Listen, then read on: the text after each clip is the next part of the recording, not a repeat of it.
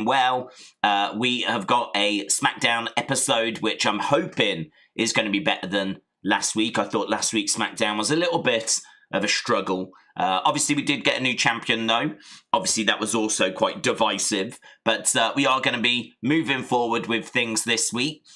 We've got a contract signing. So we've got Cody Rhodes, Randy Orton, contract signing for their WrestleMania title match. Now, I've not seen any word that this is going to change. I think the belief is that this is just going to be the match. We're going to do Randy. We're going to do Cody. Looks like Drew and Jacob are going to be a separate thing, right? I think it's going to be very interesting to see how that plays tonight because I can't imagine Drew is happy about this. I think it's also going to be very interesting to see how the crowd react to Cody. Cody got really good reactions last week. The crowd were with him last week. It was a pro-Cody crowd. But it's going to be very interesting to see, is that the case this week as well? Are we going to get, let's go Cody, Cody sucks? I think this is so interesting. The booking of this is so interesting. I mean, this is not how I would start building towards a Cody-Randy WrestleMania match. But then I don't think this is how WWE would choose to start it either. Because word on the street is the plans have changed many times. I think they've settled on this because this is their plan C, right? I think that originally plan A was Cody Roman. And I think that as time went by, they kind of decided we've done that quite a few times. The appetite wasn't really there for it. So let's do something different. That then changes to Cody Drew. And I don't know how realistic it was that Drew was going to be in that title match at WrestleMania. We know the plan was always to go back to Cody. Cody has always been involved in the WrestleMania main event. But as we've said a few times, Drew had that belt to make the road more interesting. He had that belt so that Cody could go into the Rumble, go into the Chamber. Drew was always going to be dropping it back. Just didn't know if it was going to be last week or if it was going to be at WrestleMania. But dirt sheets definitely believe and were communicating that it was Cody Drew for a time at WrestleMania. And then, of course, we started hearing about Cody Drew Jacob. Then we started hearing about Cody Drew Jacob Randy. And now here we are with Cody Randy. So when we say this isn't how we would book this match or how we would start this feud, I think that's fair because I don't think it's really how WWE would have done it either. I think they've settled on this match because they've looked at a few alternatives and they believe this is the most intriguing one out of all of those alternatives. So the reason why we're having this little conversation right now is because there's a contract signing tonight that's going to lock us in to the match. And it's going to be very interesting to see what Drew has got to say and do on this show. It's going to be very interesting to see what Jacob has got to do and say on this show. And it's going to be very interesting to see how the crowd react to Cody and Randy. I mean, everyone loves Randy, but not everyone loves Cody. So it's going to be very interesting to see the reaction there. So for me, it's a contract signing. But it is so much more. There is so much more that I am looking forward to when it comes to this. There's a lot of baggage attached to this. There's a lot of emotion. There's a lot of feelings that people have got, opinions that people have around this match, how we got to it. Is this the right match? Is Drew being screwed over? Should he be in this match? How is that going to play out in the crowd? So, very excited for that segment, for everything that we just said. Then we've got Irresistible Forces against Alexa and Charlotte, women's tag title match. Not down on that, to be honest. I'm not expecting new champs because we just recently had new champs.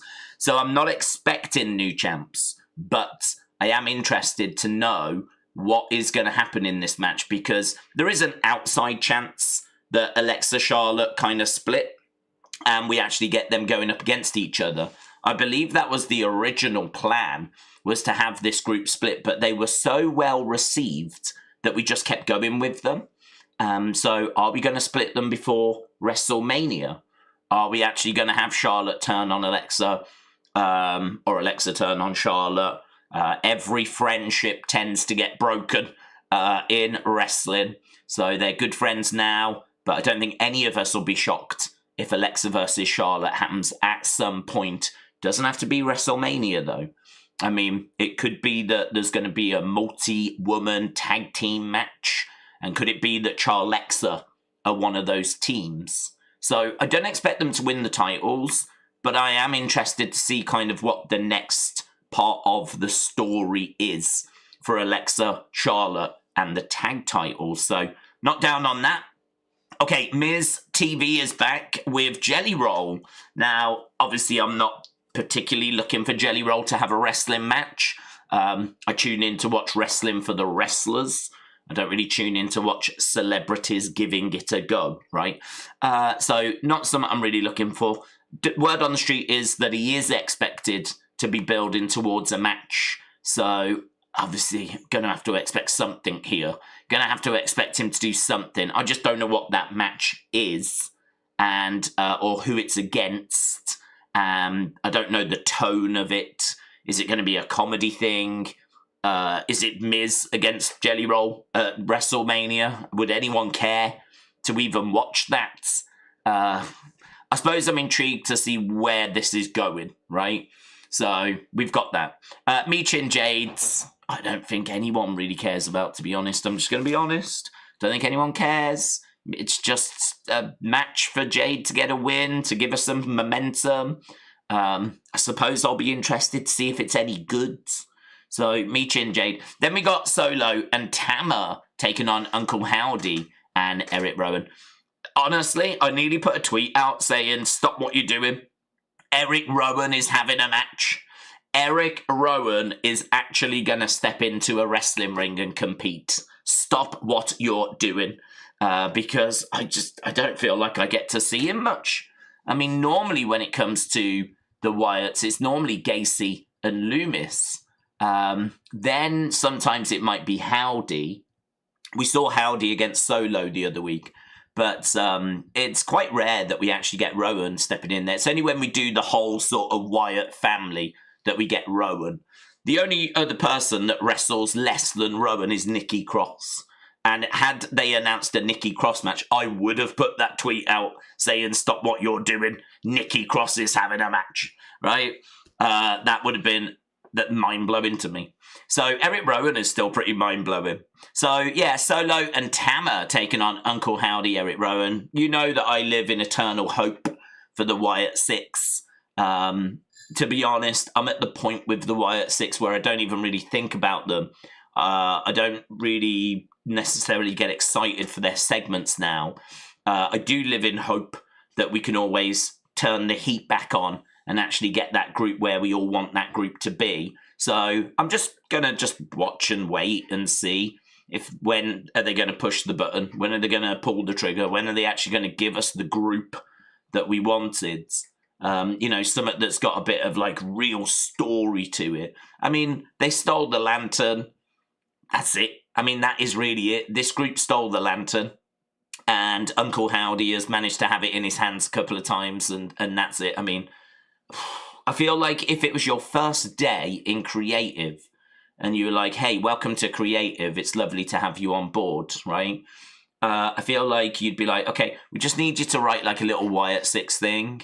We're going to deal with, like the main events of WrestleMania. We're going to deal with like, the mid-card belts, and we're going to deal with that. But if you can just write us like a little something for the Wyatt Six. And they've gone, yeah, okay, so MFTs can steal the lantern. We can do like maybe a singles match where Howdy has it in his hands, but then it gets stolen again. Do you know what I mean? It's like so basic. It's so far away from where we want this thing to be. We want this thing to be like the Funhouse, introducing new characters, digging into the relationship of the characters. We want to kind of see them in their own environments. We want more exciting storylines with swerves, the occasional QR code, right? We don't need like Nightbird every single week, but just we haven't had anything since Nightbirds. That was like 2024. We haven't had anything along those lines. So just a little, do you know what I mean? Give us some cryptic stuff, build to something. So I'm waiting for that, right? And I will live in eternal hope that we can get close to that or go back to that or something along those lines. But no evidence of it at the moment, unfortunately. So, well, there we go. I mean, I think we can agree that there's definitely some stuff there that looks interesting. I mean, that's obviously the headline. Will this be an amazing show? Looking at the preview, I'd say... thinking it's got a 675 written on it, right, as a guess. I'm thinking there's enough there for this to be fine. Is there going to be enough here that's going to be spectacular? Is that going to be spectacular? Is that going to blow our minds? Probably not. Is that going to blow our minds? Probably not. Is that going to blow our minds? Probably not. Is that going to blow our minds? Probably not. That's probably got some work to do, hasn't it, in order for this score to be into the sevens. And obviously there'll be a few other segments as well that we don't know about yet. So there we go. That's a bit of a preview of the show. There's a couple of things I need to do. I need to change over some of our champions. I did make the graphics for that earlier today. So let me just do that because that was on my mind. As like before we start, I've got to make sure I do that. Yeah, I hope everyone's well. I've had a few people asking about Unseen and what's going on with things like that. I did mention it the other day, I think, in a member stream. But, yeah, my folks were delayed getting back from their holiday. They were abroad, and because of what's happening in the Middle East, they had, like, massive disruption. So I'm just behind on stuff. So I've kind of set myself a date of, like, okay, catch back up, get everything going again, like this weekend. So I've set my mind to Sunday. I'll get an Unseen out. So today I'm focused on SmackDown. Tomorrow I'm focused on AAA. We are back tomorrow for AAA. And then on Sunday, my focus is going to be get an Unseen out, get a community video done, and, you know, kind of get the ball rolling again. So I'm very hopeful that, you know, that'll be done by Sunday and we'll be back on track and everything will be good again. So, yes, I am living in hope. Living in hope for those things. I did just have where the flip have they gone? Ah, they're there. They were hiding. Okay, I just need to change over the tag team champs. We've got new tag team champs. Lovely Junkyard Bulldogs. And we got a new interim champ. Congrats to Casey. Very good. It's a nice picture, that is, Casey. Very good. Look at us putting fires out everywhere. Love this. Okay. Connor said, Daze, apparently there was news today. WWE has revealed that a Hell in a Cell match was discussed for Cody and Rowan at WrestleMania. What were your thoughts? Yeah, we touched on this the other day. I think this news came out the other day. I don't know if it was the NXT stream or the Raw stream, but I remember us talking about it. For me, I'm quite happy with Cody Randy. The big thing, though, is can we get some fire into this feud? I mean, we've got time. We've got about 4 weeks, but each segment is going to have to do some work here. There is so much history to dig into, but if you look at what was achieved with just one Roman and CM Punk promo, and the impact that had, and obviously controversy with that line about Roman's father. I'm not saying we need anything like that, like we don't need that line, but there's a lot that can be achieved in one segment. Certainly a promo exchange. Well, we've probably got about 4, like, I don't know how many SmackDowns we've got, right? Between now and WrestleMania, I'm just going to say 4, potentially 5. 5 including tonight. So I think we've got time to do some stuff. and to, really flesh this story out. And to be honest, I mean, look, I've seen Cody Roman quite a few times. I've seen Cody Drew quite a few times. Yes, we've had Cody and Randy in the past, but at WrestleMania, I'm very excited. And actually, Tommy Toy Travels was saying that on the Wrestling Escape Pods. He was quite excited for the Randy Cody match. I just don't think this is really the way many of us would have got to it. I think using Drew in the build as heavily as you did means that Drew really should feature in the main event. It's weird that we've got a heel that people are feeling very sympathetic towards because they feel like he's being screwed over, right? I mean, it's strange. I mean, just add it to the list of, strange booking decisions WWE have had recently. But we do find ourselves in a situation where there's people feeling very sorry, understandably so. I'm not saying they're wrong. Understandably so. They're feeling sorry for the heel that's now going to miss out on being in the main event of WrestleMania. So, yeah, I think I would have rather kept Drew in there. I think he's played such a big part in the builds. For him to now miss out with 4 or 5 weeks to go, it is a bit strange. But, well, this is WWE. They keep changing their mind, twisting and turning. But I'm quite happy with this match. I just hope the builds can get us where we need to get to. John said, do we think Finn's going to cost Dom tomorrow? In AAA said, John's 1, 2, 3. Yeah, I think there is a good chance of it. I'm really excited for that show, actually, because every time we watch AAA on a Saturday, and it's like a special, it's always been very entertaining. You lot have always enjoyed the in-ring action. And, we saw like the Wyatts 6 before. We've obviously watched a lot of El Grande and Dirty Dom, and there's been a few NXT talent, Evolve talents. Javon used to be appearing in AAA a fair bit. Jack Cartwheel is there at the moment. If you've not seen Jack Cartwheel, he's amazing. You'll love him. If you're a fan of Javon Evans, Jack Cartwheel is similar, very high-flying, flipping, but, brings some credibility as well, So there's some really amazing talent, which results in some really amazing matches, which results in a really fun show. So I'm looking forward to it. Sprinkle in what I would say has probably been the missing ingredient, and that is tying it to things going on the main roster. Because if Dominic loses, he loses his AAA championship and he can no longer be in AAA, right? That's big. I mean, that's big. That's a big thing to lose.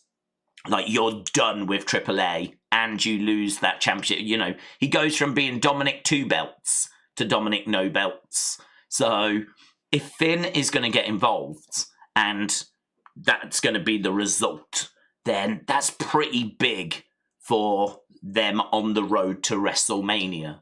So, yeah, I think it'd be crazy to not book that. I think that's exactly the kind of thing that they should be doing. So that show tomorrow is not only going to be, hopefully, a fun show with really great action, really great matches, but hopefully it's also going to have an effect on the road to WrestleMania. So, yeah, great. Looking forward to it. I just hope it kind of lives up to my expectation of it being a worthwhile watch. It will be disappointing if we watch it and, I don't know, Dominic retains, there's no Finn Balor, matches are okay, but I really genuinely do not expect that, because every time we've watched it, it's been a really fun watch. So I am expecting it to be more of that. So yeah, I do expect that. I think it'd be crazy if it didn't kind of involve Finn. Wyatts will cost MFTs the tag title, said Robbie. Truth and Priest, which leads to MFT's Wyatts at WrestleMania, as well as Mizhausen against Truth and Priest. Yeah, we get to see some Danhausen tonight. Danhausen with the Miz. I think he's already dropped him a message saying, I'll see you later. So, yeah, that wasn't just like a one-time joke. It looks like they are trying to keep Danhausen and The Miz in each other's orbit. Musically High said, Daze, Cody said he might lean into the Golden Boy gimmick in his recent interviews. What do we think? I think it's really hard for Cody, honestly. I think Cody is in a situation where, even at the best of times, I don't think he has a clarity as to what he should do. I feel sorry for Cody. I just constantly feel sorry for Cody, because I think he's someone that really cares. I think he's someone that really wants to entertain the fans. I think it's in his blood to be a professional wrestler. He's the son of Dusty Rhodes, the brother of Dustin Rhodes Goldust. He's grown up, wanting this. And, I mean, when he got cut, or when, it wasn't working for him, he didn't leave the business. He went and obviously worked in New Japan, and he went and worked in the Indies. And I remember him leaving WWE, and I remember seeing footage of him in really small venues in the UK, working to crowds of a few hundred people, and wondering what the future was going to hold for him, because he's a good-looking guy. He was in his prime. He still had so much to offer, and sometimes you do get that where you're like, this doesn't feel right. It doesn't feel right that he's playing to a few hundred people in a bingo hall, But that you can find pictures and footage of Cody doing that when he stepped away after, Stardust and, left WWE. And I'm sure at that point he knew he was going to go to New Japan and he was going to be used well. I'm sure he knew what the future was holding, but not all of us knew what the future was going to hold for him. But he finds his way to New Japan. He finds his way, obviously, getting involved with some really big matches, really big feuds, and has a good time over there. Gets in with the right people, of course. He gets in with the Bucks and Kenny, and I think he credits Kevin Owens for that. And then, of course, out of that, we do All In. Out of that is AEW is born, and blah, blah, blah, blah, blah, right? I mean, if you think about his journey, it's been pretty wild. But I don't know that he's ever really... I think, he's kind of just taken opportunity as they come along. I think he's lived a career of being a bit lost. And so now that he's at the top, and now that he's got all of that life experience, and he's got all of that wrestling experience, you would hope that he would know the right way forward and the right thing to do, right? And obviously it's not just his voice that is going to be heard. It's Triple H's, it's creatives, this is a billion-dollar, multi-billion-dollar company. He's one of their most important superstars. Whatever decisions get made in regards to his presentation is going to have to be signed off by Triple H, by creative, because it's too important. You can't just let him go out there and do what he wants, right? I mean, the business, a billion-dollar, multi-billion-dollar business is resting on a few shoulders, to be honest. I mean, the business certainly isn't sitting on the likes of, I don't know, El Grande's shoulders, yeah? I mean, it's going to come down to your Roman Reigns's, your Rhea Ripley's, your Cody Rhodes's, your CM Punk's. These big, big names are the names that really move the needle, drive the numbers. And, this is why when it comes to booking and creative, those are the names that you prioritize and you make sure are sorted first. People ask, if you went to creative, what would you change? And it's well, if you go to creative, the first thing you want to do is you want to look at your main events. You want to look at your champions. You want to have a look at the stories that they've got. Is it the right people? Have they got exciting stories? Because Bloodline was amazing. But if you look at what else was going on, there's a few other things, but there was definitely a lot of throwaway segments at that time. There was a lot of other stuff going on that wasn't very good during the Bloodline period, right? It's not like we had 3 golden hours of SmackDown or Raw, right? It's not like everything was hitting, but Bloodline was so good that it carried some shows, to be honest with you. It carried some shows. So I think that the top end of the card is so important. I mean, breaking news. So that's what you'd want to get sorted first. So in regards to Cody leaning into being the golden child thing, without knowing exactly what he wants to achieve with that, without knowing exactly what the vision is, I mean, is he going to lean into it to try and upset people and turn heel? Is he going to try and lean into it because he believes that it works? And that's something that fans have connected with. So he thinks those that like it are going to like it. Those that don't, well, I've lost them anyway. Without knowing more about his mindset, it's hard to kind of have a conversation on. I know what I would do with Cody, and what I would do with Cody is that he has to be the more exciting option of the two options. So, if you put him in there with Randy or you put him in there with Drew, if you want the fans to get behind Cody, Cody has got to cut the interesting promos. He's got to be the one that's saying the more exciting things. He's got to be the one that represents a more exciting future. I think the word is excitement, exciting.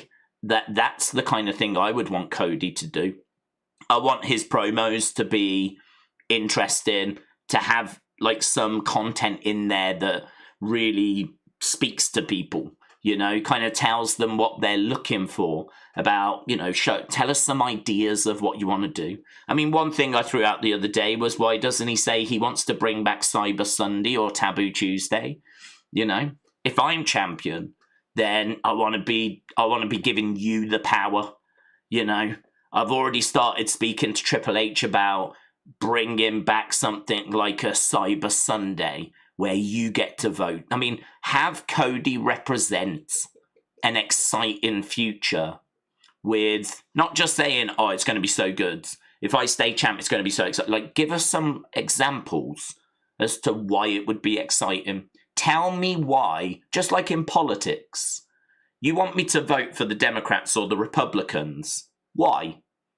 What's the exciting future going to look like if I vote for you, right? And the exact same with Cody. If you want me to cheer for you, what does the exciting future look like? So, tell me, lay out your manifesto, yeah? Tell me what you've got planned. Tell me what you want to do with the belt. Tell me why I should support you. And so, for me, digging into that and making Cody a much more exciting option than he has been presented as is the right way forward. So I can't sit here and that wouldn't really involve him leaning into being a golden child, because that doesn't scream excitement to me.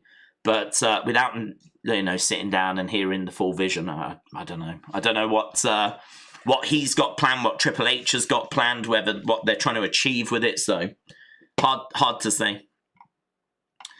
WWE afraid to speak up against creative because they don't want to be put in timeout. Oh yeah, that's always been the way. Yeah, I mean, if you work for WWE, you're gonna struggle to find people that work for WWE that are gonna speak out against Saudi or are gonna speak out about their bosses. I mean, that's understandable. I think it's fine for them to say, "Oh, I'd love for the creative to be a little bit, stronger," or I think there's a different direction we could go with creative. I think there's definitely things that could be said. What? Have we got the right microphone? Is that a better one? It was on a default setting, but I don't even know what that means. I just saw someone there saying about the mic didn't sound quite right. Is that better? There we go. I don't know. It might be the same. It was on default, and I don't even know what default means. But there we go. It was a bit wrong, but it's better now. Okay, good. Right. I don't like that Rhea Ripley, Chelsea Green, and Sol Ruka. I don't like those. They suck, said Chris. Okay. Well, I think Soul's got a real bright future. Rhea's a massive star. Chelsea. Yeah, I think you're going to see quite a bit of them. I think it's always difficult if there's superstars that you're not a fan of that like are used as much as what those are going to get used. I mean, I can sympathize. Obviously, you know, I was not a big fan of like Pat, and he just kept getting, you know, opportunities, matches, and then, you know, was put on commentary, and I couldn't avoid the guy, and seems like he is struggling a little bit with WWE. So not sure that he is coming back. He might pop up at WrestleMania. But yeah, maybe him being around on a sort of semi-permanent basis, maybe those days are over now. I don't know. Robbie said the Raider raise is for the next 3 Saturdays. Oh, well, I don't know about that. I mean, what I do know is that AAA is on every Saturday. So I'm looking for tomorrow, which I believe is the Dominic stuff. And I mean, we'll have to see what... I honestly don't know what I've even got planned for the next few weeks. So it could be that we end up watching 3 weeks of AAA. I genuinely don't know. But AAA, for me, it's going to have some stuff on there that really connects to the main roster in order for me to watch it. NXT we watch every week anyway, so that any NXT PLE I will watch, right? Obviously, any main roster PLE I will watch. When it comes to AAA, because that's on a Saturday, we can't watch it every week. There's going to be weeks where, I don't know, it's WrestleMania, it's SummerSlam, it's Vengeance Day, it's, you know, and I won't get a chance to watch AAA every week. So, for me, that is a bit different. So, I am down to watch it, but I do need it to have some connection, some importance to the main roster. So we'll just have to play it week by week. So yeah, I'm down to watch it tomorrow. I think it will connect because of Dominic and Finn. I don't know what they've got planned for the other weeks. So we'll keep an eye on that. Right, Stephen said, evening Daze. Hello. There hasn't been many times over the years that a title has changed hands after the Chamber, but I do hope that Cody turns heel this year, and I am looking forward to the contract signing. Stephen, thank you, but hope you're well.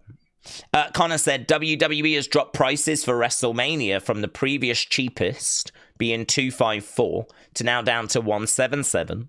Night one has also dropped from $228 to $177. Yep. Goods.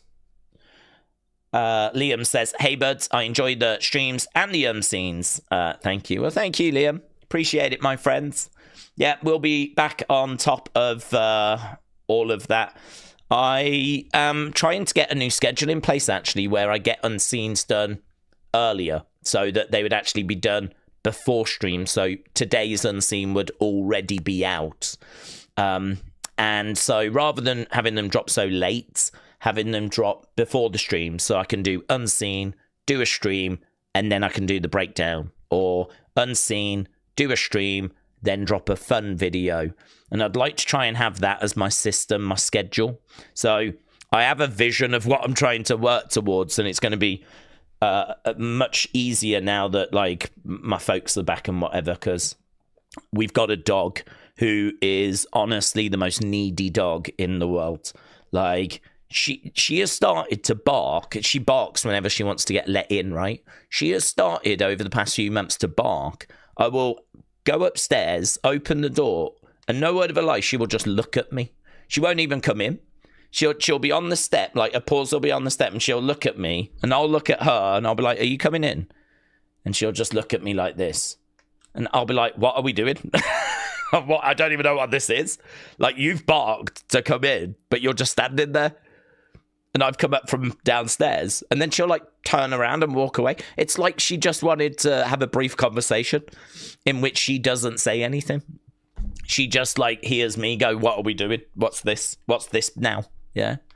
So, honestly, the amount of times I go running up and down these flipping stairs, the amount of times that she barks because she wants to go out, then she wants to come in, then she wants, like, to go back out, then she wants, like, a treat, And then she'll go out. Now she started barking just because she wants me to open the door and she wants to stare at me. Or I might be down here working and then she'll come to the door at the top of the stairs and I'll hear like this.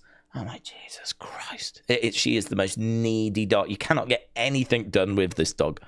So, yeah, I've just had 3 weeks of looking after her on my own. Running up and down stairs. This is why I don't put weight on. This is why, like, I sit here a lot and I don't really do a great deal of exercise, but I don't put weight on because I'm running up and down stairs. Honestly, I do more working out than the people at the PC. They just need to get a needy dog. If they had a needy dog, mate, they'd all look like flipping Ilya Dragunov. Right. My favourite thing to do is volleyball, said Keegan. Oh, you're a volleyballer. Keegan, hope you're well. Equation 21 said Lady Flammer, or Flame, I don't know how you pronounce it, Flammer, has issued an open challenge to any woman on Raw or SmackDown. Who do we want to answer that challenge? That's interesting. I think I'd like Nikki Cross. I'd just love for her to have a match, to be honest. So, and I'm not aware of any injury, but I think Nikki coming down to the ring on her own and seeing what that looks like, you know, that could be very interesting. So I would not be down on that. To be honest, as long as it was someone that I was excited for. I mean, you know, if it's going to be Maxine Dupree, I'm going to struggle. If it's going to be Ivy Nile, I'm going to struggle. Not because I hate them, but just because there are more exciting options, you know? I mean, it might be a Chelsea Green. They've used Chelsea a lot, haven't they, in AAA? But I got to say, the first name that came to my mind was Nikki Cross. I think I'd love to see what a Nikki solo entrance looks like. And I'd just love to... I don't even know if she can wrestle. I'm not sure if I've ever actually seen her wrestle anymore. It's been so long. So, yeah, I'd like to see Nikki. Wrestle Andy, hello. Hope you're doing well. Did we hear that Stone Cold's might be on next week's Raw? What if he answers Brock's main challenge? Oh my God, imagine that. Imagine that. I did hear that he could be on the next Raw because I believe the next Raw is 316 Day. So they were hoping to get him on for that. So I don't know that it's really anything deeper than that. I think the reason why they want him is because it's 316 Day. But he could certainly be involved in some stuff. But I'm not sure that I'm envisaging him having a match. But yeah, I mean, listen, Stone Cold being on the show is quite rare. In fact, I don't even think I can tell you the last time we saw him on Raw. Would it have been something to do with Kevin? I don't even know if he featured when we were building to the Kevin match. I remember Kevin complaining about Texas and going off on Texas. But I don't know that Stone Cold made an appearance before Mania. He definitely appeared during the pandemic. So 2020, I know. But I don't know if I've seen him since then. I'm not sure. But anyway, it's rare. So, yeah, I mean, if we do get him, that will be very exciting. We'll have to see kind of what comes of that.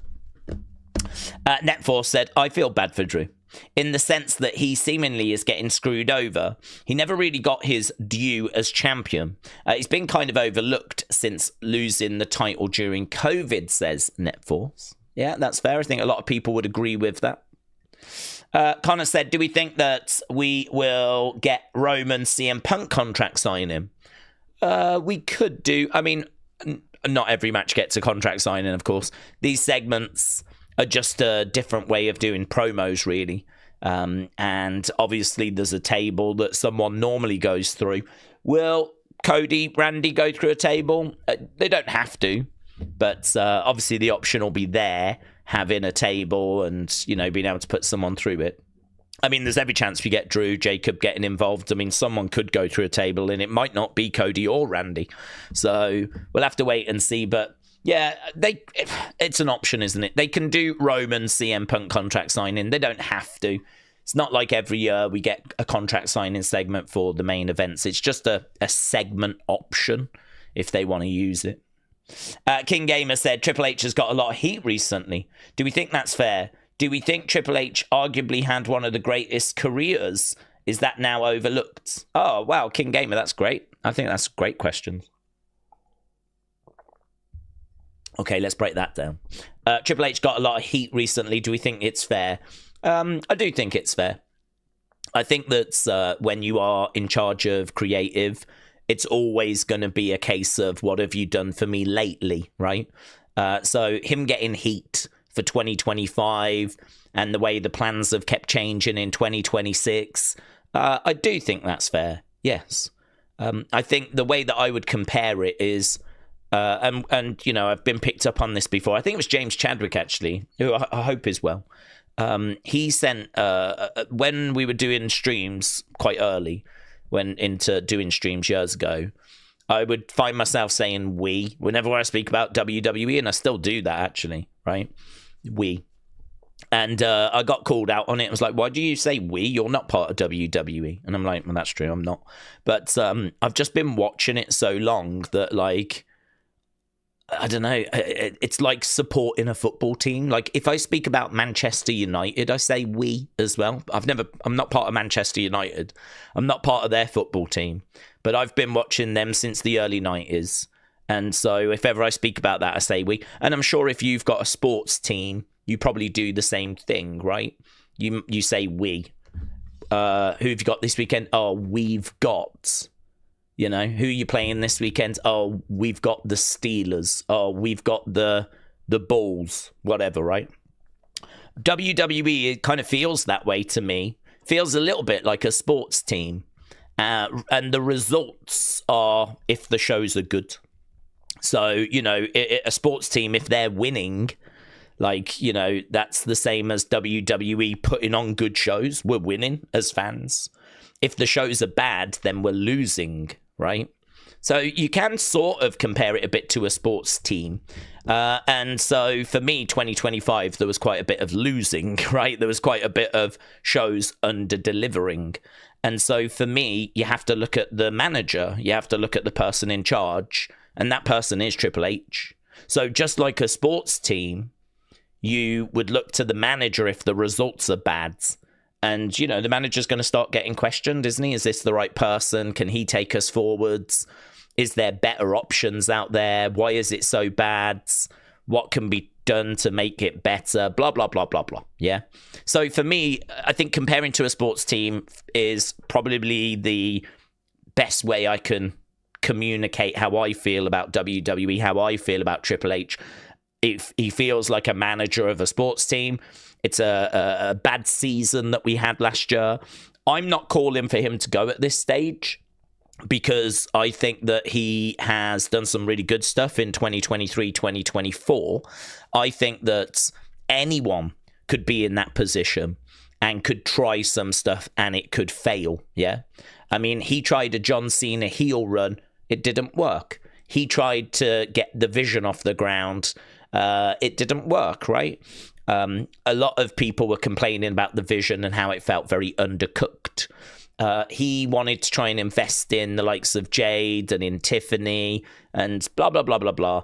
And, I mean, let's say mixed results, yeah? I think we can say that Tiffany's run got a bit stale. Even she has said that herself. And I think that Jade's has just, you know, never quite clicked as a champion, mainly because she's not had great challengers. There's been injuries and other reasons, but bottom line is he's tried some stuff and it has not worked. It hasn't landed. And that could happen to anyone. So obviously the hope is this year we're going to try some stuff and it will work, right? So bad year last year. WWE has got plenty of them in its history. So this is why for me I'm not at the point where, you know, it's not like every year in WWE has been amazing and then last year was the first bad one. I mean, we've had loads of bad years. Triple H just had one of those. So for me, you know, unless we start going through a period where this is then seen as a bad year as well, and, you know, maybe Oba gets wasted or You know, I mean, I think we got high hopes for Oba. I think we've got high hopes for Trick Williams. I think we can see there's some green shoots coming through. You know, we've got Gunther, who we've built up well. There's some really good female talent that's kind of come through and coming through. I mean, if we can't use these pieces to create exciting shows, then eventually I am going to get to the point where I'm like, I just don't think he's got it. I think we went through a honeymoon period and it just doesn't feel like he can pull the nose up for the plane. It feels like we've crashed and we just can't find a way of getting back on our feet. So for me, I'm not at the point where I'm Triple H out, but I am at the point where it's like, yeah, 2025 was not good enough. Hopefully they know that, and hopefully we can pull the nose up of the plane and, you know, we can correct things. So I think we still can. Obviously, the jury's out on WrestleMania, but I do actually agree with something Cody said the other day. He said this could be a sleeper mania. And what he means by that is from the moment the bell rings in the first match to the moment it rings on night 2 to finish the main event of night 2, this could be one of the most solid WrestleManias of all time, with like every match being a match that you either want to see or is going to deliver, like, and it's going to be a fun watch. And right now I don't disagree. I mean, I think Cody Randy is going to be a good match. I think it's going to be a decent watch. I don't think it's going to stink the place out at all, right? And if it's got a good build, it could be something really good, right? I think same with Punk and Roman.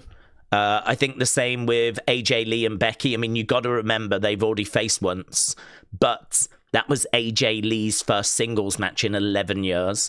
You know, there's going to be some ring rust.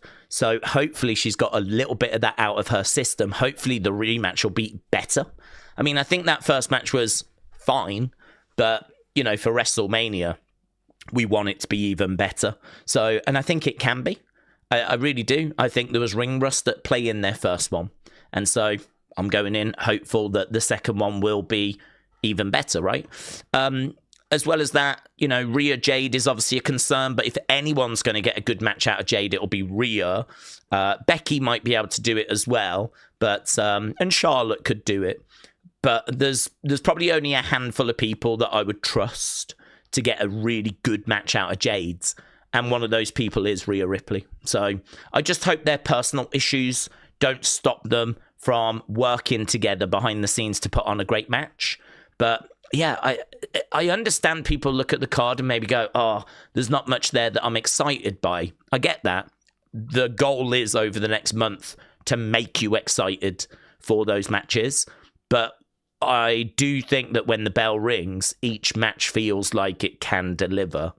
I'd say the Jade one is the only one so far that I'm like, don't know. You just don't know what you're going to get with Jade's. But she had a match with Tiffany when I think she won the belt that people were like, that was not bad. Like, it did okay. Like, her against Tiffany, we all thought it was going to be a disaster. And I think their, like, third meeting or whatever turned out to be okay. Like, 3-7-5 type range. And you wouldn't really expect that out of Tiffany versus Jade's.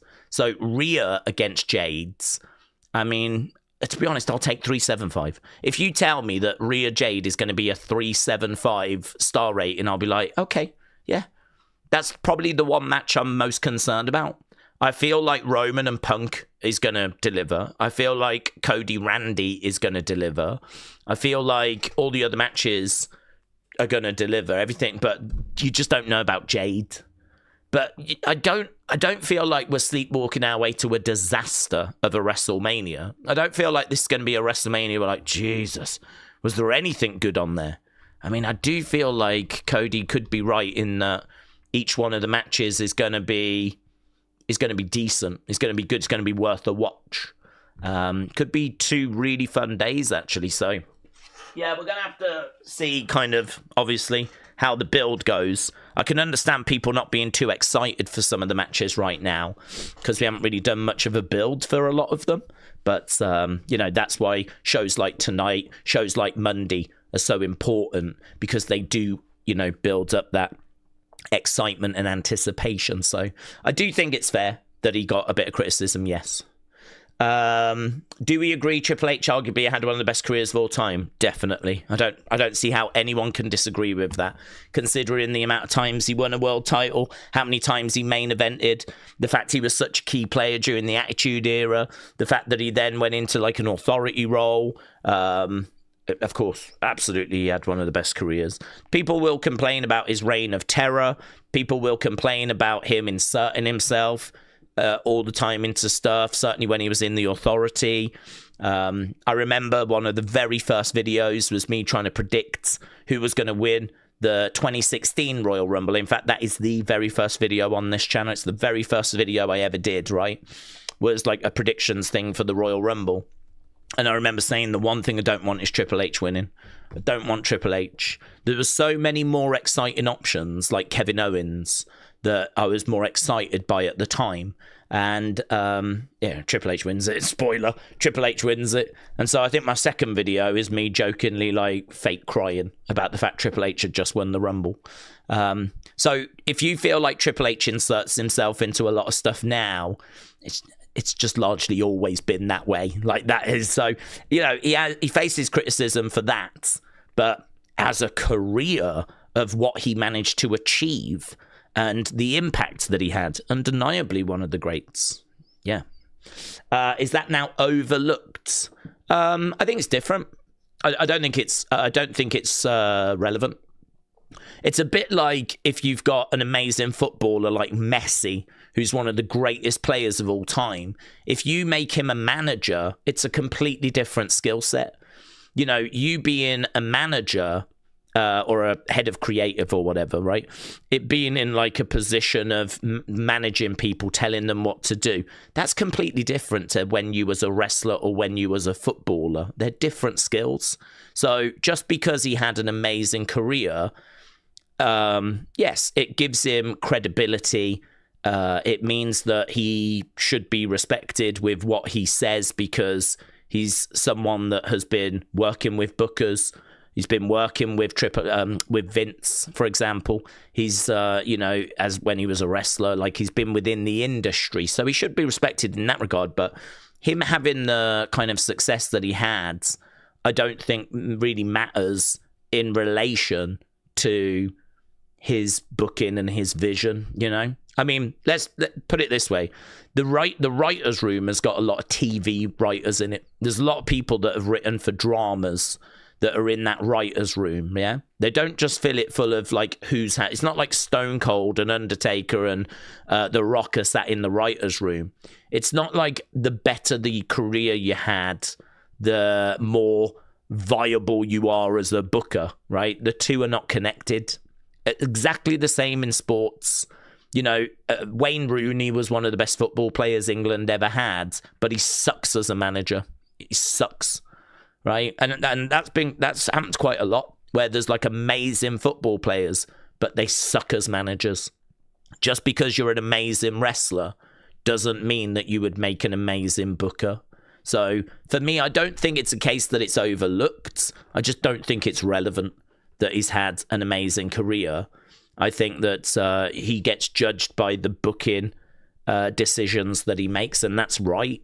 Just like if you're a manager of a football team, you are judged by your decisions that you make when it comes to the team you pick, the formation you have, the plays that get run or whatever. That's what you're getting judged on, not how great was your career when you were, in the game. So I don't think the two are connected. Very good. Robbie said, WWE has been pushing the panic button this year. When in doubt, they go safe, they go bland, they go boring. Dude doesn't take risks. This time next year, we'll be heading and talking about 7-time champ Cody, says Robbie. Well, I mean, the only thing I would say is word on the street is that Cody was always in that main event. So I don't think they've panicked and pushed the button of let's go safe. I just think that Cody is the guy, and Cody is, they haven't gone safe. They've stayed safe. Cody was always in the main event of WrestleMania. It was either Cody Roman, Cody Drew, or Cody Randy, right? Now, you could make an argument that they could have done Drew Randy, but I mean, Cody is a needle mover. Like, people might not like him, but he does shift a lot of merch. He does get a lot of engagement. We looked not long ago at the Google trends, and he was above Drew in Google searches, and he's above Drew when it comes to merch sales. I would not be shocked to find out that the numbers say that Cody is the bigger of those two stars. So, again, if you're Triple H, just putting yourself in Triple H's shoes, if you're looking at numbers that say Cody is, getting more views, selling more merch, all that kind of stuff, you can understand, might not agree with it, but I think we can understand why he goes with Cody being in the main events, because the numbers globally are saying that Cody is the bigger star. IWC might not like it, and certain wrestling fans might not like it because they don't think about this as a business. They are just thinking more about, I don't like that person, but I like that person, and I want that person, So this is why Cody is not the option that we've gone back to and the safe option. He's just always been there because I think the numbers say that he deserves to be there. This is the guy they have identified as the next Cena, as the next Roman. Like, Cody is in that position. Now, of course, things can change as, he is seen as being boring and stale. I think compare where we are right now to where we were, I don't know, even going back 6 months, certainly 12 months, I feel like the animosity towards Cody has massively grown. I mean, the amount of people online now that are against Cody is much bigger than it was 6 months ago or 12 months ago. So the trajectory that we're on is that if this continues, then we're going to be in a situation where, those numbers might not support Cody being in this position anymore. And maybe, if the sympathy grows for Drew, perhaps we start to see his numbers overtaking Cody's. And perhaps then there's a decision that's got to be made. I don't think that's where we are right now, though. I don't think that's where we are right now. I don't think they had confidence sat in that room that the numbers said to them that Randy Drew was the right way forwards. I do genuinely believe that if they felt like that was the match, I do genuinely believe they would have done it. The reason why I say that is because, there's so much at stake. This is a multi-billion-dollar company. Triple H is having to answer to TKO and Nick Khan. They're having to try and shift tickets. If there is a match that they can do that is going to make their lives easier by shifting tickets, by getting fans more excited, right? I don't believe they wouldn't do it. Again, putting myself in that position, making myself Triple H. If I was in Triple H's position, I know it might seem like fun. It might seem like when you're a kid playing with figures, right? But there's a big difference. Because when you're a kid playing with figures, you're not answering to anyone. You're just booking your dream matches. Triple H is in that position in real life, but he is answering to people. He is having daily phone conversations with Nick Khan. TKO are constantly asking questions, constantly looking at numbers. There is a pressure that comes with being in that position that you have to deliver. You have to deliver on the ratings. You have to deliver on the ticket sales. You have to deliver on certain engagement levels. I mean, everything gets measured. All these numbers are known, which is why, for me, the conversation and the argument around, should it have been Drew Randy, like that, for me, that conversation, it's not an easy one to have because we don't have the full picture. But I do believe that if that had been the more attractive option in regards to influencing those numbers, I think we would have gone that way. I think we would have done it because I would have done it. I mean, I like Cody, but if putting Cody in that position is going to make my life harder as a booker because the fans just do not care. Well, there has to come a point where you just go, well, I can't. I can't. I'm not going to do that. I'm not going to make my life harder. Like, I want to keep this job, you know? I can't. I'm not going to risk my position just because I want to put Cody in a main event again. Like, I need to shift tickets, and we know that's been difficult. I need to get better ratings. We know that's been difficult. And I genuinely think if Drew was the solution, I genuinely think they would do it. And the fact we haven't says to me they don't believe that to be the solution. I think they're trying to do the best they can right now with what they have got. And I think that they've looked at a lot of different options, and this is what they've settled on. Because rightfully or wrongfully, I believe they believe this is the best option. This is the best we can do with what we've got right now, right? And obviously, if we didn't have injuries, it might look a bit different.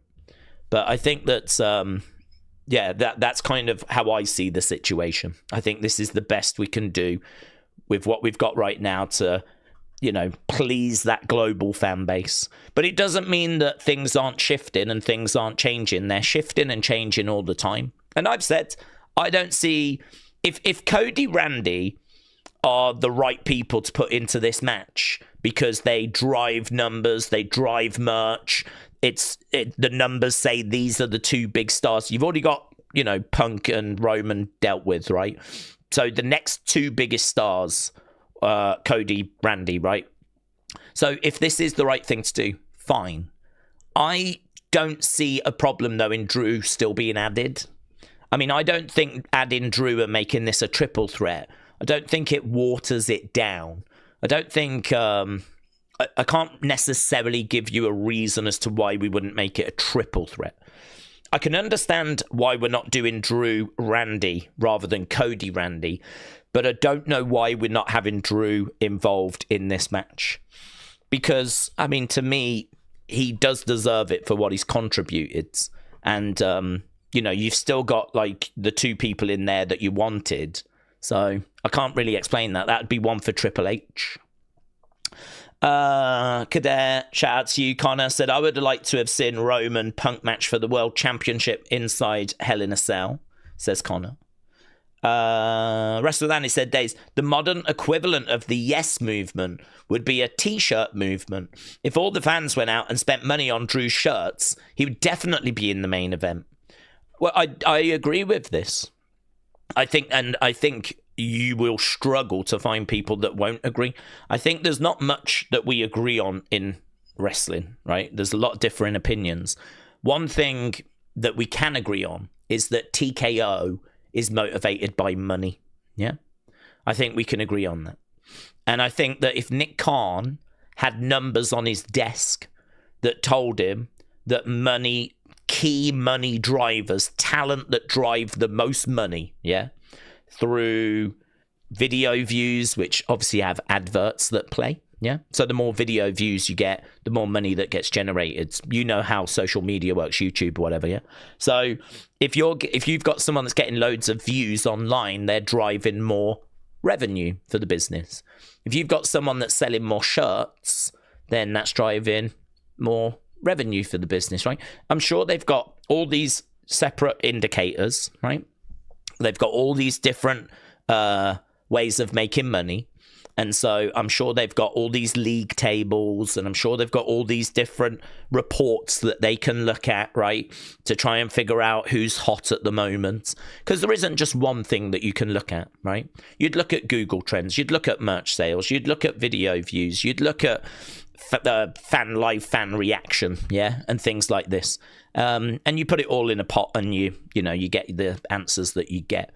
And I agree with you. Anyone that can get up that list is going to get themselves into the conversation, right?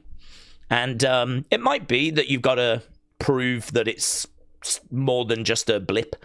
I mean, you might find yourself getting to the top of that list, and WWE might not do anything massive with you to start with. Maybe a little bit like LA Knight, right?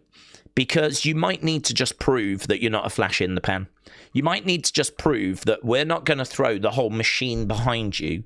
We're not going to start putting you in major angles, major stories, on the back of a month or two of data that says you're hot at the moment. Like, let's use you, definitely, right? And book you well, but can you maintain this level?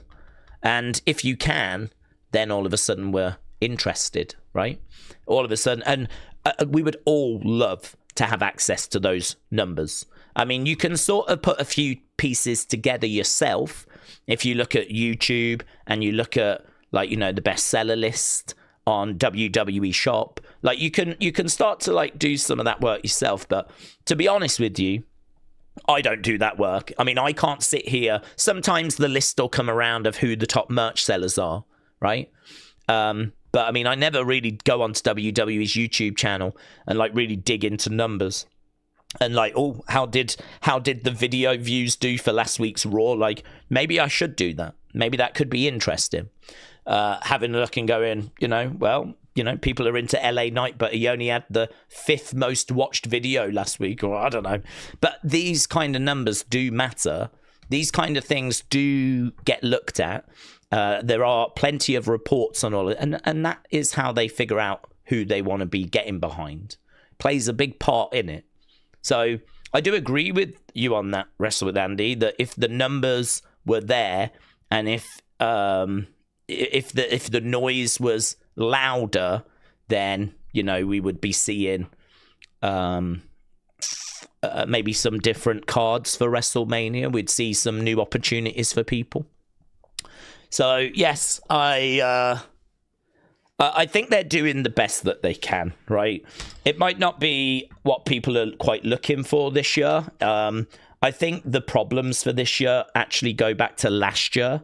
I think that the seeds were planted last year for what we're getting this year, and I think we know 2025 was not very good.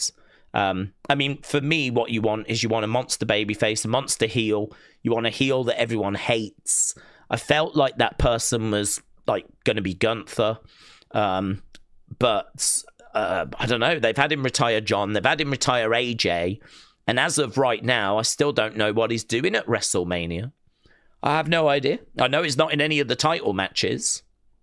So I don't know what they've got planned for Gunther, but the biggest heel that it felt like we had coming out of 2025 was Gunther. Here we are on the verge of WrestleMania, and I don't know what his match is. We're only 4 weeks out, 5 weeks out, which seems a little bit crazy to me. Like, old school booking, you build up a monster face, build up a monster heel, you spend the year before really establishing them, and then at WrestleMania, try and collide them together, you know? Try and smash them together. And we haven't really got any of that this year. I mean, we've got CM Punk Roman, which is face versus face. And we've got Cody versus Randy, which is face versus face. There is no monster heel in either of those main events, which should tell you that there's a problem in WWE. And that is, we're really struggling to build up big monster heels because we don't have one in either of those main events. So, you know, I think that a lot of the stuff that was going wrong last year has kind of bear fruit this year. And that might explain why people aren't, like, giddy about this year's WrestleMania. I think it's okay. I mean, I'm looking at the card. It looks okay. I'm not like down on it. But I think a lot of people might be in a similar boat where we're all waiting for this to catch fire. We all want this to go, you know. Robbie said Jay was the top merch seller, and look how that worked out. Danhausen's top merch seller, and he can't get a match. It seems a bit ass backwards. Well, Jay was a top merch seller, and you're right, he got an opportunity. So, you know, he won the Rumble, and he competed last year at WrestleMania, and, you know, they got behind him. The downfall of that was that Jay couldn't back it up in the ring. I think that Jay struggled, didn't he, singles-wise? I think it was quite obvious. I mean, when you look at WWE Unreal, you see them having a word with him about you can't get blown up after your intro. You can't be you can't be waiting for you to cut a promo and you're just like sucking air. Like you've got to be able to do that kind of entrance, get in the ring, spit fire, have a banging match. Like, this is what we need from one of our top guys. You got loads of charisma, you've got the connection with the crowd, you're getting the video views, you're getting the merch sales. We're gonna get behind you as a result, but you gotta back it up. You gotta dance the dance, and I don't think he did. To be honest, I don't think he did. So we tried it and it didn't work. That's fine. I mean, as we went into last year's Mania, I was not really looking for Gunther to lose, because even last year we could see there was not loads of monster heels around, right? I mean, if you remember last year, we had Seth, who was just an annoying heel. I mean, he's a big star, but his character has felt very stale to me for a long time. So, yes, you can say he's a big heel. I don't know that I'd say he's a monster heel. I wouldn't say that he's like, like what we were trying to do with Gunther or like Brock, To me, he is a big star that is just annoying and just happens to be like a heel. So, I don't know. Class him however you want, but he's not really the kind of person that I was referring to when we were talking about monster heels. So we had him, we had Punk, who was a face, we had Roman, who was a face. And then if we look on the other side, we tried to make John a monster heel, but it was his last year and people weren't buying it. And, he was getting support, and it was him against Cody. That was our two big main events. So going into last year's WrestleMania, I wasn't really looking for Gunther to lose because I'm a Gunther fan. And I know we need big monster heels like what Gunther can be. So him losing at WrestleMania again, because don't forget he lost to Sammy before at WrestleMania. So him losing at WrestleMania again, I wasn't really looking for. But I had consigned myself to the fact they were going to do it, right? And I'd consigned myself to the fact that, it was going to happen and Jay was going to win. But what really annoyed me was the tap out, right? When they had him tap, I was like, I don't get this at all. Jay winning is all that Jay needed to do. He didn't need to. And doesn't it look even worse now? As we're sat here right now, knowing that Jey Uso didn't work out as being like one of the top guys, doesn't it look even worse now that somehow Jey Uso not only beat Gunther, but made him he tapped to Jey Uso, the guy that yeets, the guy that is not flipping around that sort of singles division anymore, the guy whose championship run just came to a shockingly short end. That's the guy that beat Gunther, and not at some house show, like on the grandest stage of them all. So I hated the tap out. Hated it. Still hate it. I knew that Jay was going to win, though. Listen, maybe they should have done a bit more work with having him do some singles matches first and looking and seeing what the quality of the work was, rather than just going with the numbers and just going, okay, this is who the fans want, let's go for it, and then going, oh, that hasn't worked. Perhaps they should have, thought about it a bit more. But, they went with the numbers. They went with what the people wanted. And he was shifting serious merch at that time. So, yeah, I think that there is a balance. I mean, I think that Jay is a very interesting one where he connected with the audience, but I just don't think he could quite carry the ball. And WWE, needed to make sure that he could do both sides. I mean, look, you're right. Danhausen shifting a load of merch right now. You're not going to make him world champion. But what that does say is that you need to feature him each week. He doesn't sit in catering. The fans are engaged. So, you've got to make sure you've got segments for him. And, you're going to be able to rely on him to deliver some interesting segments, things that are going to play well on social media. I mean, those numbers are important to follow, because they are dictating who you should be getting behind, who you should be featuring, how prominently they should be featured. And, if Danhausen is really shifting some merch right now, that's brilliant news for him. Brilliant news, because that just means more and more and more opportunity. So yeah, I don't disagree with them using the numbers, but there has to be a balance. You know, otherwise you will just keep ending up with Jey Uso type situations where, you know, they might have a connection with the audience, but can they back it up when they need to? Connor said, Daze, Gunther, Ray, is that happening? Well, it's a rumor. I don't know that. I don't know that is the match. I've heard there's a few opponents lined up for Gunther, Ray being one of them, but haven't heard any latest at the moment, as we said. Daze, was you a jock back in high school? Says Big Tony K. Our culture is a bit different to American culture, to be honest. I think in America, you kind of take sports a lot more seriously at school than what we do. You know, at my school, we had like a football team that you could join, but never was there a crowd to go and see them. I didn't even know when they were playing. I don't even know who was on the team. Like, I would imagine if like people were in your high school football team, you'd know when the games are. All the players would probably be really respected, and you know, get all the girls and all that kind of stuff. No, absolutely not. We would have had a high school football team.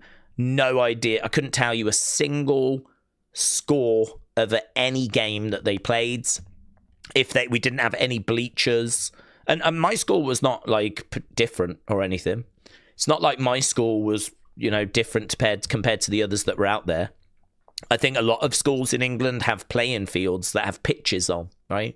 A running track. Well, not even really a running track. I mean, it's just lines drawn on grass.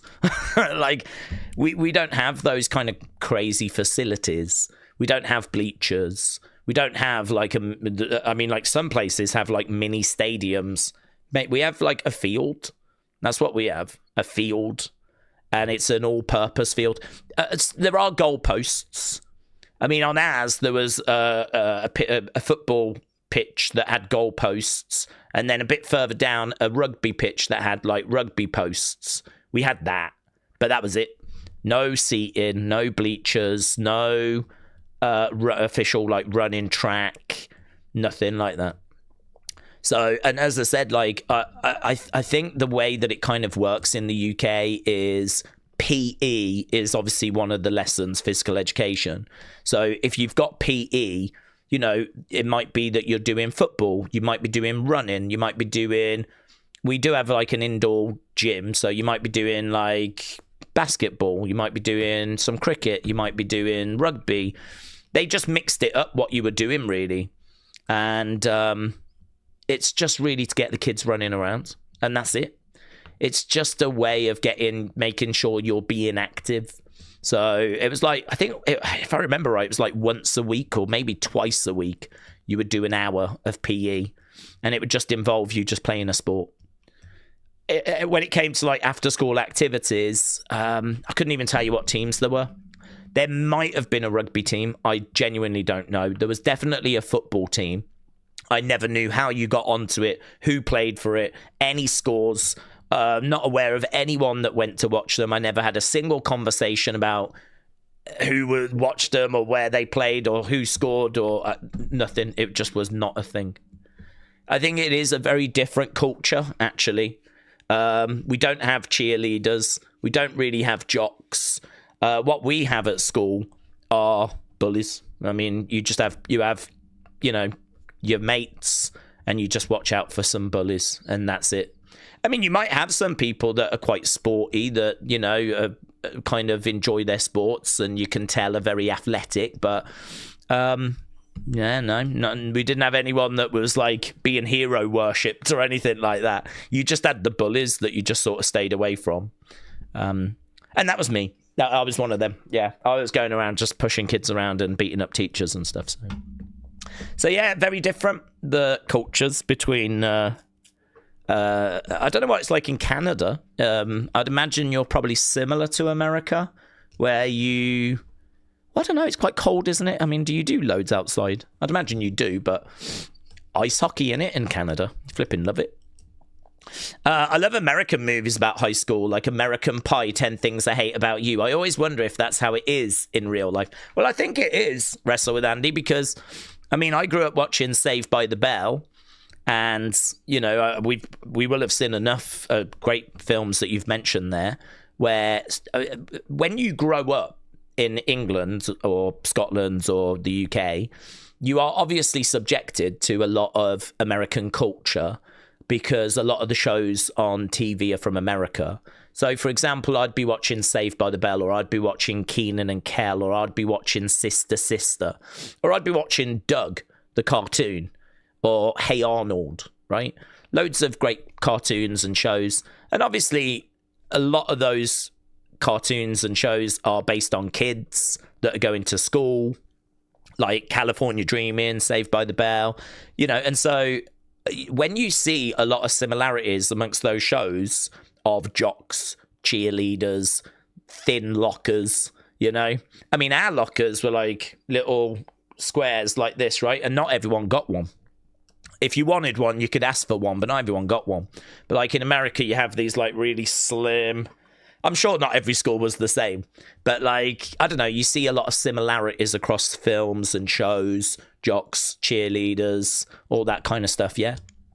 And as you get older, you might watch other things, like, you know, Dawson's Creek and stuff like that, where the kids are getting a bit older. And you start to see similarities across it all, and so you start to get an image of what it would be like to go to school in America.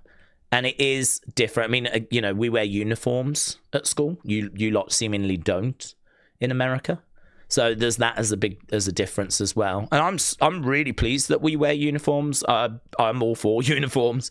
That way, I mean, everyone should look smart. Although, of course, ties are always a bit loose. Shirts are always untucked, you know. So, but like, you can look quite smart, right? The first day, everyone looks smart. And then, you know, as time goes by, everyone gets a bit lax and loose. But at least you ain't got to worry about having the latest something to impress. I mean, everyone's got the same blazer, a shirt, a tie, trousers, or a skirt for the girls, but they could choose. And no, there's no pressure on like, oh, I need this, I need to show off. I mean, really, the most exciting you could get when I was a kid was if you had Doc Martens for your shoes, or Kickers. I don't even know if Kickers are around anymore, but there was some shoes called Kickers, and I remember they used to have this little sort of, it was like this little tab that was on the laces, and it was just this leather little patch, and it said Kickers. And like, you know, if you had Kickers, you'd want to make sure everyone could see the tab thing. Like, just, yeah, I've got Kickers. Yeah. I thought they were ugly. I never liked them. I never wanted a pair. I thought they were ugly. I really did not rate them. I didn't understand that fad at all. So I did not have a pair. But when it comes to like going to school, the pressure to compete and like outdo each other in regards to fashion is pretty much limited to your pencil case, your backpack, your shoes. I mean, everyone's got like, have you seen my pencil case? Yeah. Have you seen my pencil? Look at this. Everyone's showing off that way. In America, I mean, you can, you know, you're driving cars and stuff. I don't know. Kids go into high school in cars. I think you got to be like 17 in the UK. I mean, there ain't no kids going to high school with a car. And there ain't no competition about who's got the latest, best fashion other than shoes. So I prefer that, to be honest. And we don't have jocks. We don't have cheerleaders. Listen, it might have changed. Yeah, things might have changed. I doubt it. That would involve some heavy investment. There'd have to be schools out there that have got like good facilities, and I don't think our schools are that level, to be honest. Our schools just kind of meet the bare minimum expectations. So, no, I was not a jock. We don't really have them, is my answer. There are some schools in the US that had uniforms. Oh, really? Says KMG King. I had to wear one in middle school. Yeah, that's another difference. Middle school, we don't have those. You go to school, primary school, when you're like 5, you leave when you're 12, then you go to secondary school, which is like 12 to 16. So you're at secondary school for like 5 years, year 7 to year 11. Listen, it may have changed a little bit now because I think some kids, if not all kids, have to stick around into like a year 12. So I don't know. All I can tell you is back in my day, you went to school from year reception, like year 1, going all the way through to year 6. And then at secondary school, year 7 to year 11. And then after that, you were free. You could do whatever you wanted. Go to college if you want, but you didn't have to. Or you could, just go straight into work. I went to college and did 3 years in college. And then ended up trying university, hated it, and then got a job in retail. So that was my journey. But yeah, middle school, not a thing. We have 2 schools, primary school and secondary school. Daze, do you remember British schools? We had lessons called Punch a Kid in the Face, said Miss Clown. Well, I was dishing that lesson out every day, mate. Yeah. Miss those days. Was you more like Zach or Screech? Oh, I was more like Screech. I mean, I was not a nerd in like, I don't know, or anything like that. But if I've got to choose between the two, honestly, I had no cool vibes whatsoever. Not a single one. Not a single one. I was really quiet at secondary school. Kept myself to myself. I really was just, I think I was very in my own world. Like, I would go to school and I had some friends, and it wasn't like I was just completely on my own. But really, I'd always walk back with the same guy who lived just up the road from me. And I would go straight and play football down the park. And the person I was playing football with was someone that went to a different school. So where I lived, there was a kid over the road. I'd just knock on his door. We'd go and play football down the park. And we'd be down there for like 4 hours just playing football. And, my brother, his brother would come and play. There was another friend that lived quite close that would come down. Sometimes there'd be like 6, 7 of us playing down the park. And I'd do that until it was getting dark. And then I'd go home, have something to eat. Then watch TV or, put a wrestling tape on, read a wrestling magazine, maybe do my homework, but probably not. And that pretty much was my existence. So, and certainly not like chatting up the girls, going out on dates. I mean, I wish I could claim that, but it certainly was not that. And so, yeah, if I had to pick between the two, I'd go more Screech. Wrestle with Andy, I've met you. You are definitely Zach Morris. I'm quite happy to put this out there right now. I've been fortunate enough to meet Andy a few years ago. And I'm telling you, he's more Zach Morris than Zach Morris was. Connor said, I was bad and I was quite naughty in year 7 in high school because I was threatening to try and stab my maths teacher. That'll do it. That will do it. I never threatened to stab any of my teachers, but if you do that, yes, I'd imagine you will get quite the reputation. My maths teacher hated me. Well, yeah, I'd imagine they did. I got kicked out of year 7, says Connor. Well, hopefully these anger issues are now under control, Connor. But thank you for sharing, and I hope your maths teacher is still alive and well. Dean said, I left school when I was 17 and I went to college. Dean, shout out to you. Yeah, I don't really understand how it works now, because I heard there were obviously there's changes. There's always changes. But I think people do stay in school a bit longer than I had to, which I don't know if that's a good thing or a bad thing, to be honest. I mean, all I can tell you is that I don't feel like I was ready for the world when I left school. But then I blame that on myself. Do you know what I mean? I think it's easier now with the internet. I mean, if you've got any questions or anything, you can just search it. But I did not have that when I was a kid. If you had answers, you had to ask your parents and just trust in what you were being told, or ask a friend if you had like questions about the world and all this kind of stuff. Whereas now, I mean, you've just got endless information at your fingertips. It's just, I keep saying it, it's just a completely different world. It's a completely different world. And it's completely different in wrestling as well. You know, I mean, we're talking about what it was like growing up as a kid, but it's completely different in wrestling. I mean, again, there was a lot of wondering about stuff when I was a kid, when it came to wrestling. You kind of wondered about, you know, oh, where's this going to go? What's happening here? And you wondered about if what you was watching, is that real? You know, I mean, so many times I'd have people say to me, look, I don't think this was real, but that was real, right? And there was a load of conversations like that when I was a kid. Of like, yeah, okay, maybe that bit wasn't real, but I'm telling you, that bit was real. That bit was real. And it's like, you know, now we know that pretty much all of it is scripted, all of it is predetermined. But the amount of times people were like adamant that, you know, on a regular basis as well. Okay, yeah, maybe that's not bit, but that was real. That was real. And, you know, you just didn't know. You just didn't know. It was kids not knowing. Just not knowing. Not having answers. Not having access to answers. And so you just watched. You didn't score matches. Didn't notice any botches. If it was a botch, your brain didn't go, oh, he just botched. Like, you just didn't even notice it.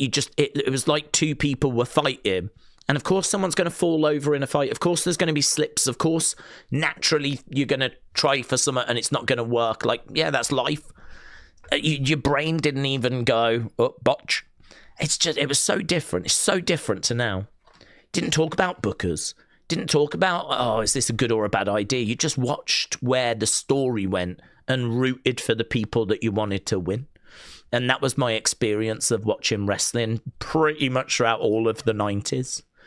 And as I said, it's not until you get to the 2000s, and it's not until, I would say, the rise of social media, really. I mean, I knew there were chat rooms, but I never really went into them. I didn't really ever know where particularly to go to find them. And to be honest, I didn't really have an interest in like going. I didn't really think, oh, I could go in a chat room and talk about wrestling. It was just, there's places where people are having conversations online, which I knew about, but I didn't really know where they were, and I didn't really have a need to go. So I never did. It's only when it got more forced on me with social media and seeing people having that's when, you know, information starts getting shared around and you start to, do you know what I mean, kind of learn a bit more. So yeah, I mean, kind of, I don't know when that would be, mid 2000s maybe, early-ish to mid 2000s. So it's just different, really different. A lot of people miss those days, you know. Grant said, I've sent a super chat, but you haven't acknowledged me. Grant, I will do it. I will do it right now. Grant said, long time follower. You deserve it, says Grant. Grant, thank you, my friends. Welcome. Yes, it's lovely to see people around. I can see Grant has jumped in on the members side as well. So Grand Prairie Cobra, shout out to you, buds. Appreciate it. So we will be back up and running very soon with like unseens and stuff like that. They are returning. But yeah, just I've had 3 weeks of just really keeping my head above water, and so emails completely gone to pot, DMs gone to pot, Twitter notifications pretty much gone to pot. Again, it's just been firefighting and trying to keep ahead of everything, but it is so easy with everything we do to slip behind. And you know, I'm quite happy to hold my hands up and go, yeah, it's slipped behind. Past 3 weeks having to sort of, you know, do what I've been doing, things have slipped behind. So you kind of go, right, how's the best way of getting out of this? How's the best way to get back to where we were? And I think it's just go, okay, write this week off and go, it can't be done. Get caught back up and, you know, start again at the weekend. So that's why tonight I'm focused on SmackDown. We'll do the breakdown after. Tomorrow I'm focused on AAA. We'll probably do a breakdown after, depending on what goes down. I mean, I'm hoping there's going to be some good stuff for us to talk about. So we'll do the breakdown. And then Sunday, yeah, Unseen, bring it back, keep it back. and go from there. So that's my plan. That's my strategy. I'm feeling pretty good about it. So, yeah, appreciate it. So, Grand Prairie Cobra, shout out to you, my friends. Welcome. And Jaylee Tumawan said, Daze, it's great to be here on another Friday. Welcome, my friends. Yes, we never quite know where the conversations are going to be going. I'm quite happy to talk about whatever people want to talk about. I mean, we could talk about school if you want to. We can talk about Wrestlemania. We could talk about Triple H. We can talk about whatever you want to talk about. So, Jaylee, welcome, my friend. Hopefully, we're going to have a fun show for us to get our teeth into tonight. We did a pretty good breakdown of it earlier if you missed that. So, we always like to start the stream with that. Should be good. Yeah. Okay, Liam said, Daze, how are you? I'm good. I hope you're well. Nowadays, I think you have to stay in education until you're 18 unless you've got a job. You can't leave school now and collect a gyro anymore. Liam, shout out to you. That's interesting. Yeah, it's not something I've looked into. I just remember speaking to one of my not my nieces. I don't know what they're called. It's my cousin's kids. So that's not a niece. It's like a second cousin maybe. But we have the family round at Christmas. And my cousins have got kids. So they come round and we tend to play on the Wii and, do games and whatever.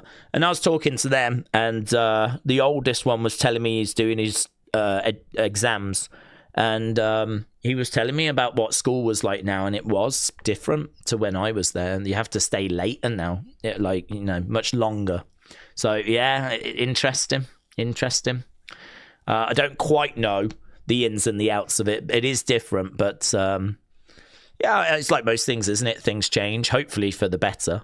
So yeah, I mean, I think I would have really benefited from another year where they really focus on getting you ready for. I feel like I drifted my way through secondary school, right? All the way until it was time for the exams. I did my exams and then it's like, good luck. And that feels like my secondary school experience is kind of like you're just part of the machine. Do you know what I mean? I think I spoke to a career advisor for all of like 10 minutes where they were like, what do you want to do when you leave? And I was like, don't know. And they're like, well, what's your interests? I like football. Okay. What else? I'm not sure. I just remember it being a very, okay, well, here's a few options and here's some places come back if you got any questions type thing. And that was it. Do your exams and, well, there you go. Off in the... I mean, you've got to take some... responsibility yourself, of course. It was down to me to work it out and I never did. So, that's on me, isn't it? But yeah, I think another year where they really do try to get everyone focused on, getting ready for the real world would have been quite useful. Hannah, hello. Back in Colombia, a lot of female students get in trouble in school. They are seduced their way to pass the class. It's different. They are seduced their way to pass the class. What do you mean? Like flirting with the teachers? Ew. Not a fan of that. Not a fan of that at all. When you think about how old kids are I don't know what age range we're talking about here, but I mean, you tend to take your exams in England, or did, when you were 16. Some kids might have been 15, 16. Some might have been 17, I suppose. But 15, 16, yeah. Don't know. I mean, I can't say any of... I don't know. I mean, when you do your exams, I suppose there is some that where you get scored on coursework rather than exams. So I suppose you could influence the results of that, but I don't think you can influence the results of the exams, because you sit down, they give you the paper, you do it, you hand it back, and then it gets sent off to be marked. The teachers didn't mark it. It goes somewhere else to get marked. It's not the teachers that were in the room at the time. So, yeah, it does differ worldwide. I mean, I don't think you can necessarily do that in this country, but I suppose there are some that you get graded by coursework more than exams. So maybe that could be influenced. I don't know. I don't think there was that going on in the UK. Or certainly not in the 90s. I don't know where it is now, of course. So, but you're right, it differs around the world, but that's horrifying. Ellis Stubbs said, I don't think society does a good job of preparing the youth for the real world. The amount of my peers in high school who were totally unprepared is astounding. Yeah, I've said it repeatedly. I mean, we have a lot of people around that age that join us because, of course, I think a lot of people get into wrestling when they are young and then they stick with it. And, you know, a lot of people might still be with it that are like 14, 15, right? So we do have people that are around that age. And obviously this is not the focus of this channel, but I have lived a life. And so I can give some advice in regards to looking back on my life as to where I've gone right and where I've gone wrong. And I keep saying it. I think the one thing I would really bang on about is really try and figure out what you want to be as early as you can so that you can get the grades that you need to, or, you know, get your life focused on what it is that you want to do. Because I have just literally drifted to this point. I feel like I've been very fortunate, but none of it has been planned. You know, I didn't plan on this being a thing. I didn't plan on the 15-year retail career that I had being a thing. So I've been very, very fortunate in that I've, you know, had a life that I've really enjoyed, and I've done stuff I've really enjoyed, and I can't say I would necessarily change things. I'm sure that I would have had fun doing something else, but you got to be pleased with what you've got, haven't you? They always say if you can wake up and not feel like you're going to work, then you're winning. And I can honestly say that most times you're always going to have the odd day, but most times I've woken up and it's not felt like I'm going to work. I've really never had that when it comes to this. Although I have woke up a few times feeling a bit ill and being like, oh, I really don't fancy streaming today. I have had that. I think that's natural. But yeah, no, I've been very fortunate, very fortunate. I hope my good fortune can extend out to all of you watching as well. I hope many of you are in that same boat. The only thing education teaches you is to stay in line and be a worker. Do what you're told, says Brandon. Shining Wizard said, did you know George the Animal Steel was a school teacher? I did. There is an image of him actually teaching, which has done the rounds a few times on social media. I believe that he went back to it after wrestling. So I don't know if he did it before, but I know that he was doing it after.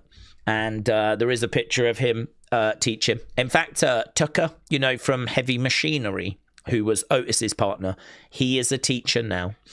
He teaches gym.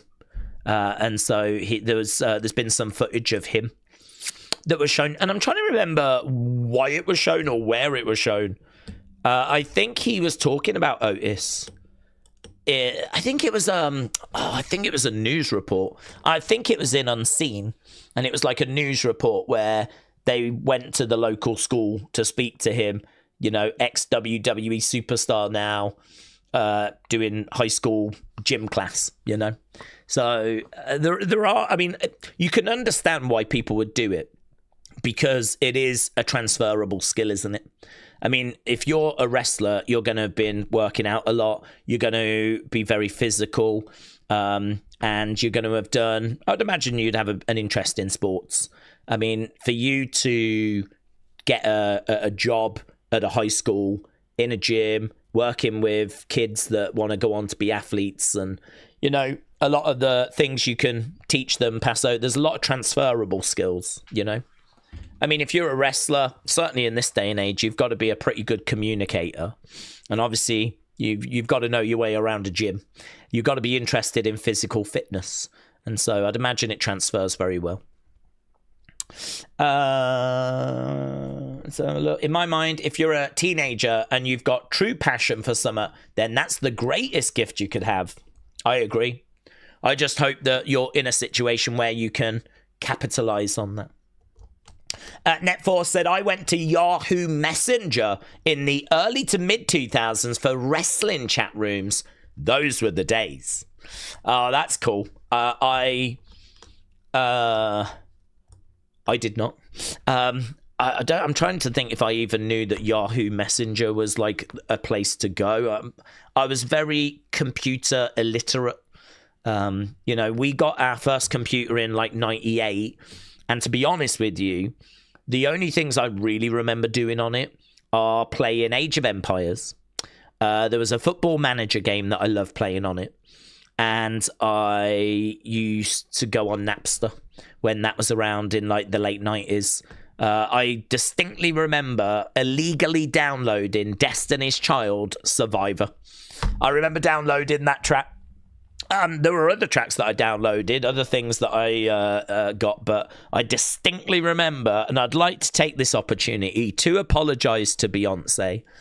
I'm sure she is absolutely livid at the couple of pounds that she missed out on from myself by downloading Survivor, Destiny's Child, which is a great song, actually. Great track. But... yeah, I mean, back then, because of it being dial-up, even that would take ages to download a single track. I mean, certainly was not downloading flipping albums. So, I was hardly the biggest pirate in the world. But, yeah, I remember using Napster, stuff like that. But to be honest, I mean, playing a couple of the two... We had 2 games for it, that was it.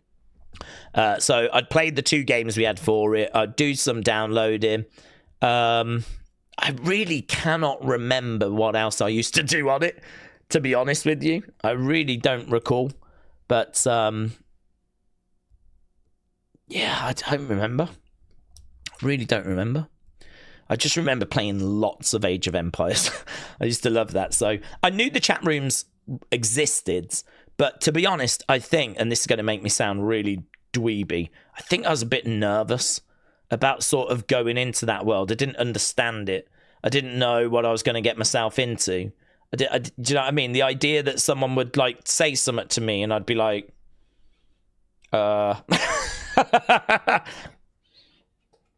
hi. You know, like that one with Sean where he's doing that famous gif of him just pushing buttons, I mean, if you'd have told that version of me, right, going back to the late 90s, that was nervous to like type the word hi to someone in a chat, that I'd be sat here just chatting away, microphone, camera, just talking wrestling, I'd be like, no, it's not happening. You're an idiot. There's absolutely no way. I was a very different person. I hadn't quite found my voice. I was quite shy. I would be thinking my thoughts, but actually communicating that, I was quite shy. I was quite reserved. Kind of kept myself to myself. The idea of me going in and, I mean, no. It's funny how you sort of change with time. I was in Yahoo chat, said William. I used cheetah chat, and I used to shame people in wrestling chats. I was learning to hack back then. I was booting people because I wasn't getting laid, says William. William is definitely the kind of person I was nervous about interacting with. William is exactly the person that I would have been sat at home, like, doing this. I mean, if you'd have come on and gone, you're an idiot, so I would have been in tears. You're an idiot? You haven't got a clue about wrestling? I'm like, why did I not play Age of Empires instead? Yeah, man. Wild. Daze, did Drew quit WWE after losing the title, said Jamie. No, but no, he's still in WWE. Should be, and actually Connor said Drew is scheduled to be opening SmackDown tonight, so we should be hearing from Drew. I think that's going to be a really interesting segment. I mean, you remember Drew is the heel, so, and people are going to be feeling sorry for him.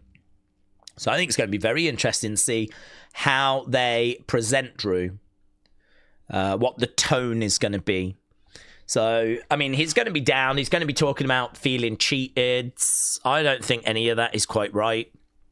Not for a heel, I mean, that is how people are feeling. People are feeling like Drew has been robbed. So I don't see how it's in WWE's interest to sort of use that as, you know, the main part of the story for a heel. So I don't know. What are they going to do? Let's find out. Let's find out. So it should be, if Drew is opening, the show starts in 7 minutes. It should be a very interesting open. Let's go over to SmackDown. Bang. Right. Let's go down. Daze, I have seen you for years back when you were dressed in that Bailey Hugger gear, dancing around, shy. Yeah, but you got to remember that was, what, 2016, 2017? The kind of dates we're talking about, 98, 99, very different. College changed me. I went to college like 2000, 2001, and that changed me. That's where, you know, I really started, because I did drama and theatre studies, and of course, as a result of that, you're kind of around very, quite elaborate, flamboyant people, right, that are very confident, and, you know, you can't really be the shy, retiring type around them. You want to kind of match their energy, and yeah, that just really brought me out more. And I loved performing. I loved drama. I loved theatre studies. I really enjoyed it. I really had a great time at college. And I think I found a group of friends that I really liked and I got on with. And I felt like kind of shifted. I stopped playing football as much at that point, you know. I sort of started to focus a bit more on what I was doing, and yeah, it just changed me. So I'd say 90s me very different to 2000s me, and, you know, 2010 me. Joe said, I met my wife in a chat room. Really? We will have been married 10 years in August. She thinks you're handsome. Well, Joe, it seems like you've met a very, very good woman there. Good woman, good judgment. I just want you to know that I totally support this marriage. She's just stating the obvious, said Joe. Joe, yeah, I agree. I'm sure that your wife is very attractive as well. Obviously, I've not seen her, but from what you've told me, she sounds attractive. So, Joe, many congrats. Oh, I wonder what could have been, if I actually had the balls to go into a chat room. I wonder what my life would have been like. I wonder if I would have, like, I don't know. Who knows where these, I mean, you met your wife that way, so I wonder what would have happened to me if I'd have gone down that rabbit hole. Would that have been a good or a bad thing? I mean, would I have been racing home to get onto the computer, which I never used to do? You know, I think it was better not doing that, actually. I think I was quite happy just hanging out with my mates, going to the pub and all that kind of stuff. I feel like I lived a life. I feel like I lived a life where I was out and I was going to the park, I was going to the pub. You know what I mean? I was not indoors just tapping away. I'm quite happy I didn't do that, I think. But listen, you met your wife that way, so certainly worked for you. I know I would not have been that fortunate. I would have met William Hensey. You met your wife, I would have met William. Darryl said, Daze, who would you like to win the men's and women's Money in the Bank?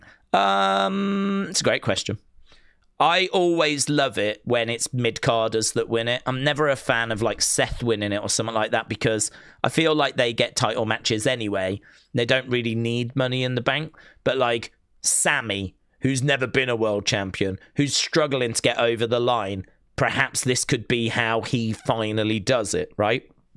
Whether that's right or wrong, I don't care. I'm a Sammy fan, and I'd love to see him actually get the job done. So someone like Sammy would excite me. Lyra has never been a top champion. So, you know, Lyra is an option. Chelsea Green, I think, would be really well received. Whether this is the right year to do it or you save it for like next year or the year after. But at some point, Chelsea should win Money in the Bank, because I think there was a backlash to the comments that Michael P.S. Hayes made. I don't think his comments were... They might not have been worded well, but I think what he's saying is true. I think we can all see that Chelsea is the comedy character. We can all see that her job is to make others look good. And actually, she has spoke about that herself in WWE Unreal. The irony is that in the first season of Unreal, she said, I know my job is to lose and make others look good. Well, if that's the job, I'm going to do it the best I can. And she's even said she knows that's her position. So, and that is her position, right? Doesn't mean that she's never going to win a world title. Doesn't mean that glass ceiling is there and she is never going to break past it. Because there are always ways that you can do it. And one of those ways is Money in the Bank. I mean, she does not need to have a long, credible run of beating all these amazing people. She can just go into Money in the Bank, win that ladder match, right? Have the briefcase and then strike at the perfect moment.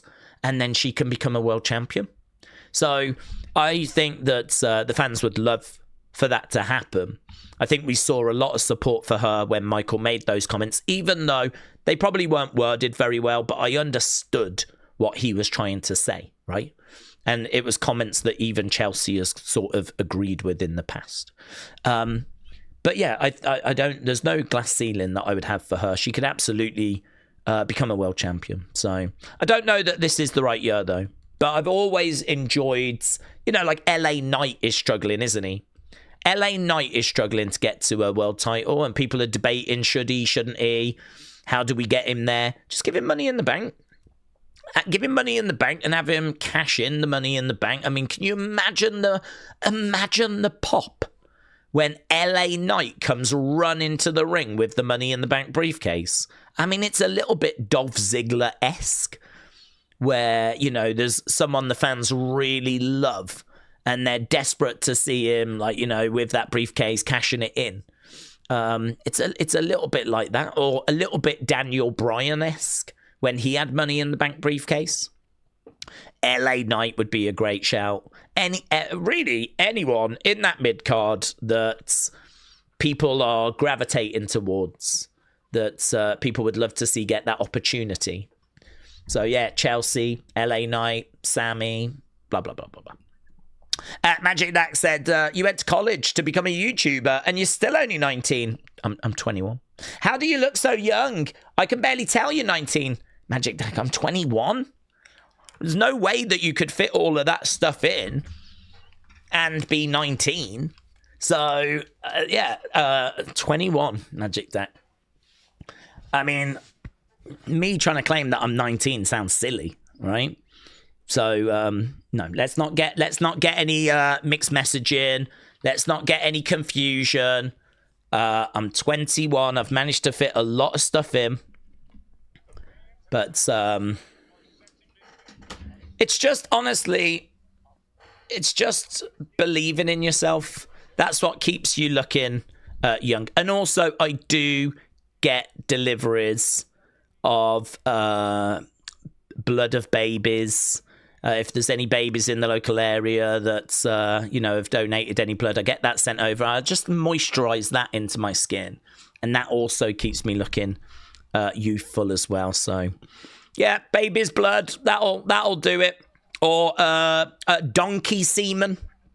That's also quite effective. So, it can be hard to get baby's blood. Donkey's semen, I think, is a little bit easier. So, just a little tip for all of you out there if you want to give that a go. Moisturizing, yeah, rubbing it into the pores. I would say 3 times a day. 3 times a day. Straight after you've had a shower. Maybe when you're at work, just a little bit of a pick-me-up. And just as you're on the way home. 3 times a day. So, little influencer tip there for you. Magic Dad said, my apologies. So young yet so wise. Well, listen, as soon as you kind of find your voice and you kind of work out how this world works, you can make progress very, very quickly. So I did struggle when I was younger, but yeah, I managed to hit my groove. So Magic Dak, shout out to you. Appreciate it, my friends. And Joe said, I went out all the time. The night that I met her was just me being up late and being bored. No joke, I was about 5 minutes away from going to bed, and then boom, this beautiful Filipina with a webcam. Oh, there's no way I could have done that. Jesus Christ. I was nervous about typing words. If there was a girl that was in a chat going, hey, do you want to chat? I've got my webcam on. I'd be like, I've got to go now. Thank you, but I think I've got to go now. I didn't have a webcam. I mean, I think I only got a webcam in 2017 was my... I didn't have a webcam when I started this channel. Hey, would you like to chat? I'm okay, thank you. I think I gotta go now. My mum says it's dinner time. Do you know what? You deserve to have an attractive lady in your life, Joe, because I think it takes real balls to chat webcams to strangers. I chat to people in the community via webcam, and even that's like, oh, hello, how you doing? Complete strangers in a chat room. Oh, here we go. Stephen, shout out to you, my friends. Here's Drew. Drew's livid. Oh, he's not happy. Diddums. Oh.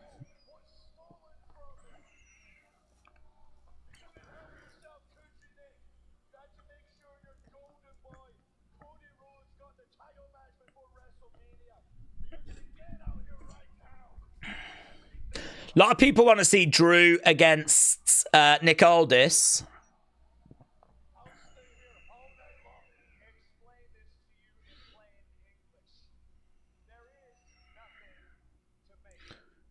There's nothing to make right.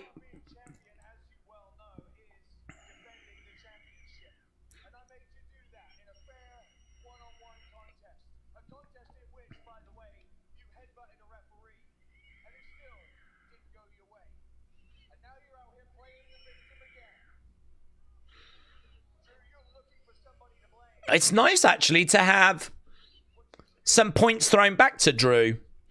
You as champ, you're meant to defend. I made you defend. And now you're out here being the victim.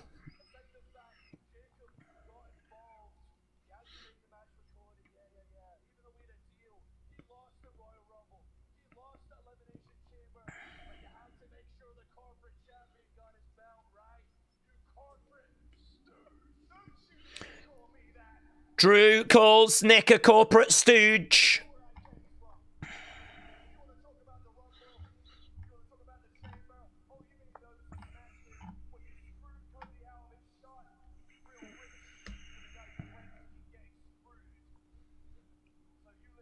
It's lovely to have someone putting points back to Drew. You did everything you could to prevent Cody from getting a fair shot. The first time he got a fair shot, he beat you. Drew's getting out of the ring. Yeah, a lot of people would love to see Drew Aldis. I mean, if we're going to get Drew Aldis instead, I think people would be okay with it. Drew getting right in the face of Nick Aldis. This is BS, says Drew. Make this right or else. Okay, Jacob is coming down. Drew is livid, mate. Jacob is coming down to the ring. So, hot start. Hot start. Here is Jacob.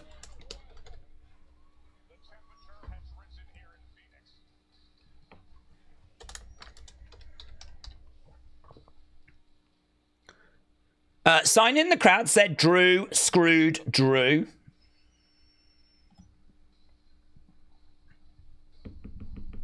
It's funny because I look at online and the way people react to Drew, but then I look in the arenas and I see something different.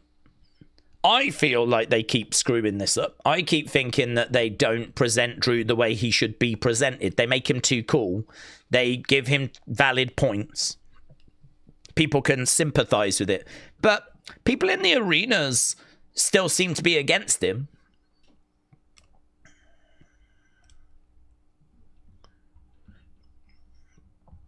Fans are chanting Fatu. Yarabin. Niall said triple threat ? Well, it's the direction I would have gone. I understand the frustrations of the Drew fans.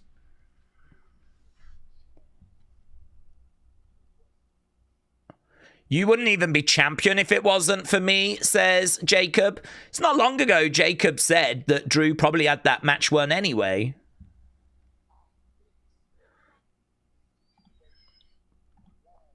I fixed that situation last week. Drew McIntyre is no longer champion.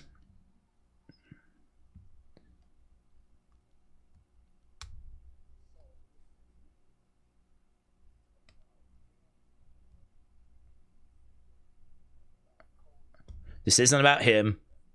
This isn't about Cody. This isn't about anyone else.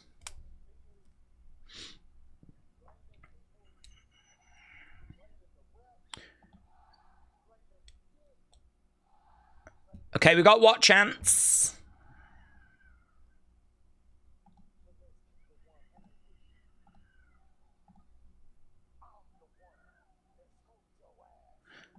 I'm the one that screwed your ass, said Jacob. So you want to blame all these people, but I'm the one that screwed you.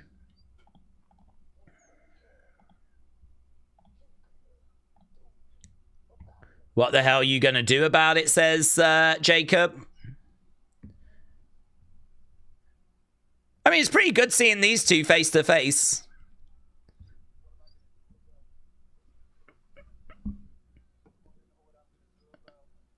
We got Drew, Jacob, you, Nick, Cody. I'm done with you all. Okay, Drew says he quits.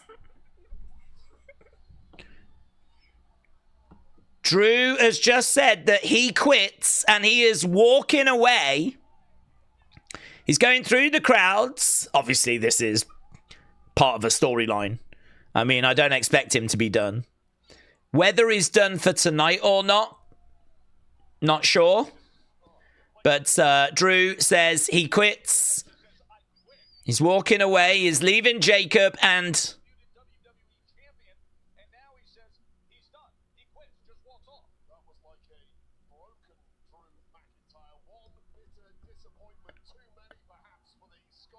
Well, the fans are chanting Fatu. So Drew has just left Jacob and Nick in the ring. Be interesting to see kind of how we revisit that. So that was our open. In America, we've got a store that's called Oldis, which I went into yesterday, and I got fined Nick Oldis, said Final Boomer. Do you mean, is that Oldie? Have you got a store called Oldis or Oldie? We've got Oldie. Okay, we've got the women's tag match coming up. There's Miz TV.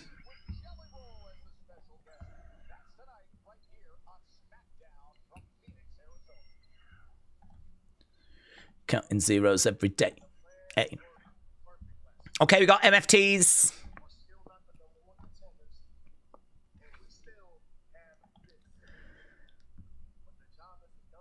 The job isn't done.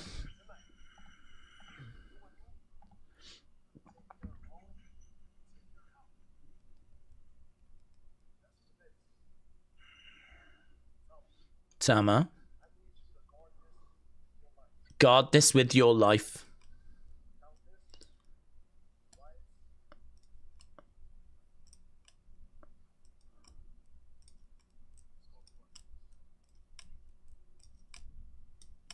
Guard this with your life, and remember, without this, the Wyatts are nothing.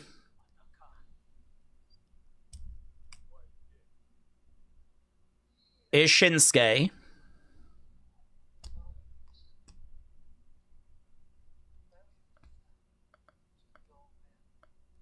When will you decide to be your own man, says Shinsuke?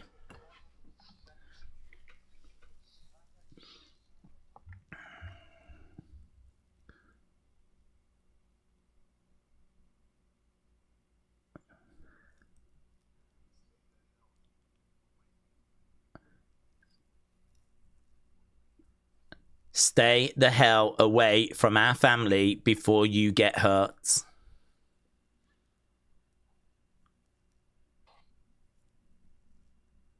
Okay.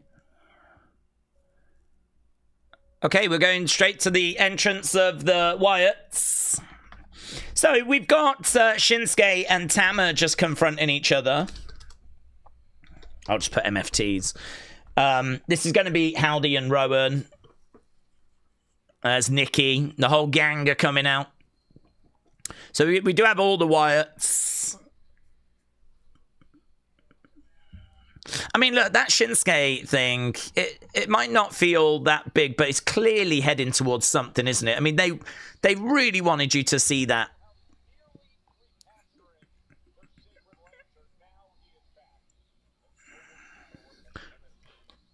Okay.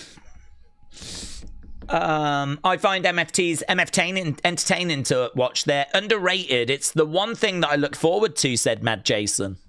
Thank you.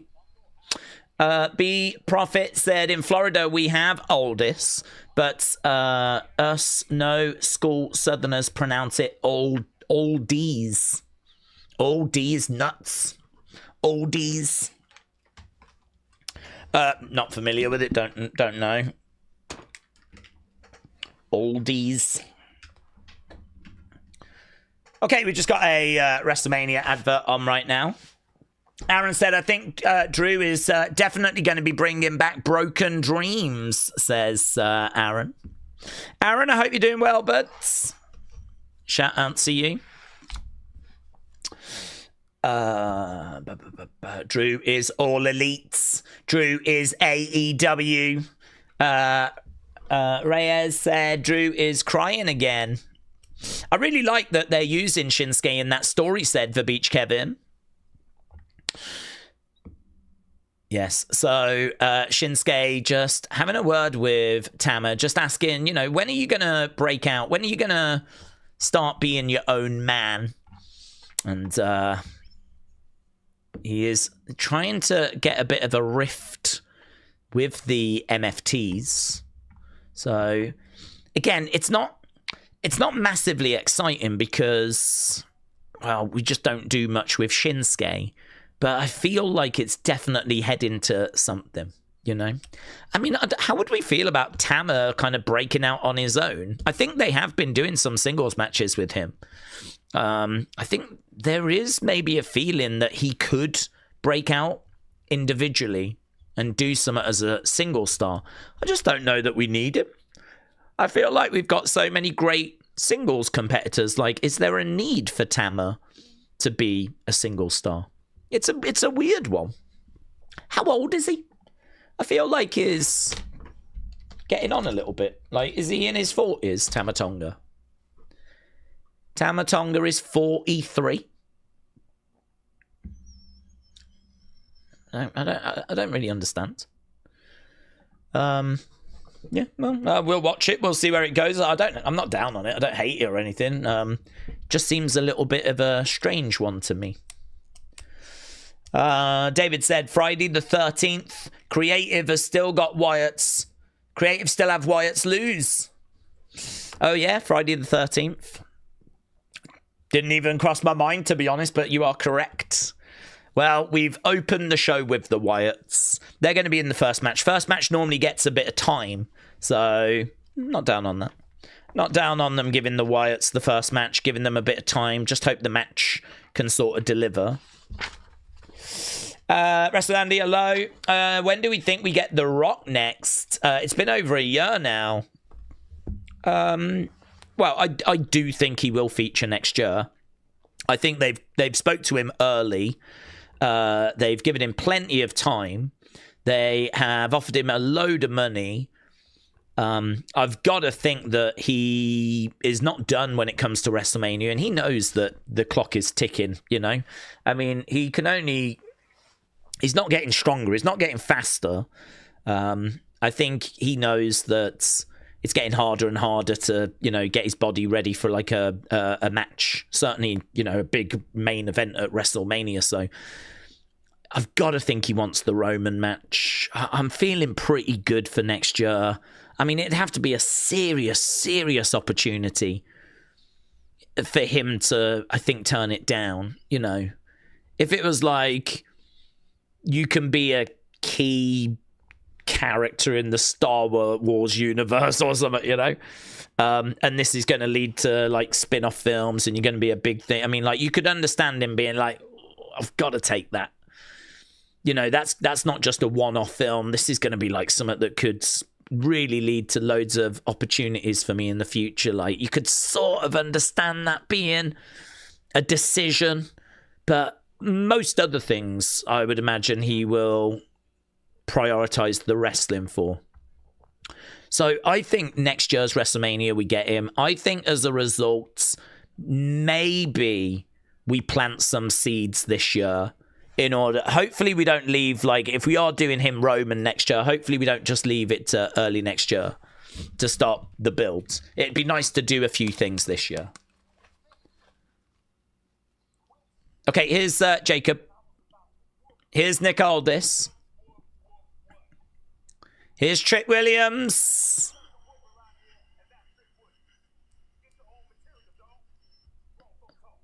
Grown folk are talking. There's only one person that does whooping round here.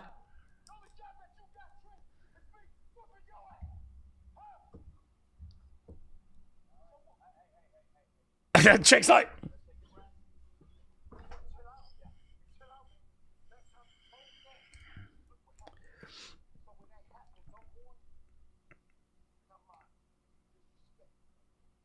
Jacob said he's not being disrespected no more. Jacob walks away.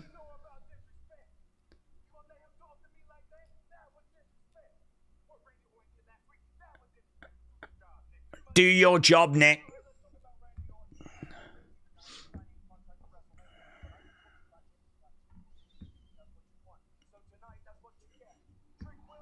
Okay, Trick Williams against Jacob.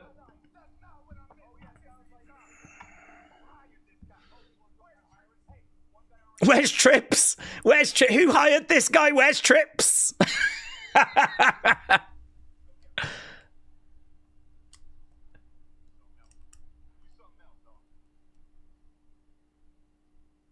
Nick Aldis walks away. Well, that was a fun little backstage moment. I did enjoy that. Who hired this guy? Where's Trips? Where's Trips? Okay, Wyatt's in the room. Wrestling Little Rise said, Daze, how's your mom and dad? Are they back home? Yeah, thank you. Came back late on Tuesday. So I didn't really get a chance to... so my dad went straight to work, actually. So he walked in the door, got his stuff, went back out again.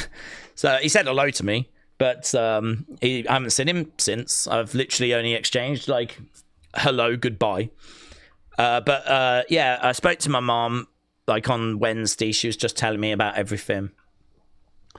So they are back now.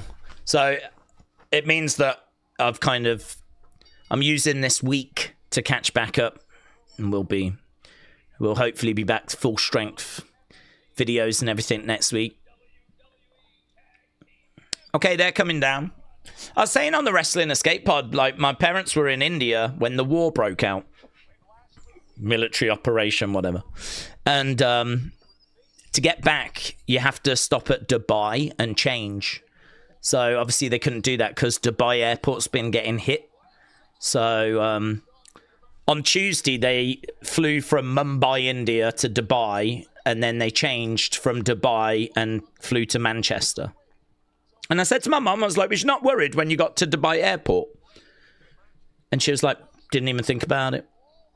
Not because she's brave, but because I don't think she's really been like paying close attention to the news.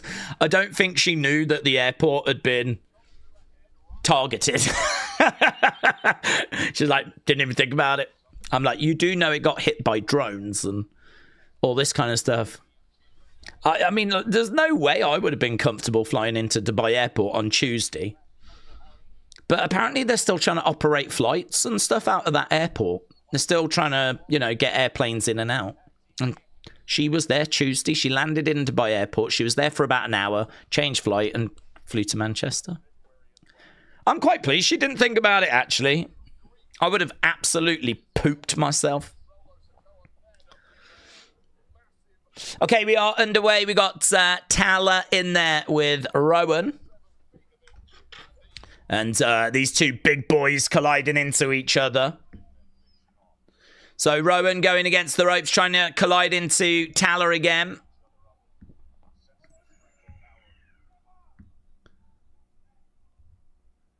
Ooh, big shot there by Tala. Okay, down goes Rowan. Tala looking the better in this exchange. Big boot coming in, Rowan going down. It's grabbing him by the beard, headbutt Rowan over in the corner. I wish we would... This isn't really how I would present Rowan. I feel like Rowan is that last link to the Wyatt family. He should be the sort of final boss in a way. Like, when he gets in there, he's the one.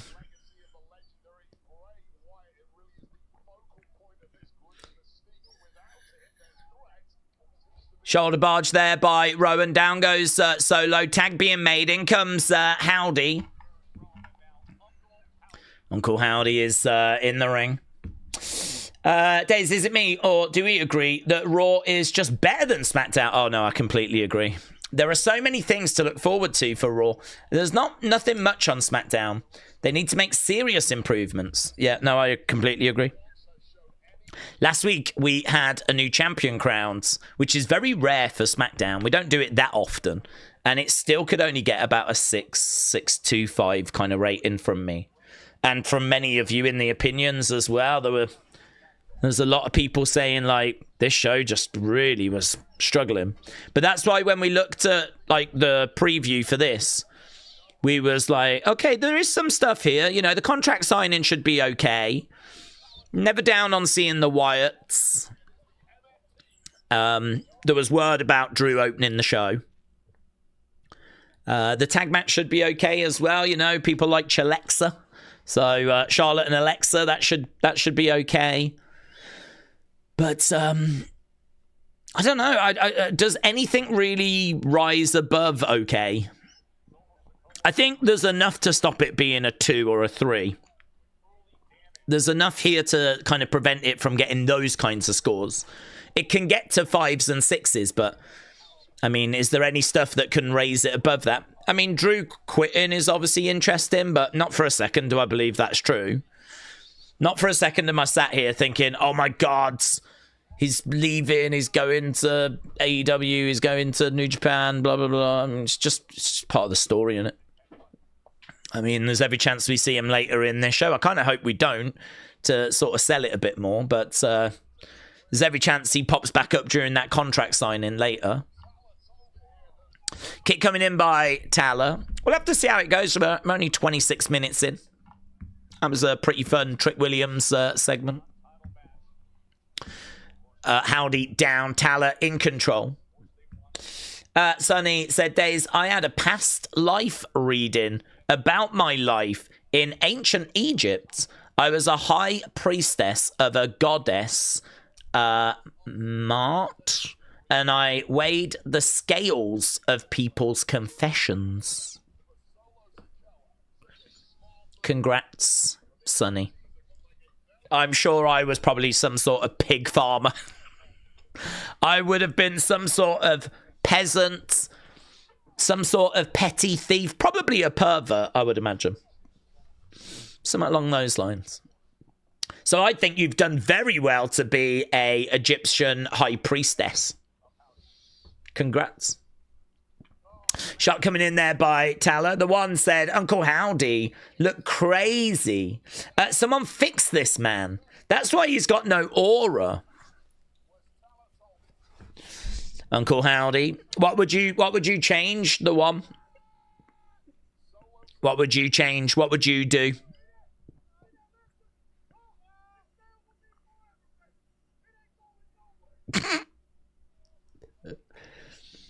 You see that lantern? It's staying with me. It ain't going nowhere. Yeah, you're never getting that lantern back. I mean, this is still better than fighting over a friendship bracelet. A friendship bracelet that we didn't even know existed until it got stolen. At least the lantern kind of connects back to Bray, and I can understand it having sentimental value. I think they're trying to make out it's got more value than just that. I think they're trying to make out that this is like a bit like the Undertaker's urn, but we've never seen any evidence of that previous. So it's a hard story to tell now out the blue. But it was a bit weird, Solo going, you're never getting that lantern back. Okay, chop coming in by Tala.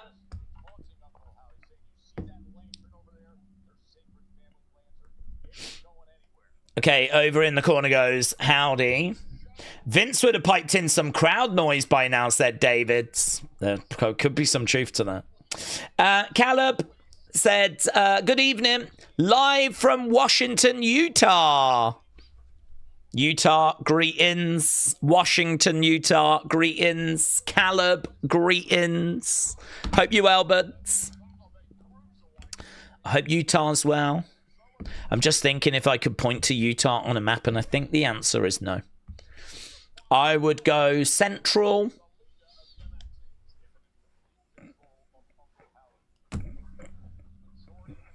Upper central. Something like that. I don't think it's on either coast. I don't think it's at the bottom. It could be at the very top. But I'm sort of around that area. But I don't know if I could. I don't think I could, you know. Don't think I could. Miss Clown said perverted pig farmer. Yes, that's what I would be in a previous life, no doubt. Insert Tala's in there battling away with Rowan. It is more West Coast, is it? More West Coasters in its actual West Coast, because I don't have it as being West Coast. I've got California with Seattle. Basically, in my mind, Hollywood, then Frasier. Hollywood, Frasier, that's West Coast. Utah, I do not have being on the West Coast. I'm watching from California. Well, I know where that is. I know where California is, Boa. I can point to that on a map.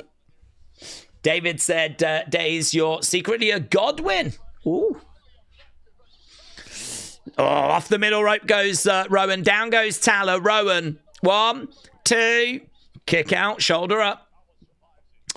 Rob said, what did you do to those pigs in a previous... Well, I don't know. I've never had a reading, so I can't say. I almost certainly tried to have sex with them, though. Almost certainly. Knowing me. Almost certainly. Tag being made. Solo. On the outside, Inzaguri kick. Big clothesline there by Tala as Rowan goes down. Solo climbing up, is on that top, looking for a big splash. Knees up there by Rowan. Okay, Rowan looking to make this hot tag. Hot tag mates. Howdy in. Momentum with the Wyatts. Looking for a Sister Abigail. Doesn't get it. Samoan spike. Lands. 1, 2. Rowan saves. That Samoan spike, it's very well protected. I mean, Howdy weren't kicking out. Kind of feels like hit that and you're hitting the off switch. I like the fact he wasn't kicking out.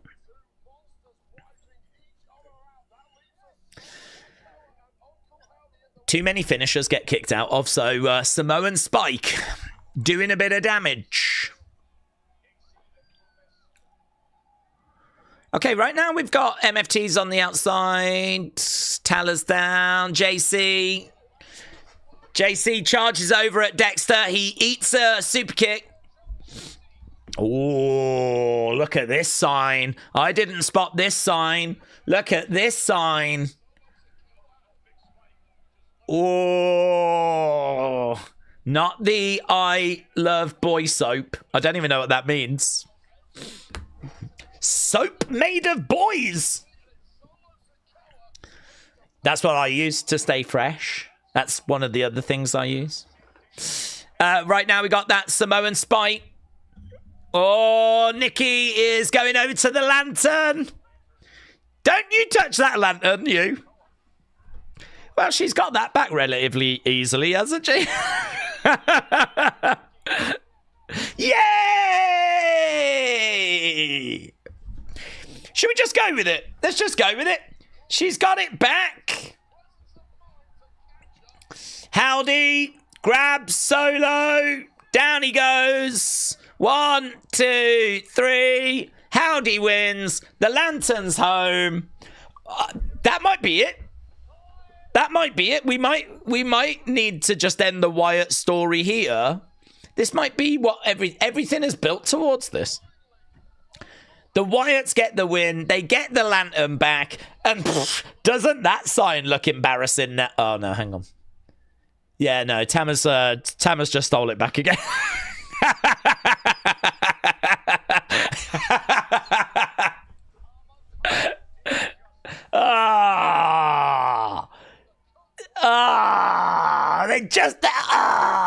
They just had the lantern.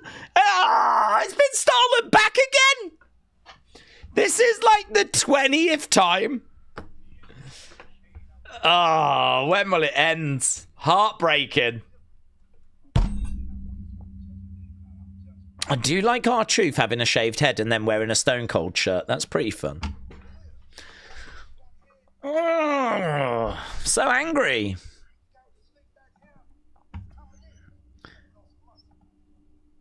Okay, R-Truth. R-Colds.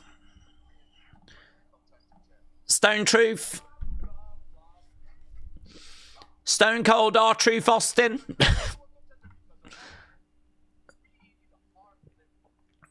Okay, we got Los Garza. Oh, God. WWE is so good. We just were at the highest highs. And now the lowest lows. Oh, wow. Look at this amazing figure pack. Look at that. Is that what she wore when she had the dumpster match? I got a feeling it was. Oh, that's good. Damien just said to R-Truth, are you thinking what I'm thinking? And R-Truth was like, yeah, why are they not wearing deodorant? That's a great line. Okay, it's not what Damien was thinking, though. Damien was thinking about a match, so it's going to be Damien and Truth against Los Garza. Look at that. That's a fun two-pack, isn't it?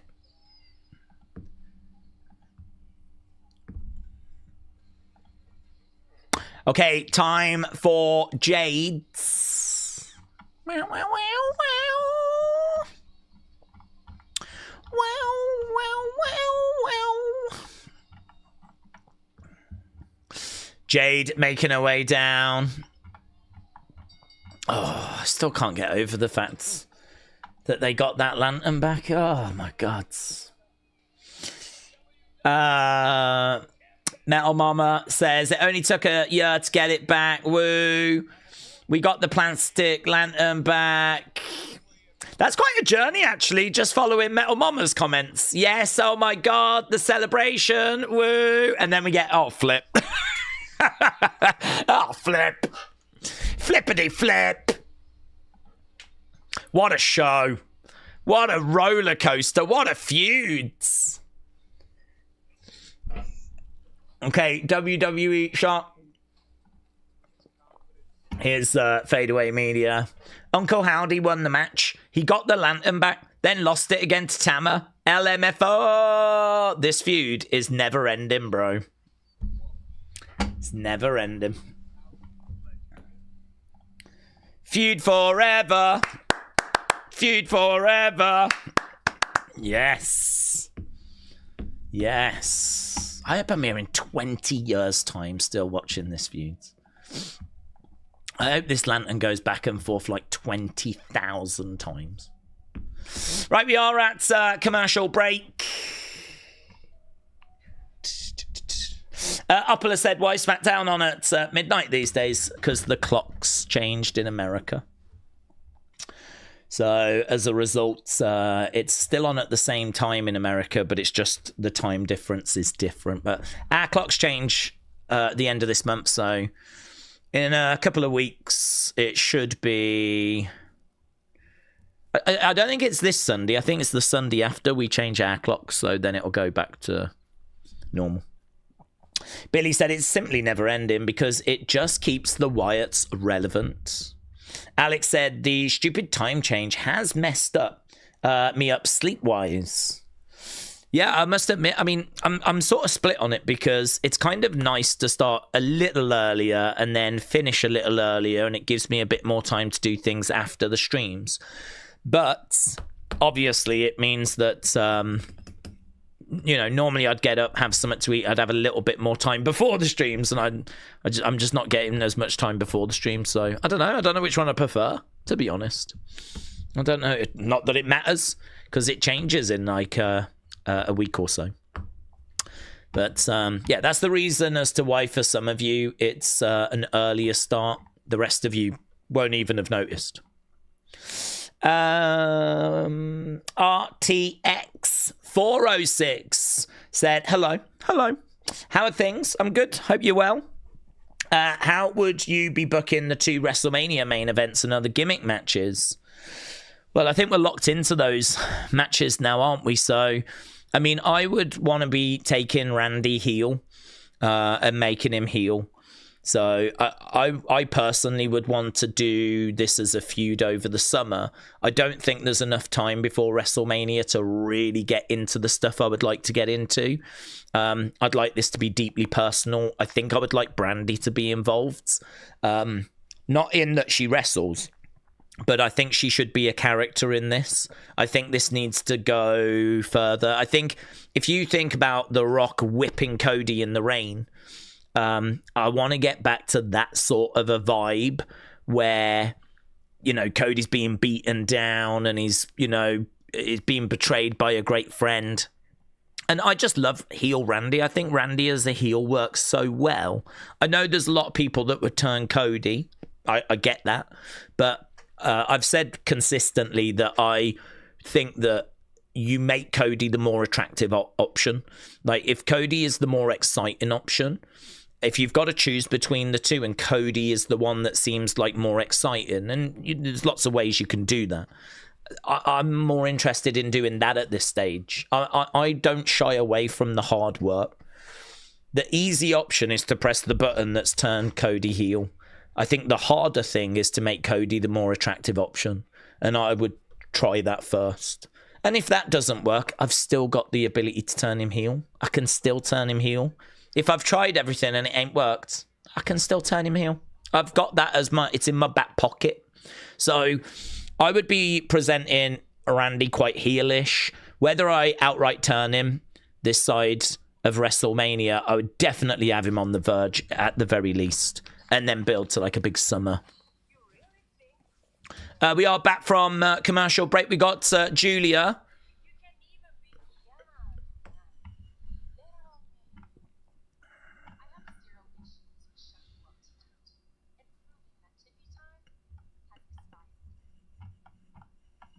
Okay.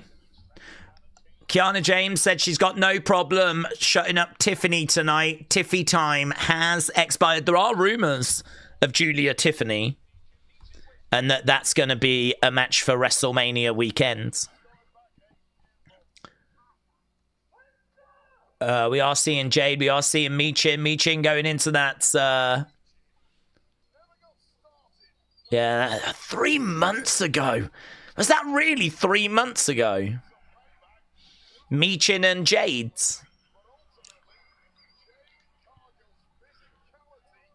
Yeah, the match never quite got started. I think Michin genuinely picked up some injuries. Jade versus Michin. David said, Aldis is going to low blow Cody and he could help Orton win. Well, that would be really interesting. That would be really interesting. Valtherial.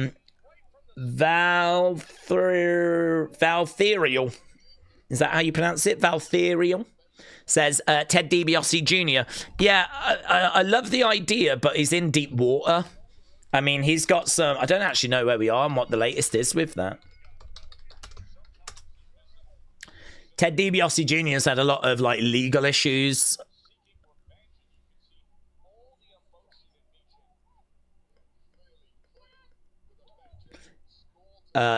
Back in January, it says former WWE wrestler Ted DiBiase Jr. His trial has been paused after being accused of stealing welfare funds. So, two weeks ago, there was the trial is still going. There's no way you can bring him into a story right now with him being involved in like an active trial. So I think that's going to prevent his involvement, which is a real shame because he would have been a fantastic person to have brought into a Randy Cody feud, being the other member of Legacy. Right now, Jade's in control against Michin. David said Chelsea is now Canada's greatest athlete. Well, she might have one of Canada's greatest ever action figures. I thought that pack that we looked at, just the one that's Chelsea and Mick Foley, looked fantastic. That's a lovely little set to have with them both wearing the Cactus Jack attire. Cargill with the big boots in the face of Michin. Boot coming in there by Jade. We need to do the poll, don't we, for that MFT's match? I was too busy laughing at what happened. Have you heard the news about Asuka and Io reportedly scheduled? It could end up being a triple threat. I think that makes a lot of sense. I think it makes a lot of sense. We know that Io's been involved in the builds. Kyrie kind of caught between the two. Io was in the background the other day as Kyrie was getting berated. So I think it makes a lot of sense. And that'd be great. I mean, I don't think people would be down on that as a match. Edward said, how are you? Have you seen what I tweeted? No, but it's funny. I hope you're well. All good. All the best. Up the Cody crybabies, says Edwards. Edward, thank you. Fall away slam there by Jade. Kip up there by Jade. Jade is in control. Almost a wardrobe malfunction. That top is... It's fighting a good fight. It's hanging in there. Okay, I don't know if we're going to commercial break or what we're doing here. Screen's gone black. Normally we stay with the action, so yeah, and we are. And we are.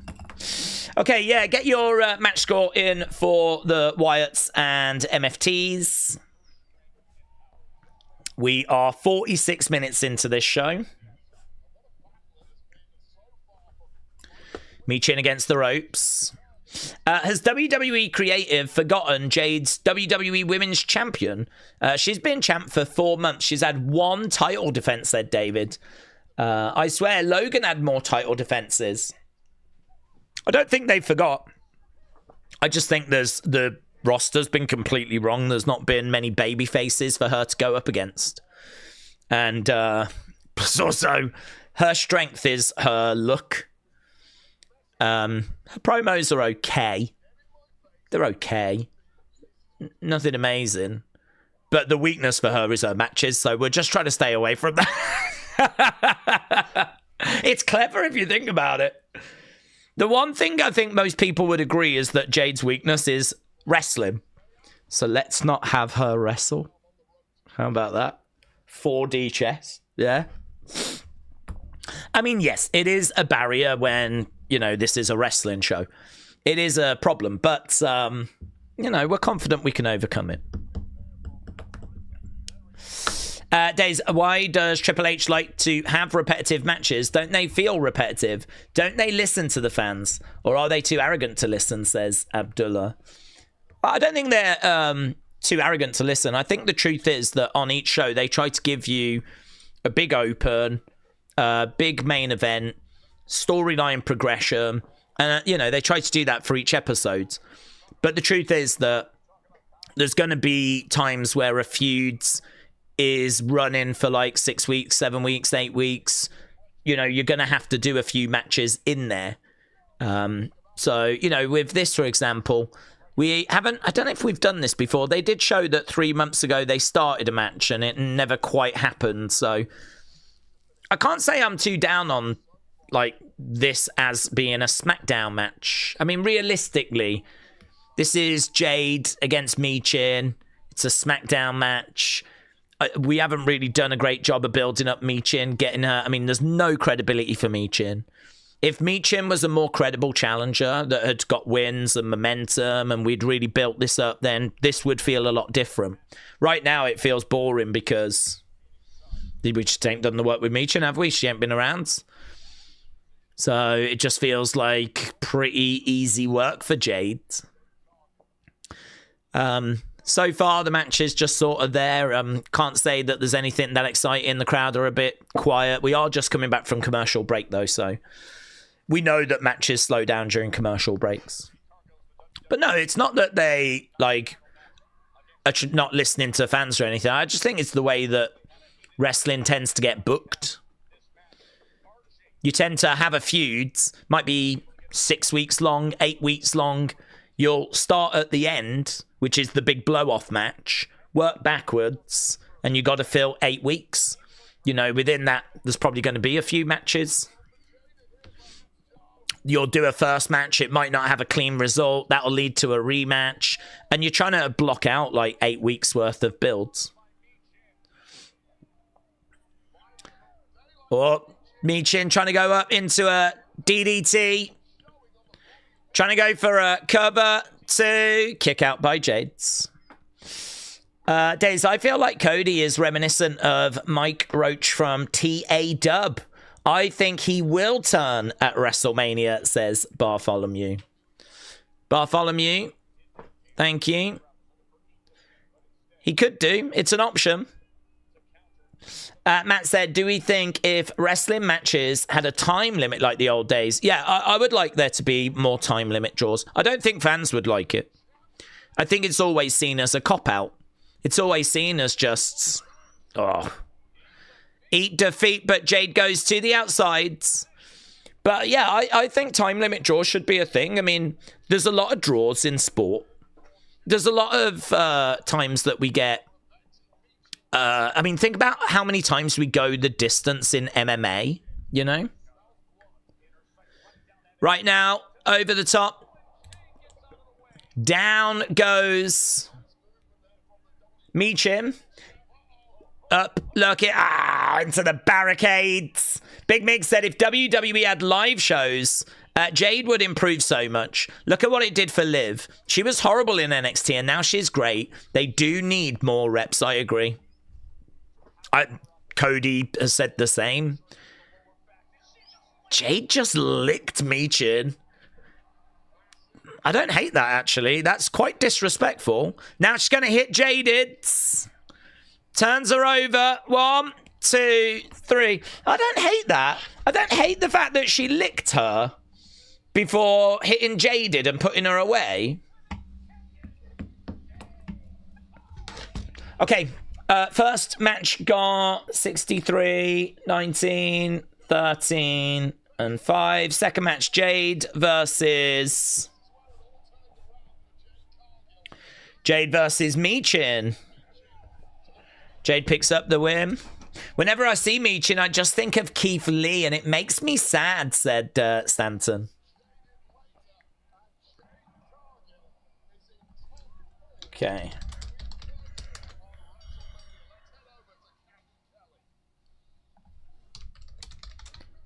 Okay, Kathy's in the ring. Jade snatches the microphone away. I don't hate that either. Cody goes heel at Mania, and then Raw has General Adnan, said Davids. That's what happens when these wrestlers believe in their own hype.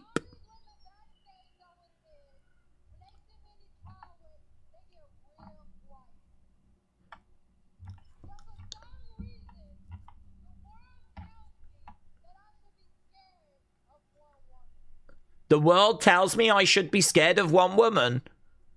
Rhea Ripley.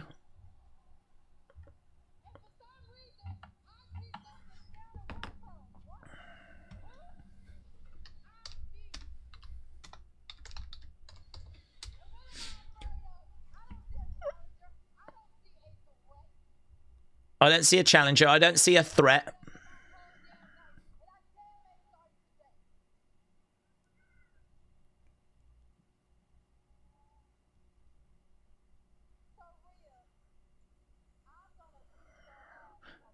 I'm going to beat your ass come WrestleMania.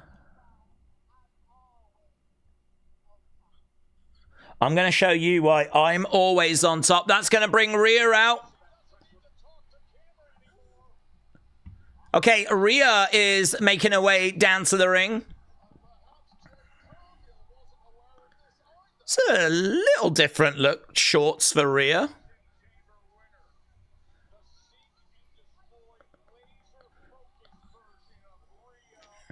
Yeah, I don't think the reaction to last week's segment was that great.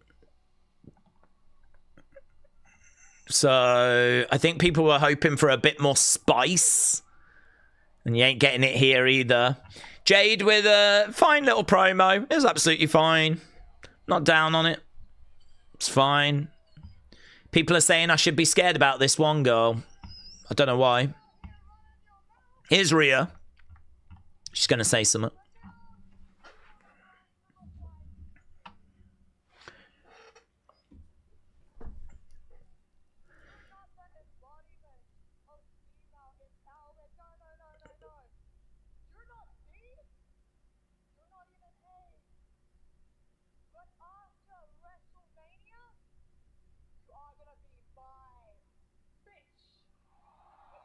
I don't hate that.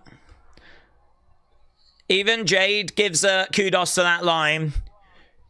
You are not the, you're not even a, but after WrestleMania, you will be my. And then she said a bad word that rhymes with itch. Rhymes with stitch. Rhymes with Mitch. Hitch. Rhymes with bitch. I mean, here's Cody.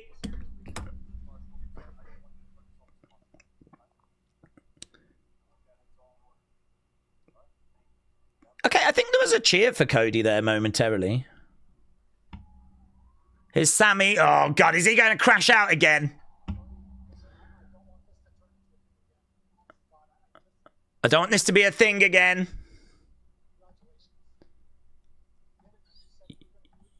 Congrats, you did it. This is better. Congrats. I wonder if we get, like, Cody, Sammy at some point. Like, Backlash or something.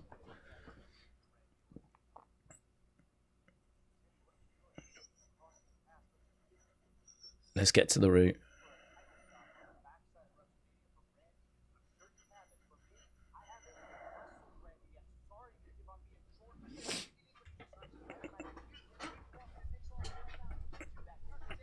You're Sami Zayn. If anyone deserves a title shot, it's you.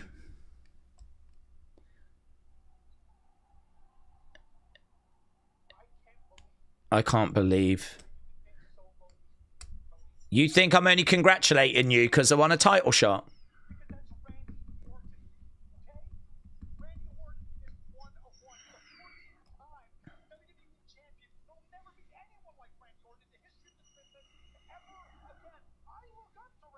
I look up to Randy. I don't look up to you. Oh. Because we're friends?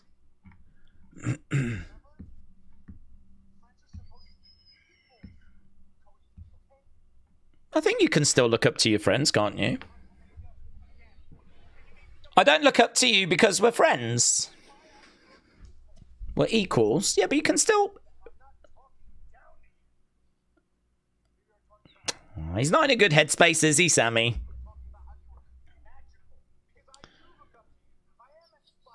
Yeah, Cody says, I look up to you. I'm inspired by you.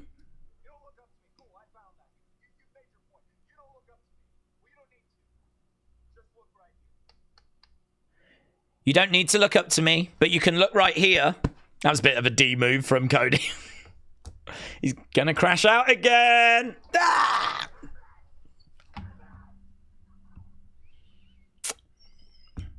Do you know, if you can't find the right words, just send chocolates. Or flowers. You're not very good at this speaking things.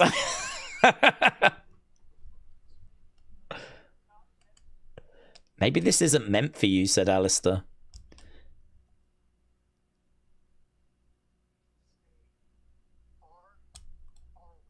You need to stay far away from me. Sammy walks away. Okay, yeah, well, very engaging. Very interesting. Cody has still got more fans than he did in AEW, said David. Give that man a match at Mania. Yeah, I do enjoy those segments. They've been very good, even in recent weeks where we've been struggling with the shows. The Sammy backstage segment has always been very entertaining. I'd say this week was the same. I thought that was good. Connor said, I think Sammy is 100% definitely turning heel. The delivery for Cody from Sammy, maybe a bouquet of flowers, it would do it. I mean, listen, sometimes you can't find the right words. Sometimes it's very hard. Certainly if you need to say I'm sorry or something like that. And sometimes it's better to, you know, communicate through actions. Perhaps Sammy is in that stage. Sammy is turning back into whiny Sammy that we had before the bloodline, said Denise.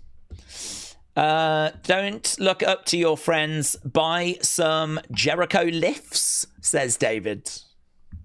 I've jumped on real quick to ask if Jacob's music is different. I'm way behind you guys, said Kelly.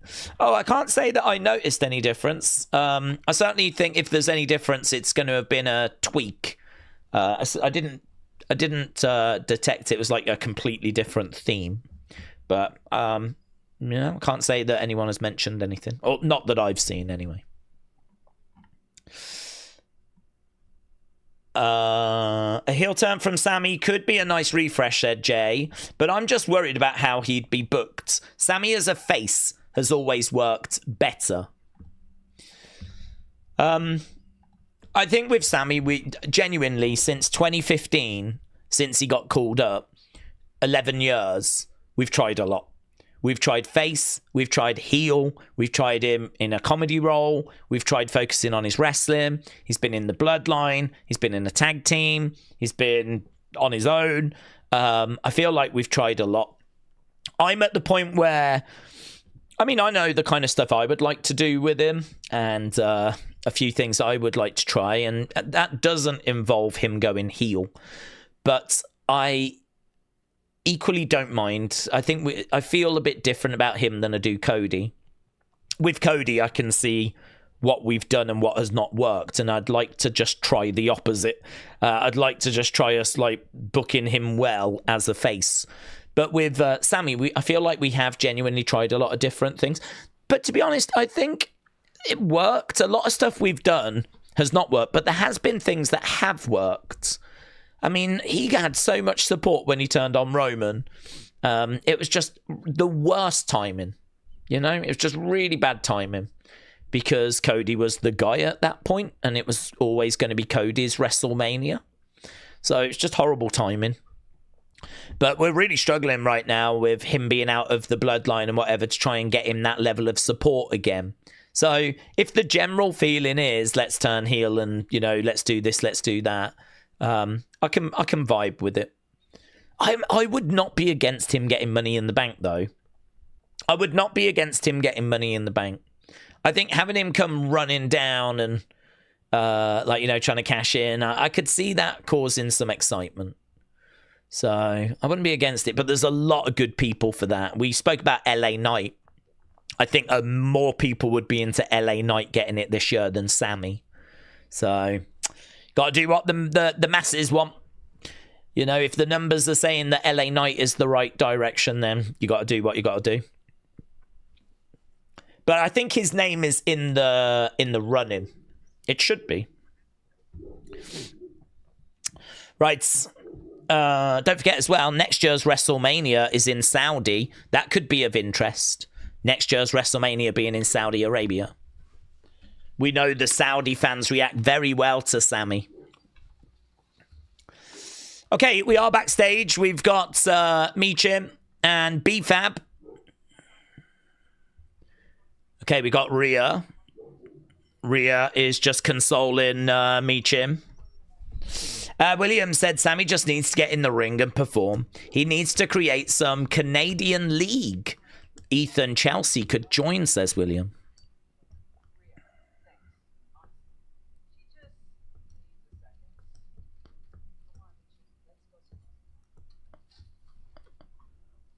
Okay.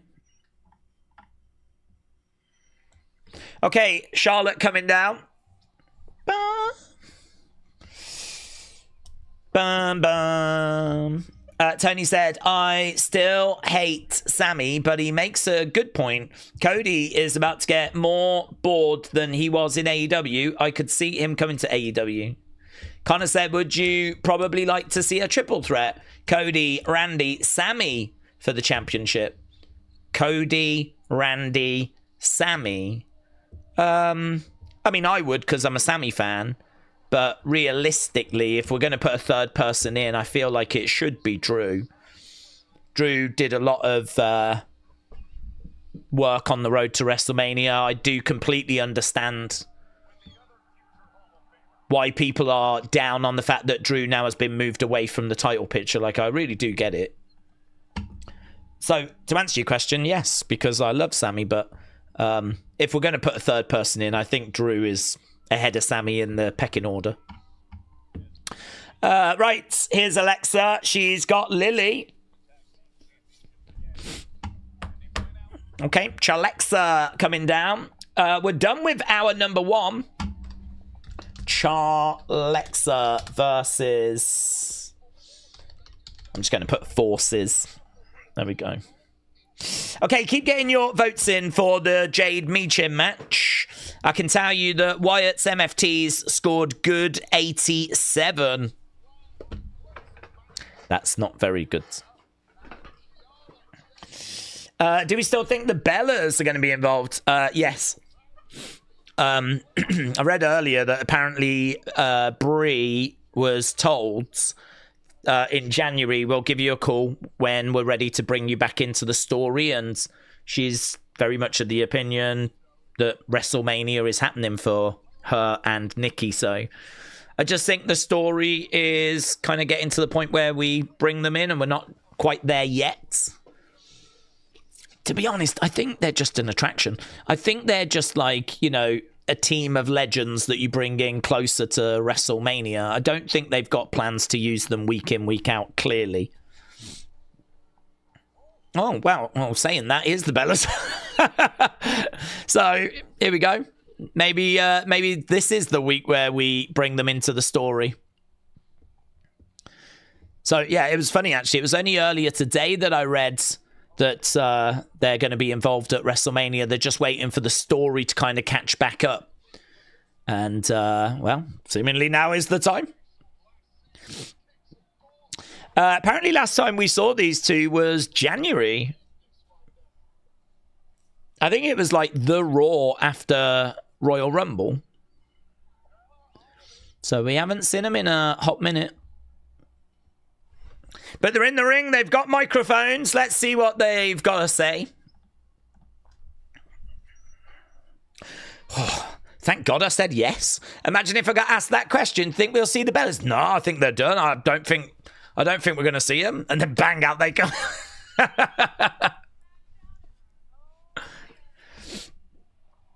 Okay, they're in the ring. Hi, Charlotte. Hi, Alexa, says Nikki.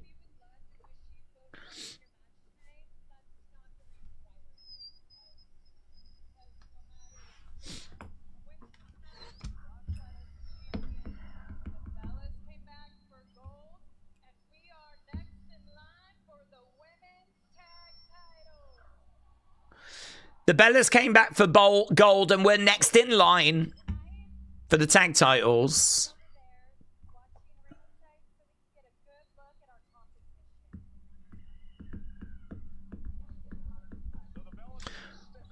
Okay. The Bellas are next in line. I think there is a valid question to sort of go, why are they next in line? I mean, I get they're legends, but this is a bit Goldberg, isn't it? You're next. We will 100% get a ladder match at WrestleMania for those women's tag titles, said Connor. Wasn't Nikki heel against Stephanie? She was, yeah. But when Brie returned, I think it has just brought out that sort of sisterly side of her. She's loving life again. She's not on her own. She's got a friend backstage. And it's just brought out this really lovely side in Nikki. So I believe she's face now. Charlotte ended Nikki's longest reigning Divas Championship reign nearly 11 years ago. Crazy, isn't it? How time flies. Football Talk said, Daze, I think Trick deserves Money in the Bank. He's got a lot of hype around him. The only thing I'd say about Trick is, obviously he's only been on the roster for like 5 minutes. He has got a lot of hype around him. Does he need a mid-card run first? You know, obviously winning Money in the Bank, I would expect you to cash in for a world title. This cashing in on mid-card titles is a big no-no for me. So, I don't know, are we in a rush? Do we need to get Trick, like, a Money in the Bank, get him to a world title now or later this year? I don't know. I think then, for me personally, there might be others ahead of him in the queue. Like a Sammy, who's been battling away for 11 years and still is not a world champion. Like a LA Knight that... I can't remember when he got called up. I want to say 2002-ish. So he's been on the main roster nearly 4 years, and I think a lot of people would like to see him. But I think there's a lot of hype and excitement around Trick and around Oba. When you like put a world title on them is obviously debatable. I don't know. In the mix, I could see him being in the match. I don't think he'll be my favourite to win it though, right now.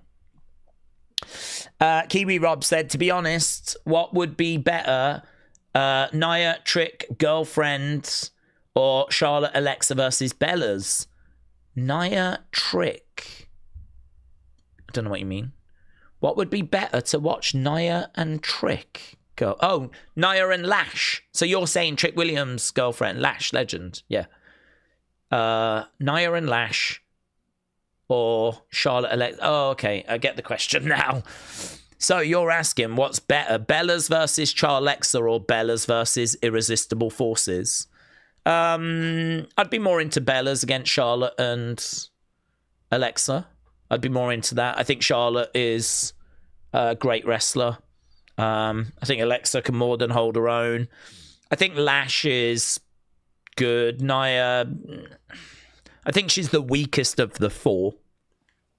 But yeah, I think there's more star power with Chalexa. So if I had to sit down and watch a match, I'd be more into Bella's. I think there's more history as well.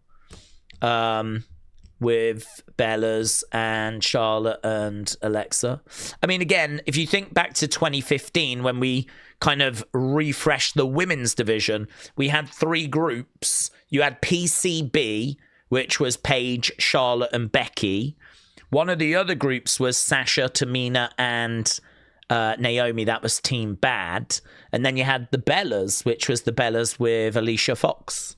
So that, I mean, like, Charlotte's history with the Bellas goes back like all the way to 2015. I don't know that it goes before then. I'm not sure if their paths crossed when Charlotte was in NXT. But yeah, there's just a lot more to sort of dig into as well. So for me, I'd be more interested in Chalexa. But I don't hate Irresistible Forces. I do think that they are bringing something a little bit different. You know, they are... I don't want to be disrespectful. I mean, they are both, you know, bigger girls, taller girls. They've got more about them. Certainly when you compare to an Ivy Nile or a Candice LeRae or an Alexa Bliss, you know, these two are big, strong, powerful. I think they make a good team, to be honest. I think they're quite an interesting team. So I don't, certainly don't have a problem watching them compete. But if we're going to talk excitement, I'm more excited by Charlotte and Alexa. Okay, we're getting the intros right now for Chalexa. Chalexa versus Irresistible Forces. This is going to be for the women's tag titles. We are an hour and 15 minutes in. Boos for the Irresistible Forces from the crowds. That's being handed over to the ref. I forgot we had a tag match, said Dr. Luchalala.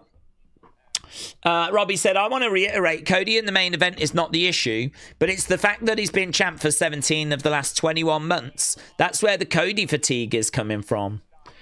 Well, I mean, we did 4 years of Roman as champion. There was fatigue with that as well, but the idea of someone being a champion for that length of time is far from unusual. I mean, obviously, we've seen a lot of lengthy reigns. I mean, this is not an isolated thing for Cody. I feel like the history of wrestling has a lot of lengthy title reigns when it comes to world champions, so I get it. I understand. I don't think that it's not been helped by the fact that that run has been so bland and the creative has been so boring. Right now, Alexa is on the shoulders of Nia into the edge of the ring. Alexa goes down.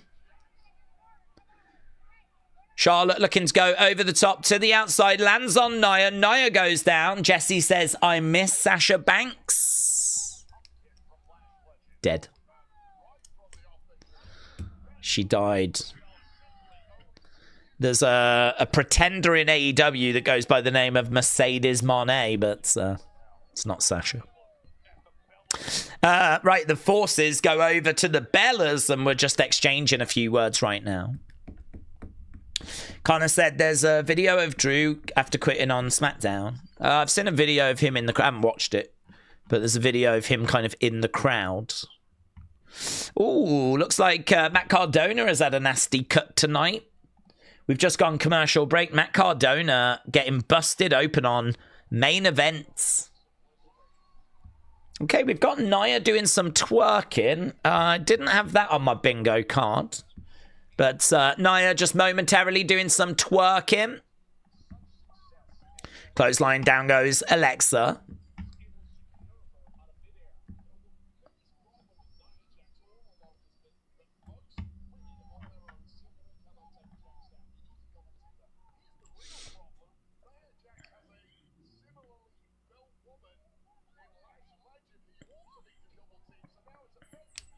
Okay, so Wade is just talking about how difficult this is going to be for Charlexa.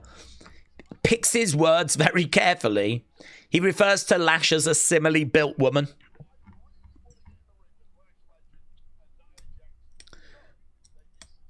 Okay, Alexa, Lash working on the arm. Shot coming in there by Alexa. And it is true. I mean, you can see the size difference. Certainly when they're in there with Alexa. I mean, look at the size difference between Alexa and Lash Legend. Alexa is up in the air. And she gets thrown down, but she lands on her feet. Clothesline was a bit soft. Goes for the cover, but a kick out there by Alexa. Lash grabs a hold of Alexa and tag his mates. WrestleMania 42 Las Vegas watch party blackout has been lifted. Venues are confirming broadcast plans. So looks like they have lifted that blackout ban. It's interesting. Alexa in the corner as Nia charges him. So we are still at commercial break at the moment. Cody is such a tool bag, said Fred. I can't believe he might actually run with the nickname Golden Boy. Corey said, where are the Bellas? They are in the Rumble and then nothing. They're on the show. They came out just a few moments ago, but Restaurant said that is the weakest and ugliest clothesline I think I have ever seen. It was very soft. Even these shots by Lash are really soft. I think she is really worried about hurting Alexa. The clothesline was the shots are like. I wonder if she is just like really worried about like not hurting Alexa. I wonder if she'll lay it in a bit more if Charlotte gets in or. She's got the leg of Alexa right now. Alexa kicking out. Shot to the back. Right now, Alexa being dragged into the middle, thrown over into the corner. Back elbow coming in. Big boot coming in there by Alexa. Alexa on that middle rope. Crossbody gets caught. Gets caught up on the shoulders. No joy going over. Tag mates. Right now, we've got a crossbody there by Charlotte. Charlotte's in. Big boot there by Charlotte. Nia goes down. Charlotte bringing the energy. Lovely chop there by Charlotte. And again, throwing in these chops to Lash. And again, Lash selling them quite well. Oh my God, her boobs are getting absolutely battered. Duck underneath. Over the other side, Charlotte.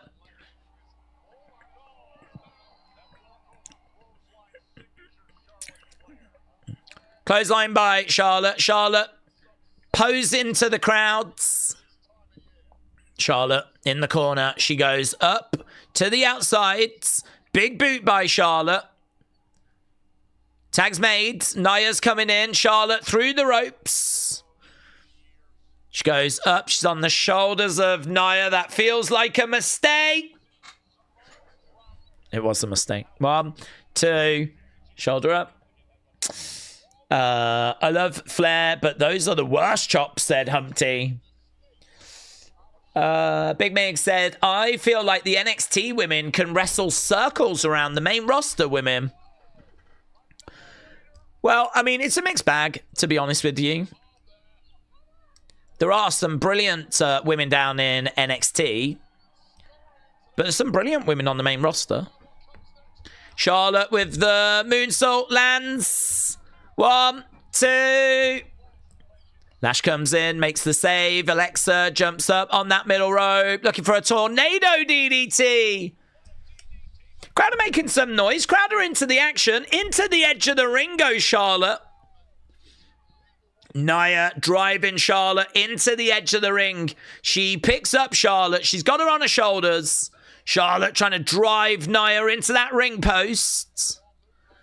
Nia comes, almost charges into... Okay. I mean, Nia almost accidentally charged into Nikki and Brie. Nikki and Brie did not react in the slightest, which was really strange. Like, Nia had to, like, whoa, stop herself, and they were just sat there, like... Nia then drops a leg, but it felt like Charlotte had already moved out the way. Some of this feels a little off at the end. I feel the crowd is still really excited by it, but... I think Brie has jumped in the ring. She's got involved. Brie now pushing. There's a bit of pushing around. Double clothesline by Lash. This thing kind of broke down into a little bit of a mess. Kick coming in there by Brie. Brie throwing in some shots. Brie gets knocked down. Headbutt there by Nia. Brie gets knocked down by Lash. Irresistible forces a standing tall. Oh, that was Nikki that got knocked down. Sorry. Brie's been knocked down. Nikki's now been knocked down. Nikki's wearing heels. I didn't realize Nikki was wearing heels. Bang. Leg drop off that middle rope. Those shoes are crazy because they look like they're trainers, but they've got heels on them.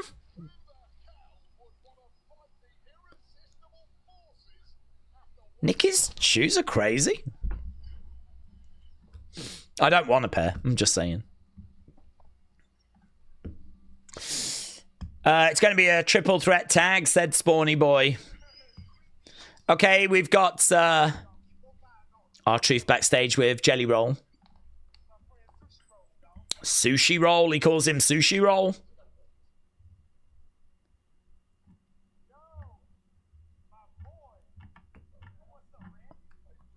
Okay, here's Randy. He bumps into Jelly Roll.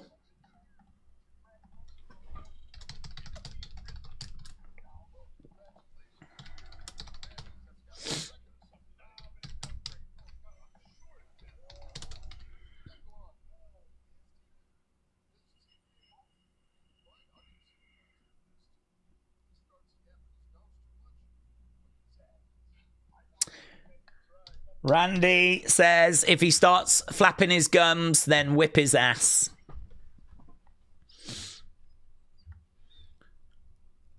Okay, looks like Damien is making his way out. Nia just squashed her. Dotslooch Lala said some things got sloppy, but I did enjoy how dominant the forces looked. Yeah, I can agree with that. I can agree with that.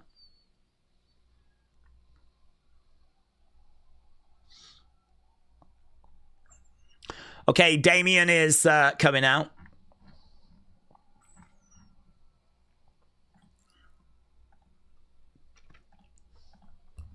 It's Wepper time!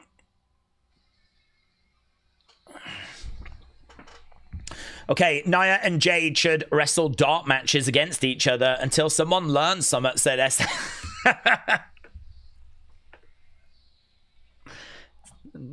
It's a fun comment.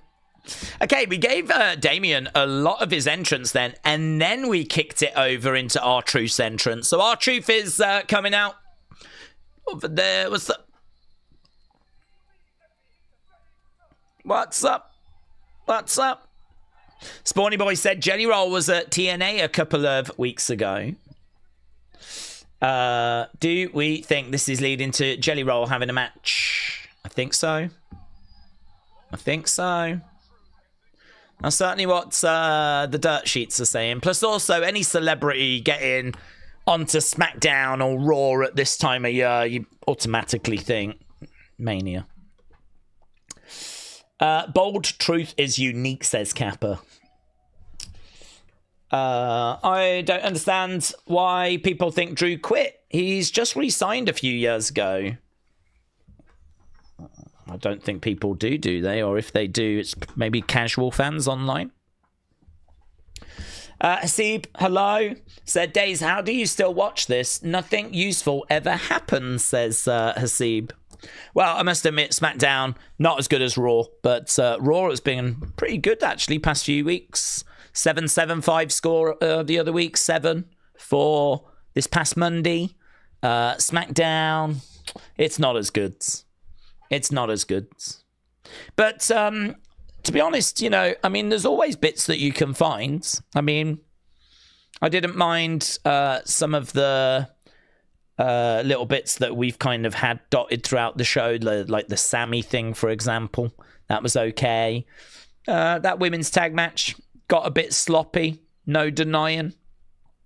But it's interesting to see where it's going. Obviously, we had the Bellas kind of come back. I still think the best thing we've had tonight might be the Sammy moment, though, to be honest. Drew quitting at the start is obviously a storyline thing, which is quite interesting. So, yeah, a couple of things. We've had a couple of things, but I don't think my score for this one is looking that healthy at the moment. Going to an ad during an R-Truth entrance should be a crime, says Kyle. Chio said Drew is either going to attack Jacob during the trick fight or he went to go and film his movie early. Now, I think the movie is after Mania, and there are reports of him being at Mania. I don't think it's the movie.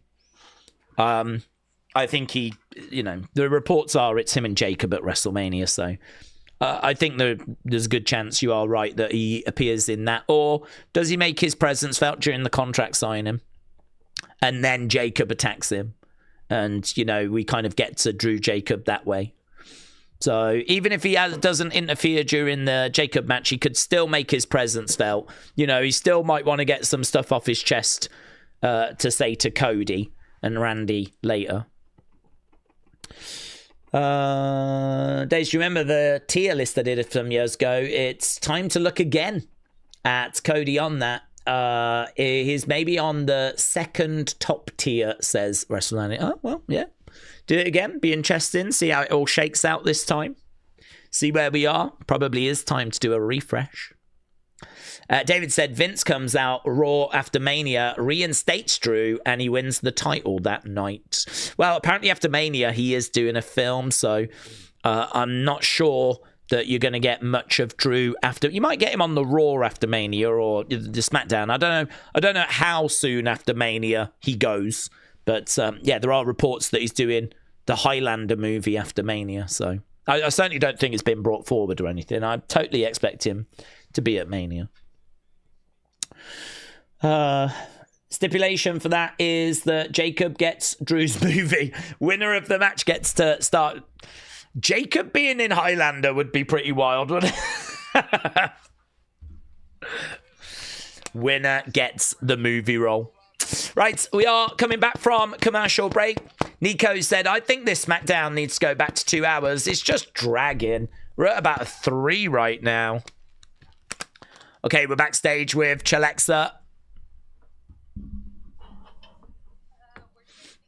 Here's the Bellas.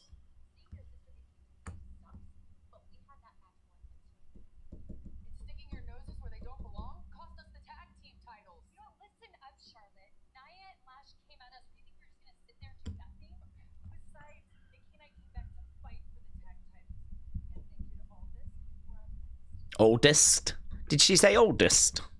Thanks to oldest.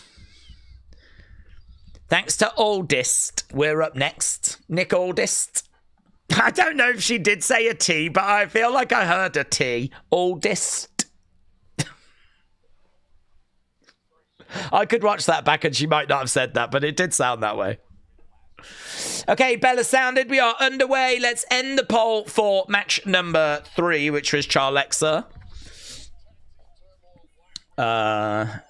21, 17, 3, goods, 83. Oh my God.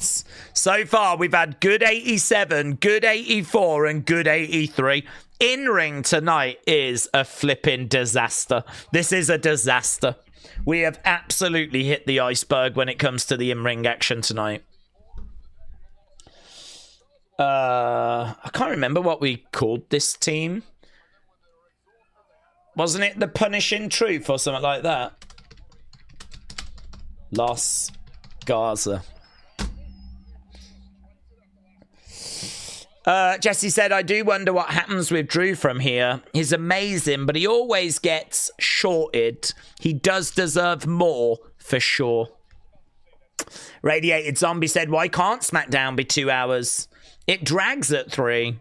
Well, 3, I think, equals more money for WWE. I mean, the more programming you provide, the more ad revenue you generate, the more money you receive. So, bottom line is, if USA Network are going to be like, we can give you more money for a 3-hour show instead, TKO, WWE are going to be like, give us the money. Yeah? We'll worry about if we can actually book it well later. And even if the answer is no, you said there was money involved.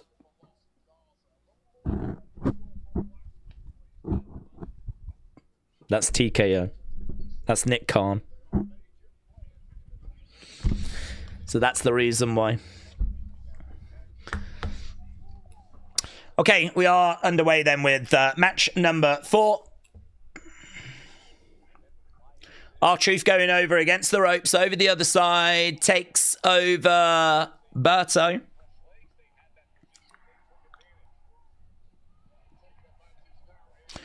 R-Truth in the corner, charging him. The good thing about R-Truth is, I mean, people love him, so, I mean, it definitely brings some energy to this. I mean, he does get a reaction. Over against the ropes goes R-Truth. That was quite clever, actually.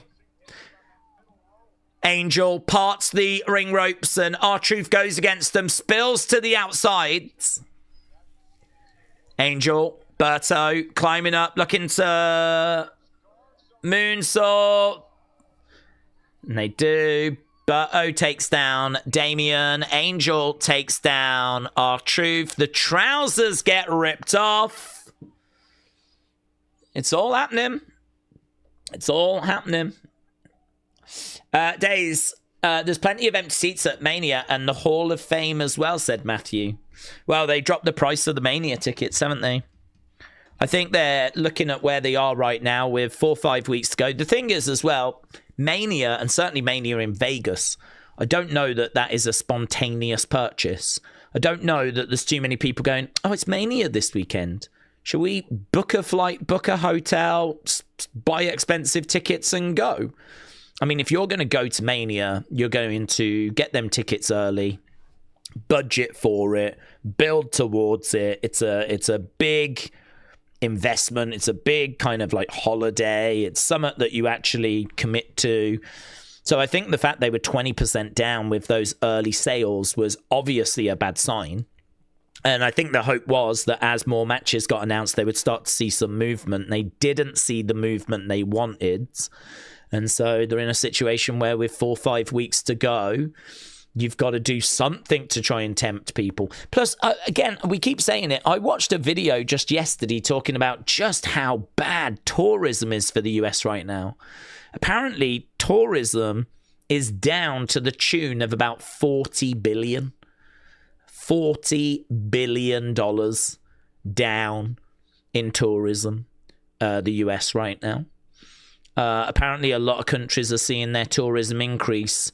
USA has seen a decrease, which, again, no great surprise. You've slapped tariffs on the world, you know?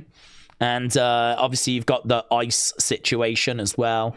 Add in the fact that you've got like a cost of living situation, which means that people might be choosing to go to countries a bit closer. You know, here in the UK, we might not be traveling to Florida like we normally do because of how expensive things are. So, you know, you've got all these factors at play, which means that, you know, just traveling is down. Tourism is down. And that is a factor as well. It doesn't get spoken about enough, that. I think it's a real factor. Because I do think WrestleMania attracts a lot of international viewers. We tend to see, you know, people traveling all over the world to go to Mania. So not only have you got that issue, but yes, you've got the expensive tickets. And we do have to say, you know, last year was not very good. I think that the product in 2025 has probably turned a few people off. I mean, we see a lot of people complaining about the current creative. So you've got to say that's a factor as well. So, yeah, I think they've got this perfect storm type situation of reasons. So they've dropped the prices and they're just going to have to try and do what they can do, really. And it will be what it will be. But the other flip side of the coin is they have managed to sell nearly 40,000 tickets at a very high price. And word on the street is this Mania is still on track to be the highest grossing show in WWE history. The idea that wrestling is dying or WWE is dying or anything like that, they are literally on the verge of almost setting their record for the highest gate in their history. I mean, there's no way of spinning that in other than wow, you know? That's amazing. That's impressive. So two separate things can be true at the same time. Tickets can be down and there can be concern, but equally there can also be some good news that's wrapped in there as well. So it's a complicated situation, but one where they feel like they've had to drop those ticket prices seemingly because we are getting so close now. Time is running out, and I do agree that this is not an impulse purchase. You ain't going to have too many people going, should we go to Mania? Should we spend thousands and thousands of dollars that we didn't actually budget for? I mean, you've got to... That work needs to be getting done now. I don't know how they're down. I mean, it was about 19%. It might have widened. I mean, I'm not sure how much they're down on this time last year. Okay, we are back from commercial break. Aseeb said, honestly, do you blame the character not being as captivating like in the past with Taker, Triple H, Cena, Stone Cold? Or is it WWE have run out of ideas? I think it's a mixed bag. If we want to talk about creative, I think that there are some interesting characters. I mean, you look at the Wyatt Six, they're interesting. They can be interesting, but what are you doing with them, you know? Randy Orton is still Randy Orton that we know and love. You know, you could do something interesting with him, you know? I mean, he used to be the legend killer. Again, you know, you used to have, like, do you remember when he handcuffed Stephanie to the ropes? We spoke about that the other stream. You know, he used to do these devious things. And what do we do now? You know? Think about the Attitude Era. Think about what made those characters so exciting. What made Stone Cold so exciting? You know, what made Triple H so exciting? What was we doing with them that made them so exciting? I mean, we don't have an Undertaker-type character. He was special. But that's not a problem of now. I mean, a couple of years ago, people were loving WWE when we had the Bloodline. We didn't have Undertaker then. Undertaker retired at 2020. WrestleMania 36. So, but we were eating good in 23 and 24. So I think the truth is that, yeah, I mean, you always want characters people feel connections with, but why do people feel connections? Because those characters are involved in interesting stories. They're doing interesting things. There's some really interesting psychology. And there's been a real lack of that. Kit coming in, but we all know the problems of 2025. We've spoke about them enough. Back elbow there by Berto. Moonsault there by Angel. 1, 2. Shoulder up there by Damien. So we're back from commercial break. This is match number 4. R-Truth has been getting some good reactions. He is just momentarily out of the picture at the moment. Right now, we've got Berto with a big moonsault, but boots up there by Damien.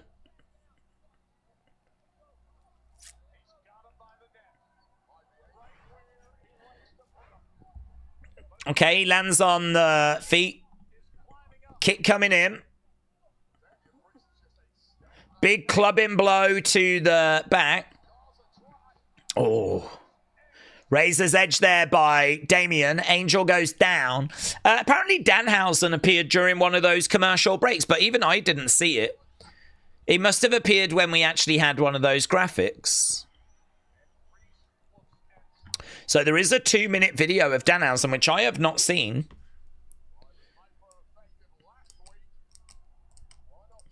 Right now, we've got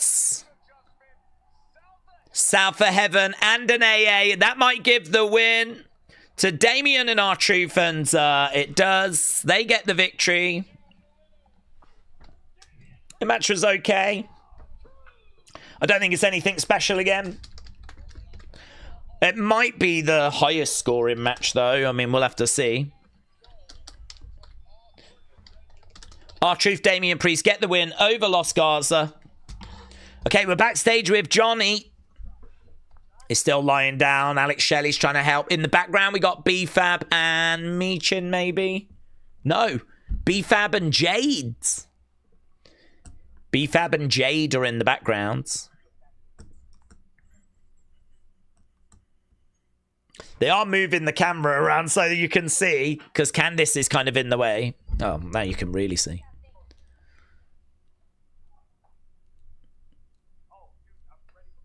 Okay, they're walking off together. B-Fab and Jade are walking side by side. What the hell was that?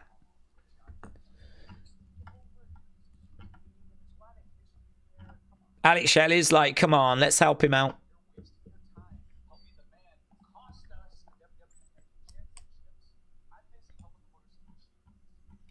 It does feel like we're teasing a Motor City Machine Gun split, doesn't it?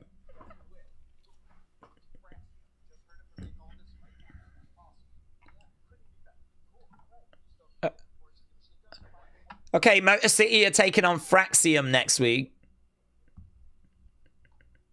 Saban, Shelley arguing. Oh, it's Danhausen!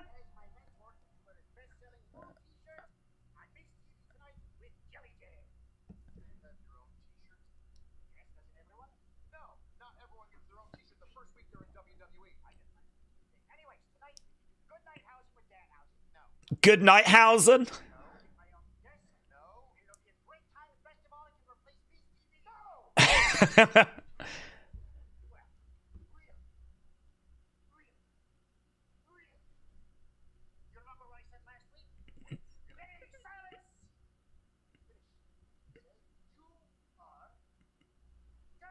Oh, I think that is an actual curse. Okay, Danhausen, I think, did actually just curse The Miz. He said, I told you last week. Oh, Brock back on Monday. So, yeah, that feels like this segment is not going to go well for The Miz.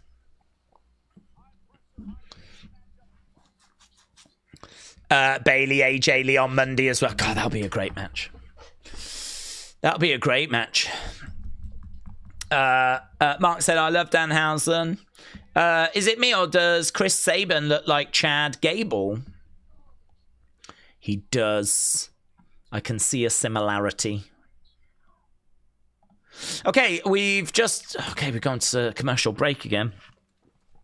Okay, so Danhausen did pop up and he cursed The Miz. He did the whole, you are cursed. And the pointy thing. And so, yeah. Defo feels like this is going to go wrong for The Miz. Daze, could we see Kit Wilson, Danhausen? I think an anti-toxic masculinity against a you are cursed storyline would be entertaining to watch, said James. Yeah. To be honest, I'm not really too worried about what we do with Danhausen in the ring. That's not really the appeal.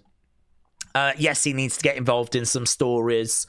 Yeah, I think you're absolutely right. We could really do some fun little feuds, you know, just low level kind of stuff. And yeah, you know, I don't know. There wouldn't be very long matches, would they? So, you know, it'd be carried more behind the scenes than I think it would in ring. But we got to have him have some matches, haven't we? So, bit of a feuds. You know, I could see him doing a match with like the Miz, to be honest with you. I mean, it feels like this is the one person that he's kind of sticking around and he's gravitating around. So I wouldn't be shocked if we do Miz Danhausen at some point in the near future. But yeah, Kit Wilson would be fine. It'd be fun. Dr. Luchalala said, the Brock entrance always reminds me of when he fell on his ass. Brilliant. Classic. Yeah, we are at commercial break right now. We have got an hour and 13 minutes left to go. An hour and 13 minutes left to go. I don't know what the thumbnail's going to be right now. I honestly can't say I have one. Hopefully that contract signing is going to provide something. Hopefully that's going to have something of note in it. Jono, shout out to you, my friends. Hope you're well. Jono said, I am at my work going to the SmackDown before WrestleMania, then to the Hall of Fame, straight after both nights of WrestleMania. And he is from England. So, all right, so a guy from your place doing that. Always attracts international viewers. The English in particular love going over to, I mean, we've never had one. So the only way to see a WrestleMania is to actually go there. So, brilliant. Hope he has a good time. He certainly won't be alone. There'll still be a lot of people that travel from Europe. Europe obviously never had a WrestleMania. It's the only way you can see a WrestleMania is to actually make that journey. And for a lot of wrestling fans, WrestleMania is the one, isn't it? It's the bucket list thing. Which is why the Raw after WrestleMania, you always see different flags, always has like a different energy. People have always said that it's that kind of international audience that brings that kind of extra flavor, that different flavor. I think we're struggling with that this year. I think we're struggling just in general. I mean, 20% down is quite significant. So, yeah, I think the feeling is they need to reduce the ticket prices. I heard apparently that hotel costs are really high because there's a big kind of business convention on at the same time. So that's really hurt as well. So, John, shout out to you. I hope your friend has a good time. I'm sure he will. I think the Mania will be good when you actually get there. Okay, someone has... the microphone's not working. Is this going to cut off as well? Or was that just a technical issue?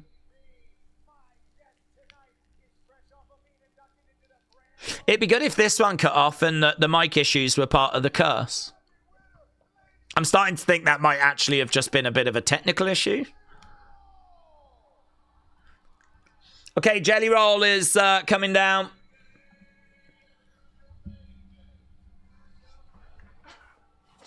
I actually don't mind Jelly Roll being on Miz TV. I'm not looking for him to have a match, but I sort of feel like a regular Miz TV spot where he interviews wrestlers and celebrities and, you know, changes it each week. Not down on that. We just know where it's heading, that's the only thing. Sign in the crowd says toxic. Toxic. Trem said, my SmackDown stream just blacked out for a second there. When I came back on, Drew was standing in the ring. Okay, Jelly Roll is in the ring right now with The Miz. Welcome to Miz TV.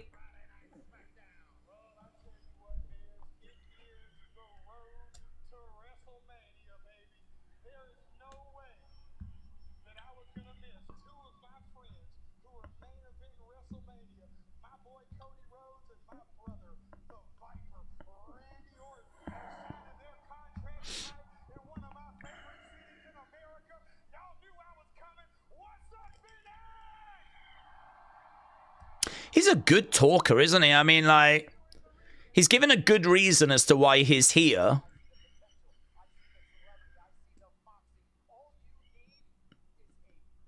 You just need a mentor, says The Miz. Okay, so the Miz seems to think that he could mentor Jelly Roll. He did not want to mentor Danhausen. But he's offering to mentor Jelly Roll. Jelly Roll has turned him down.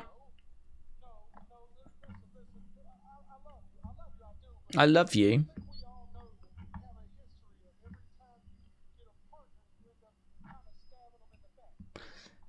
You've got a history of stabbing partners in the back. That is true, actually.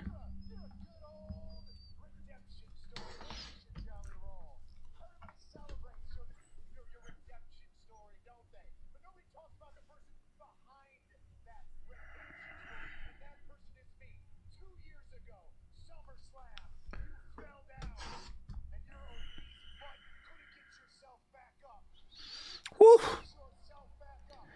2 years ago, you fell down. You're a beast, but couldn't get back up.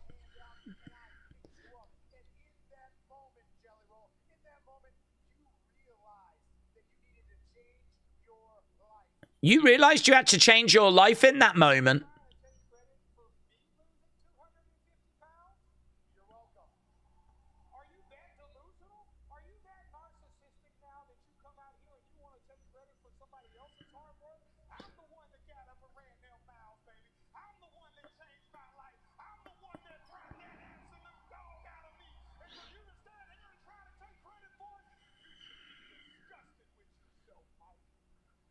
Oh, he calls him Mike. I liked you a lot better when you were fat.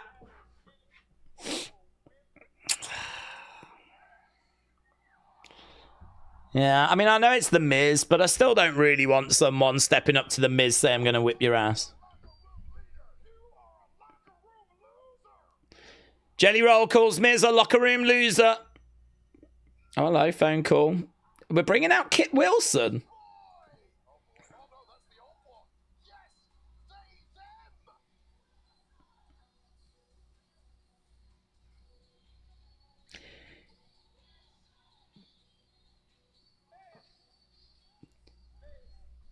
Yes, they, them. Wade Barrett just said, yes, boy. He went, oh, no, that's the old one. Yes, they, them. Is Kit Wilson using they, them pronouns?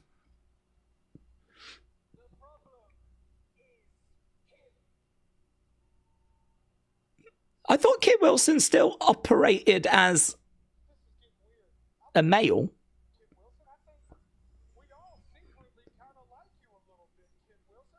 Jelly Roll said, secretly we all like you, Kit Wilson.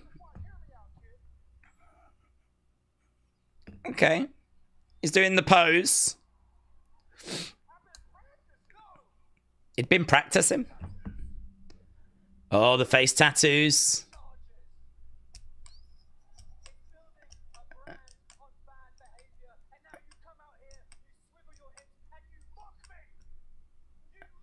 You mock me?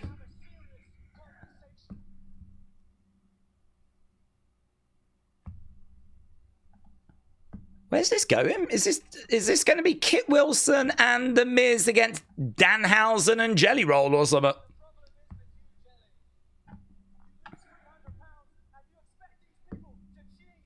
£300. It was £250 a moment ago. Did he just lose £50 in like 2 minutes?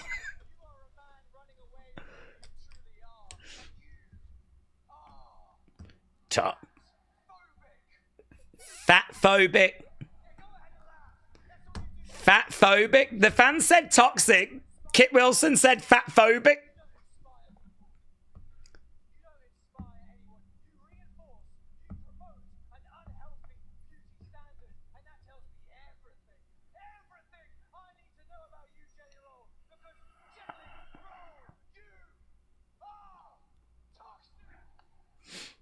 Okay, now Jelly Roll's getting in the face of Kit Wilson.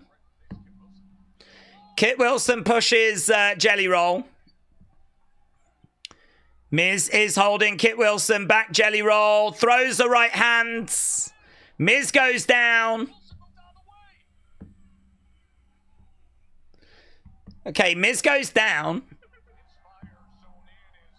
Well, it looks like Jelly has got a problem with Kit Wilson and The Miz.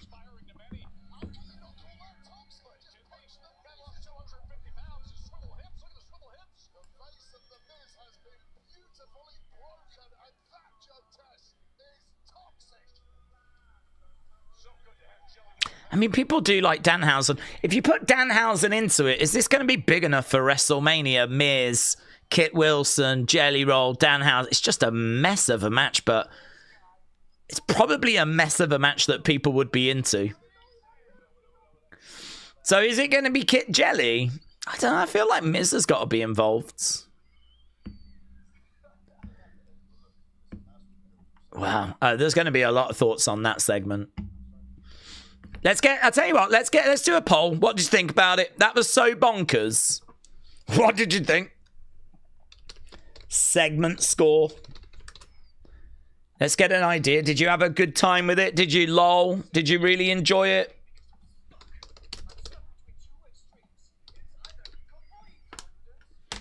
Okay, we got Elia and Carmelo right now. Get your thoughts in. I'm really genuinely interested as to what you thought about that segment.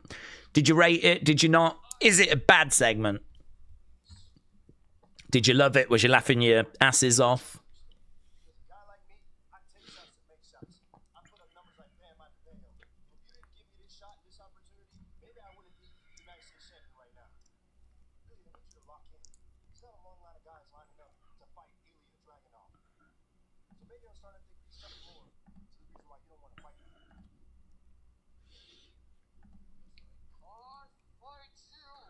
I can't fight you. Because I'm fighting myself.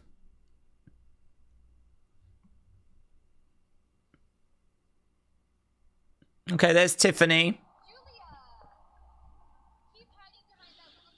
Here's Chelsea. That's pretty fun.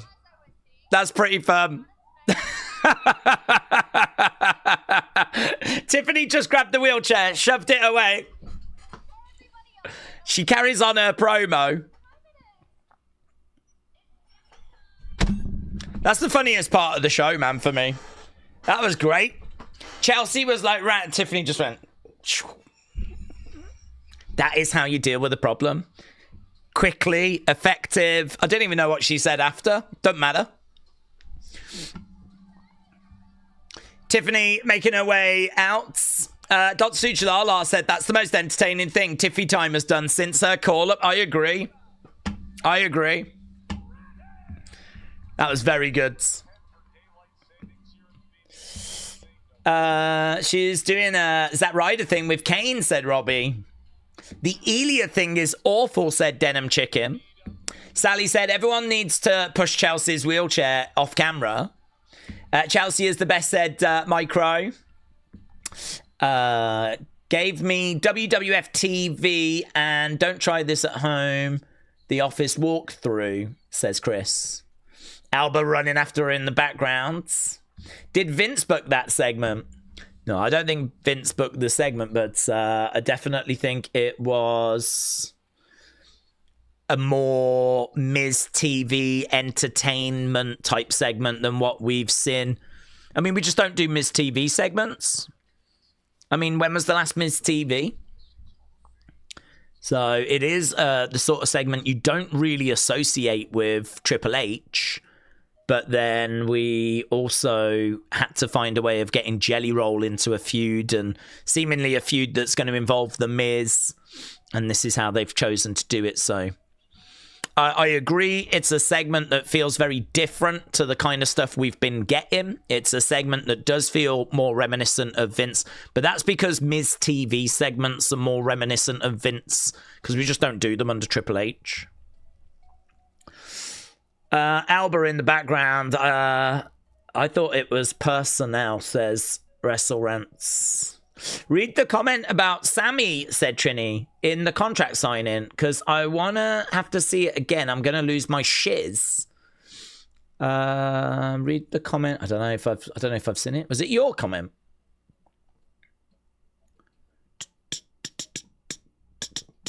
I don't know if I can see a comment. Football Talk said, remember when Drew quit on Raw in the build-up to the Punk feud? Honestly, when is Triple H going to think of something new?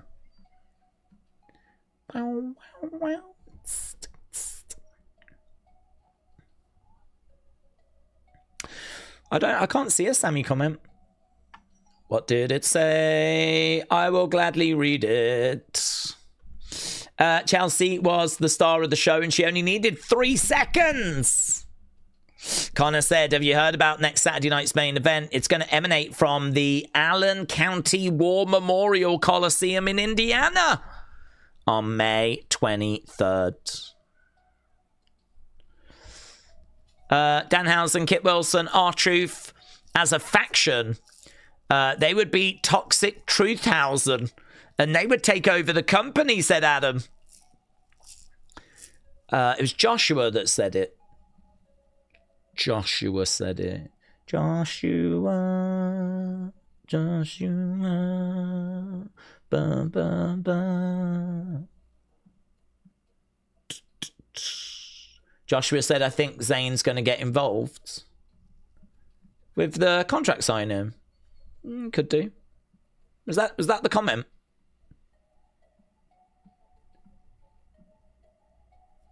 He could do, yeah. I mean, we've seen him around Cody for like 3 weeks now, and he's been crashing out. I mean, there's no reports of him being involved in the match at Mania. I think there's a chance Drew gets involved in that main event segment. Jacob could get involved. I think Drew could get involved. Jacob could take out Drew. I don't actually know where we're going with Sammy. He did have that little confrontation with Aleister Black right at the end of that segment. But yeah, I mean, the past 3 weeks he's been around Cody, so yeah, he could get involved. I am not expecting him to get added to the Mania match, though. There's not been any reports of that happening.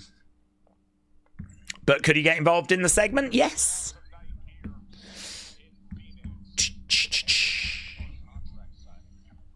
Okay, we're back from commercial break.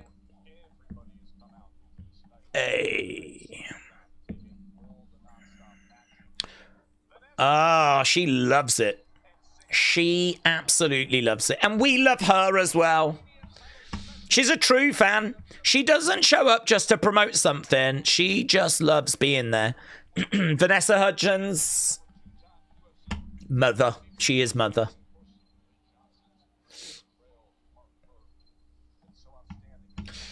Okay, Mark Kerr is in the crowds. Okay, we're backstage with Miz and Kit.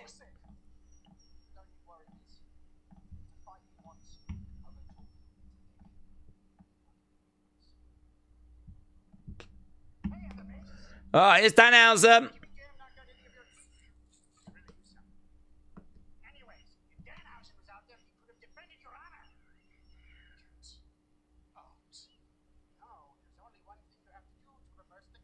Oh, what is it? Oh, he's gone again. So is he going to stay cursed? I don't understand. Does that curse last forever then? Is Miz just going to keep having bad luck until he agrees to be Danhausen's mentor? I don't know. I don't know how the curses work.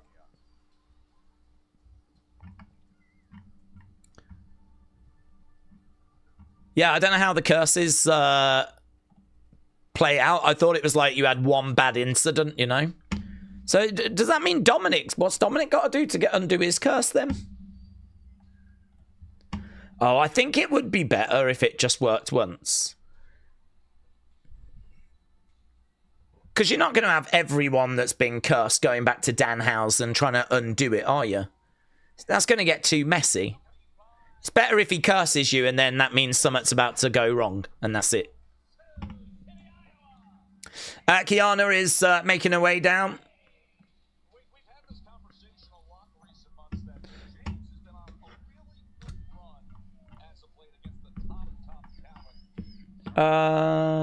David said, Danhausen put him on play-by-play commentary for the whole 3 hours. Let's go. Daze, have we heard the news that they've got hopes about Stone Cold on Monday? Yes, I did. 316 day. So they are hoping that he'll make an appearance for that. It'd be great if he does. Football talk. Michael said, the only thing I see working with Danhausen is a Crypt Keeper Paul Bearer talk show like segment. That could be fun. Do you remember that? Was it Jake the Snake's talk show that was like Stone? Oh, I'll have to have a look. See if I can find it.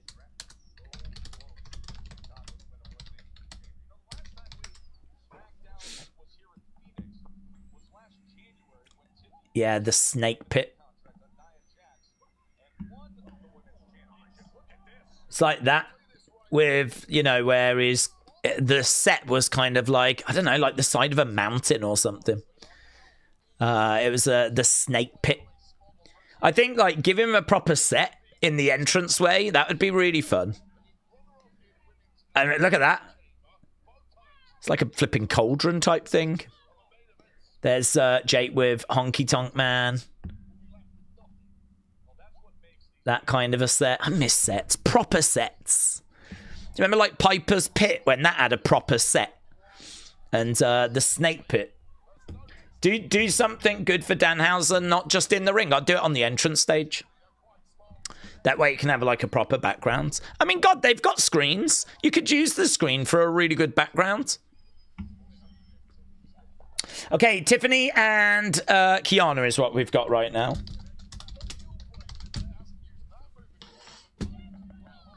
Okay, back into the side of the ring.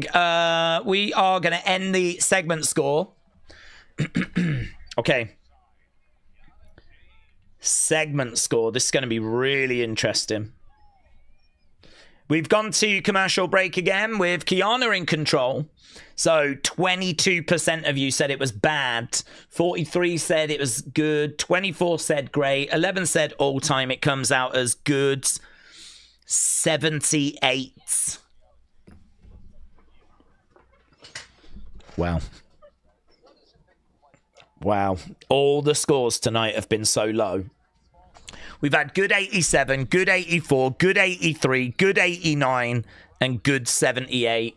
So far, nothing really tonight is landing.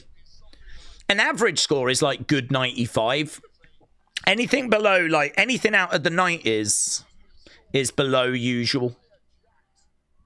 So, yeah, with just 50 minutes to go. Not brilliant. Okay, Kiana throwing in a big shot. Daze, thoughts on Sammy Alistair at Mania? We've left it quite late.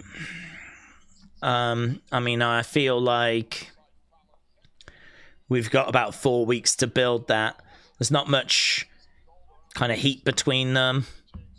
It's just Alistair kind of popping up and just saying a few things. Sammy kind of crashing out. Just feels like a side quest.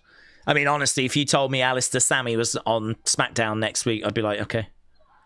That's the level it feels right now. So, sort of hard to care. Okay, Tiffany gets thrown to the outsides. I mean, look, we've got a few weeks. Can we build it? Make it something good? Yeah, maybe. Sure.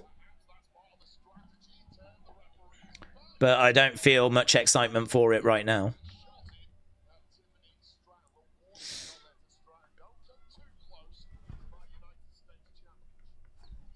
Okay, Tiffany getting back in the ring.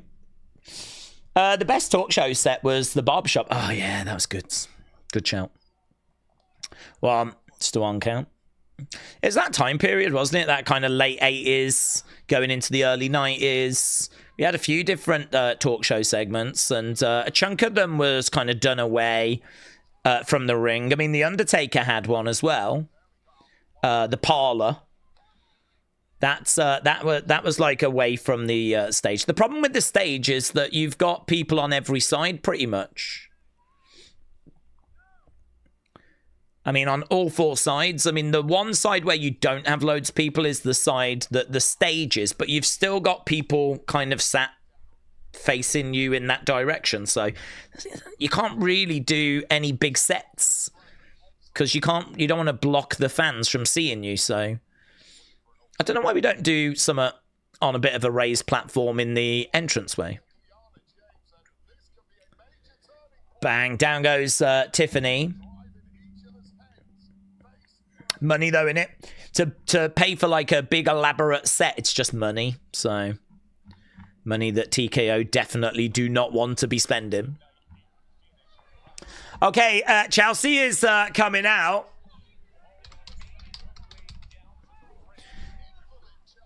Chelsea Green making her way out down to the ring. She is watching on as we're back from commercial break. Tiffany with some clotheslines going through in the corner. Bang. Kiana goes down. Kick out by Kiana. Tiffany in control. Chelsea watching on as the crowd are chanting her name.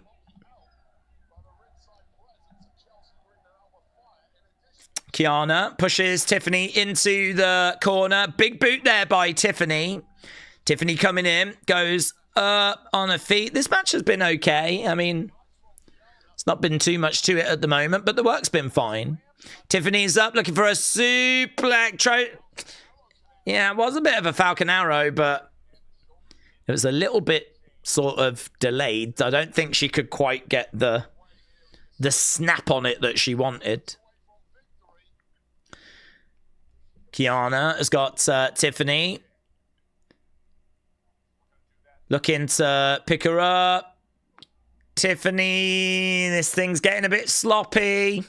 Feel like I spoke too soon. I was like, the work's been good, and then there's just been a couple of moments there that have just got a little sloppy. Julia grabbing Kiana, pulling her out the ring. She just prevented the prettiest moonsault. Tiffany against the ropes. Goes through the ropes, lands on Kiana. Chelsea is getting up. What has she got? What is that? What is it? Is it a wrench? Chelsea gets pushed by Julia. Julia getting right in the face of Alba. Back in the ring goes Kiana. Julia's jumping up. Julia grabbing a hold of Tiffany. Boots! Yeah, you can sort of see that they've got like some spots that they want to do, and it's like the girls are just trying to get into position for the spots. It just doesn't feel natural in places. There was quite a lot of like looking there, like, are you ready? Am I ready? Like getting into spot. Kiana clips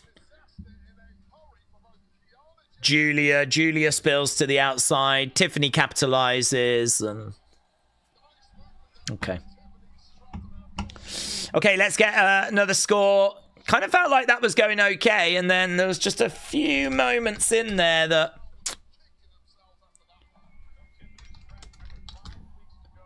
Chelsea's down, Julia's down.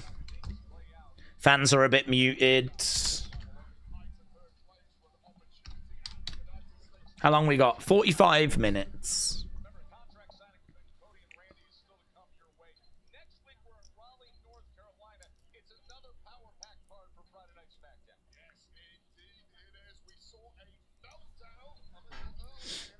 Okay. I wouldn't have pinned Kiana there. She's on a hot streak. I would have done that. A different finish, said Radiated Zombie. Who do you think's going to win? Jacob or Trick? Well, there could be shenanigans. I mean, there could be outside interferences, distractions. I mean, Drew could make his presence felt. Drew could make his presence felt in the main event. I think Jacob needs it more because he's involved in big story, top of the cards. But, I mean, it could end up being a no finish. It could be a double count out. It could be a no contest. Not sure they want to give Trick a loss.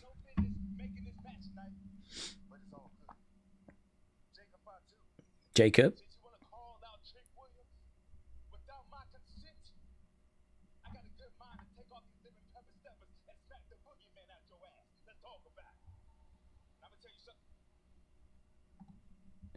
Here's Sammy.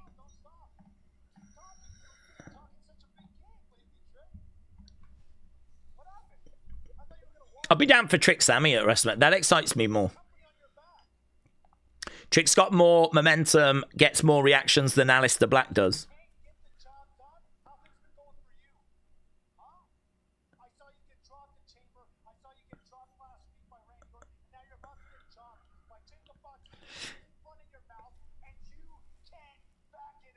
You keep running your mouth and you can't back it up.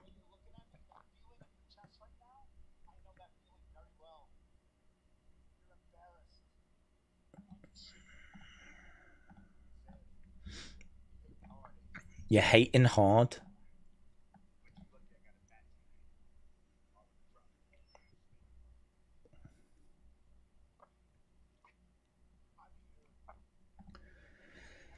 Okay, so Trick says, you're lucky I've got a match, otherwise I would drop you right now.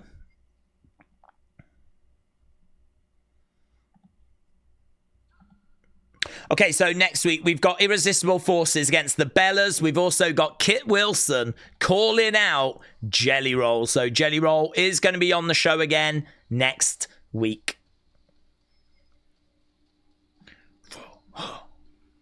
Okay, Daze, Trick and Jacob have been hyped as future stars, but what does it matter where they're about to have a match? And honestly, does anyone care when Punk and Cena were the ages they were cooking? Hang on, let me try and break this down. Trick and Jacob have been hyped as future stars, yes.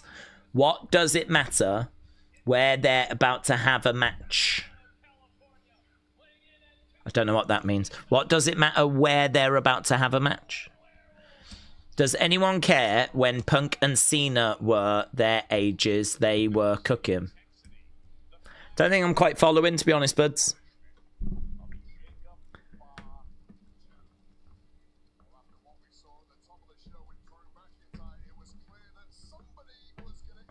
I don't follow. I'm trying to piece it together, but it's not clicking. I mean, what I will say is Trick and Jacob are hyped as future stars, same as Oba. There's quite a few, actually, that people are, you know, kind of looking at. Obviously, we know they're trying to push Bron Breakker as well. It just takes a long time to build people. I mean, you've got to give them wins and build their credibility and, you know, keep that momentum going. The other thing as well, like, if you look at Cena, I mean, when Cena first started, he came in as the prototype. It's a myth to think that he just hit the ground running and was winning all the time and everyone was loving him. And, you know, he came in as prototype and they were close to cutting him because it just, you know, it just wasn't clicking. And then, as everyone knows, he was rapping in the back of a bus and Stephanie heard it and she's like, you should do that on the show. And then that is what saved his career. So even like the GOAT had to go through like a very difficult start. Same with The Rock. I mean, we all know Die Rocky Die, Rocky Maivia. People hated it, hated him. And you can go with Stone Cold, who came in as the ringmaster. I mean, actually, a lot of the big stars, when they first came in, really struggled to connect with the fans. Look at Roman getting the reaction he got after he won the Royal Rumble in 2015. So I think for me, yes, Trick, Oba, like, they're future stars and they're people that you can pull the trigger on whenever you want to. But what does that look like? Well, that looks like them getting wins, getting momentum, building towards a championship, a world title, something along those lines.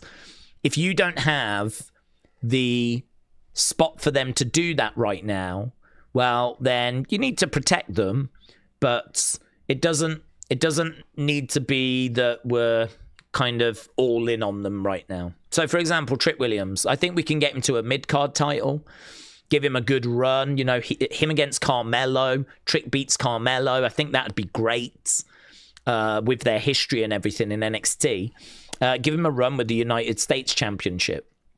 And, you know, when it's time for him to then take that next step, then, of course, you know, you start building him. He gets wins over bigger names, more credible names. If that's not now, then it's okay for him to suffer the odd loss against a Jacob or whoever, because we're not trying to get that kind of, you know, momentum for him to a title right now. I mean, the thing with wrestling fans is they want something which we already know might not be happening. So, for example, people might want Trick to win this next match because they want him to get to a world title. But WWE might already know this is not the year that's going to happen. So, as a result, they know it's okay for Trick to take a loss, because when it is time for Trick to get to a world title, well, then we will book him the way that you would like him to be booked. But the truth is, WWE might already know we don't have plans for Trick at that level. We've got so many people around the titles. You know, we've just freed up Finn Balor. You know, you got CM Punk, you got Finn Balor. Maybe we want to move with Oba before we move with Trick. You know, maybe we want to give Brock one last run with the belt. Perhaps we want to give Randy another run with the belt. Perhaps the noise around Drew means he gets another opportunity. Perhaps we want to do something with Sammy. Perhaps we want to do something with LA Knight. Can we fit Trick into the world title picture this year? Maybe not. Perhaps it's too full. There's a lot of very good options. WWE's roster is very strong. So, yes, they are future stars. Trick's a future star. Jacob's a future star. Are either going to get world titles this year? Who knows? But, you know, I think WWE will hopefully have an idea as to kind of what they want to do for SummerSlam. I'm sure those plans will change, but they'll have probably a penciled idea as to where they're going. So, yeah, I mean, this is the disconnect, isn't it? WWE will have an idea as to where they want to go. The fans don't know at this stage. They'll be hoping that Oba wins and Trick wins and they get that momentum going. It just might not be a problem at the moment, because we just might not need them at that level at the moment. This is a guy that could be at that level, though, and that person is Jacob. He's kind of finding himself in the conversation. There was a point where we thought he might get into the WrestleMania main event. Okay, Jacob's in the ring. Trick about to come out. Okay, David said, oh my God, Jelly Roll Nails at Mania. Is Nails still with us? Is Nails still alive? He might be. I mean, Vince is gone now, so we could always bring him back. Yes, he is. He is still alive. Bring him back. Bring him back. He was voted the 78th best wrestler by PWI in 1992. That has to count for something. RJ Madmat said, for the Penguins, we put those tariffs on. Well, they deserve it, to be honest. I was not against them getting their comeuppance. They've had it too easy for too long. So, RG Madma, I think we can all agree that was the right move. Sean Wyatt, shout out to you, my friend. Firing in some Wrestling Days gifted memberships. Thank you, my friends. Sean as well. Let me read this message out. Appreciate the support, bud. I am now subscribed to your channel. Wyatt6, American Nightmare Crow. Shout out to you, my friends. You see, you've got a playlist of music, which I do as well. But I don't have as many songs in mine as you've got in yours. But anyway, Daze, long time. Thanks for all the streams. I think WWE is going to pull a swerve at Mania. Maybe we get a countdown clock, and on Raw, we get the reveal of Jericho. Well, that would be fantastic. I mean, Jericho coming back would be a real refresh to the landscape, because you bring back a legend like that, and a legend that's been away since, 2018, 2019? It's certainly been a long time now. It's like 7-8 years. I mean, the landscape is different. Bringing him back and all the different matches that you can do. We know that he's getting more and more limited as time goes by, of course. Wrestlers do as they get older, but you can still do some PLE matches, put him in some tag matches on Raw, SmackDown, put him in a faction. Still loads of stuff you can do with Jericho. He's still a very creative individual as well. A true legend that connects all the way back to the Attitude Era. It'd be a big person to bring back, yeah. That would be very exciting. Obviously, we don't know when he's going to be free from AEW. Certainly doesn't feel like he's looking to re-sign with AEW. Kind of feels like once this contract that's frozen at the moment expires, should be available then, so... Yeah, I hope you're right, buds. I'll be very excited if that's what we end up getting. We were kind of hoping it would be the Rumble, but it wasn't to be. I think as soon as he comes off that AEW roster page, there'll be a lot of excitement then. That's when things will get really exciting. But whilst he's on that AEW roster page, I think people are going to kind of keep their feelings in check. Right. Okay, we are underway with Jacob and Trick at the moment. We just had Kiana in action against Tiffany, and you lot scored it good 85. The in-ring tonight has been absolutely atrocious. Okay, Trick over in the corner. Charges in. Clothesline there by Jacob. Senton's down. Goes over against the ropes. Bang. Lovely work.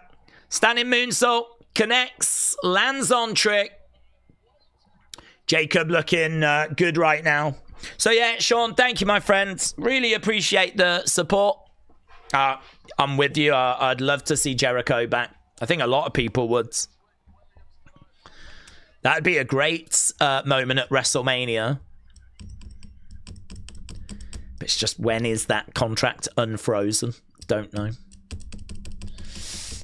This match is going to make SmackDown better, said Jesse. Daze, would you prefer Jericho to Raw or SmackDown? Don't think it matters. I mean, I think he would be a face. The fans would be with him at the start. You could turn him heel. I think he'd be a face. He's probably not the monster heel that we need.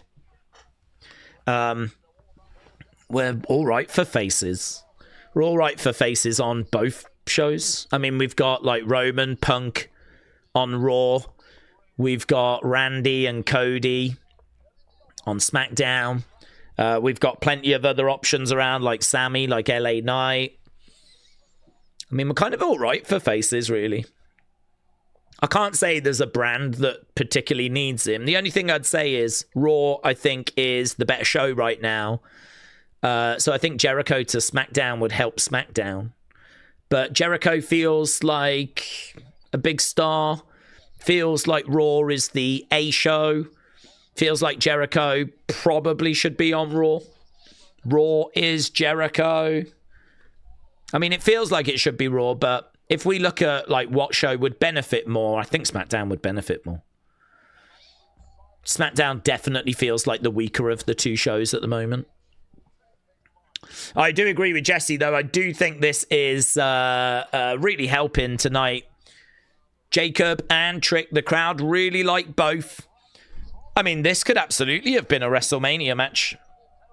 If the build for this had been good.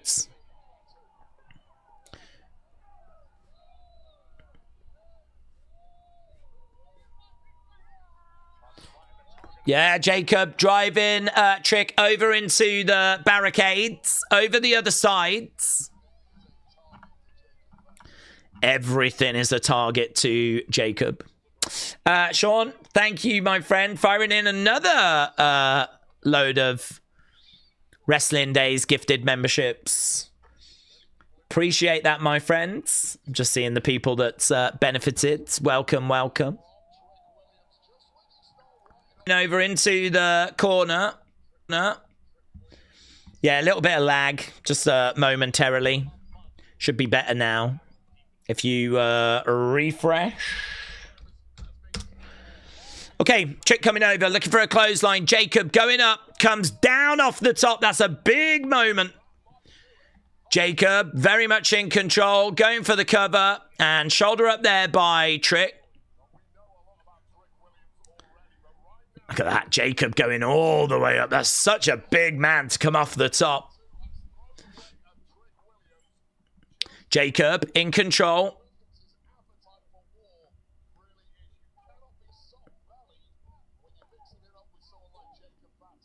Oh, it looks like there's a good Danhausen clip. He's bumped into the Bellas. He said, I get what's going on here. Clones. So there's a little backstage clip of Danhausen.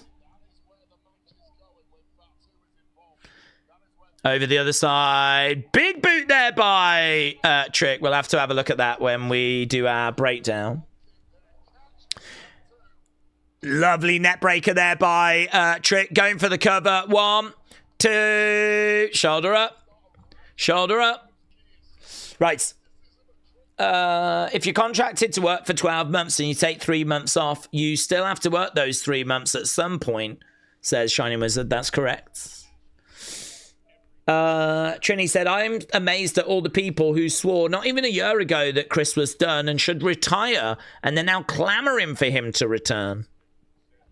Well, I think that he is obviously getting more limited in the ring. There is a bit of a concern that he is going to struggle in ring-wise. I genuinely don't know where we are with him because I haven't watched him since 2023.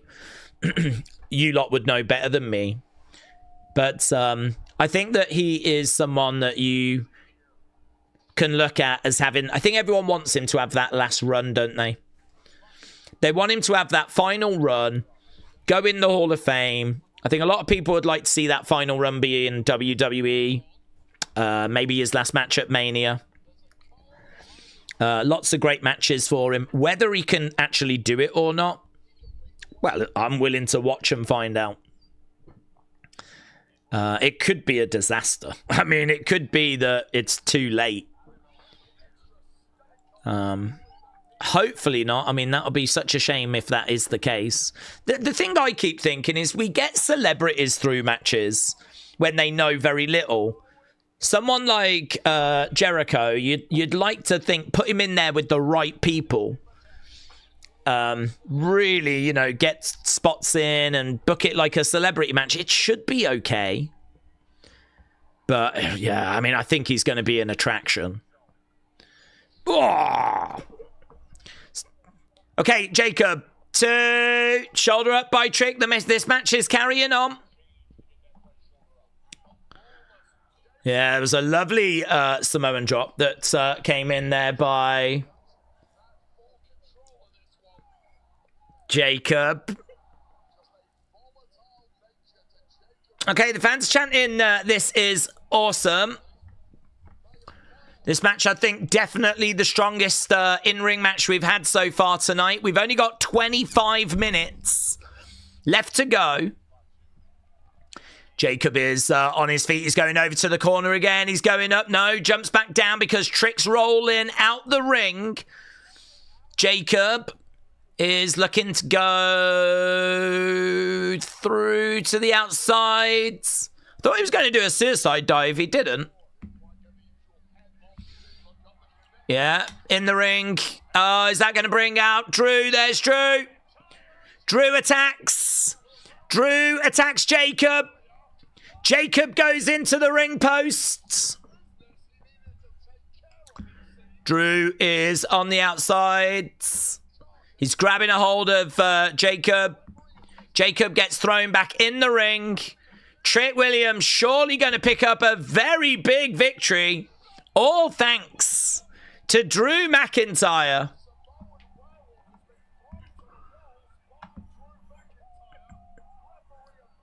Well, here we go.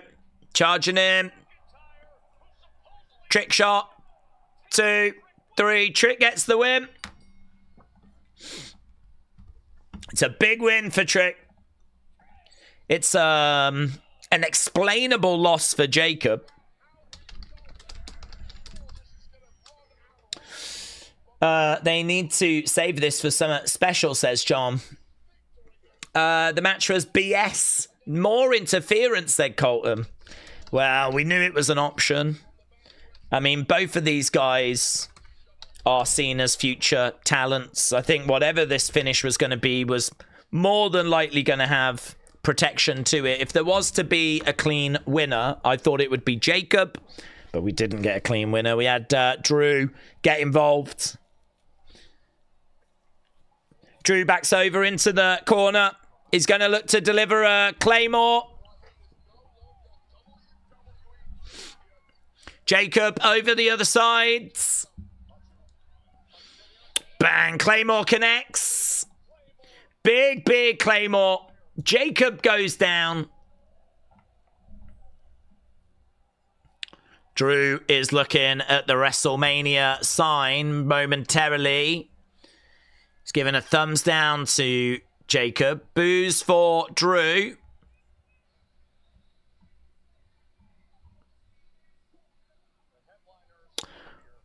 Okay, coming up next, the contract signing, and this should be good. This should be really interesting. I don't think we're going to get Drew now that we just had him. Okay, big final segment coming up. 20 minutes left. EST Blue Zotic. Shout out to you, my friends. Appreciate it. Firing in a couple of Wrestling Days gifted memberships, which is so kind. I think that's so generous. Shout out to you, buds. Bentron said, that was a quick cutaway. Well, I wonder if we're just a little bit behind. I mean, we got 20 minutes. We've probably got another 50 ads to squeeze in. I could believe that it's just quick. Go. Okay. Mayor Pete said, but Drew quit. How can they just let him back in the ring? It's true. It's true. I mean, basically, that's a fan attack. Ronnie said, Nick Aldis is a joke. He puts this on himself. The whole Drew situation, if he would stop pushing the indie buddies and be an honest and fair GM, then Drew would be in the main event as he deserves, says Ronnie. Word Life Cena fan said, Daze, as of 2025, Tokyo is ranked as the world's richest city with a nominal gross domestic product of 2.5 trillion. Japan should bid for Mania at some point. Yes, I would love that. I mean, I think it is popular in Japan, but obviously they've got a very healthy domestic market with, you know, New Japan in particular. All Japan as well. Noah, Dragon Gate still around. Stardom's over there. You know, they've got a very vibrant domestic wrestling scene. WWE has been over, obviously, and done shows over there. We've done a Raw over there. We did Beast in the East back in 2015 over there. But, yeah, I mean, we've never done like a Mania or a SummerSlam or a Rumble or anything along those lines. Actually, don't know. I don't know how. I mean, WWE historically have not really wanted to do those shows outside of North America, because obviously North America's their big audience. So if you start going to different countries, you start messing with the start times and everything. Like, so WWE hasn't really wanted to do that, but under TKO, they seem a bit more open to doing international shows. So whether they would get a Mania or anything like that, I mean, the answer is yes if they spend the money. Whether Japan want that, I don't know. I've never heard of anything. I've never heard of them wanting it. I've never heard of them bidding for it. I've never heard of that. So, one day, I'm sure we could. My final boomer said, my hubby and I are in a debate. What is the better sandwich? Is it Miracle Whip or Hellman's Mayo? Final boomer, thank you. Asking the big questions. We'll see what answers come back for you. Stephen said, Daze, tonight's show has been a good one. I know that Drew quit once and then turned up again. I can see Jelly Roll in a Mania match. I'm hoping for an Ipswich win later. There's only 10 games to go. Well, good luck. I got to admit, I am obviously hoping Man United do well, but I'm also keeping an eye on Tottenham because there is an emerging story that Tottenham could get relegated, and I kind of want it to happen just because it would be a big thing, be a big talking point. So kind of want it to happen. So yeah, there's a few things I'll be keeping an eye out for this weekend. I hope Ipswich do well. Roman Reigns SCN said Drew quit earlier at the beginning of the show and then a few hours later came back and must have signed a new deal. So congratulations to Drew McIntyre. Very pleased for him. Okay, big final segment coming up. I do not have a flipping thumbnail. I never believed that Drew was quitting. I don't think really anyone did. But yes, we're in a situation where now we have hopefully what is going to be the thumbnail. Whatever is going to come out of this segment, it could be juicy. The table is in the ring. We're having mic problems tonight. Here's Nick Aldis. Drew McIntyre. I guess you didn't quit.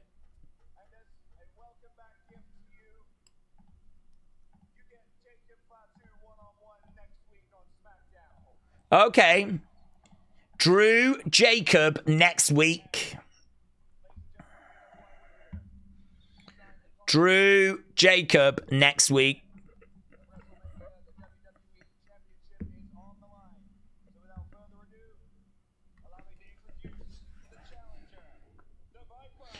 Okay, Randy coming out.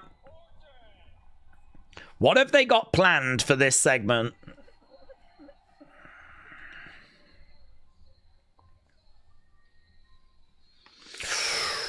Little bit down on that last match as well.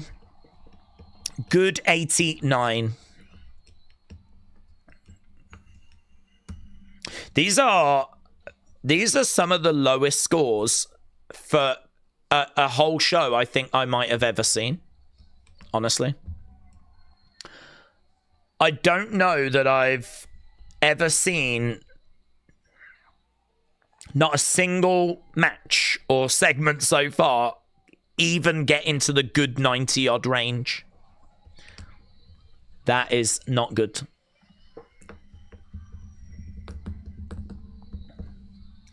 Okay, Randy making his way down. He's wearing a shirt that says RKO everyone.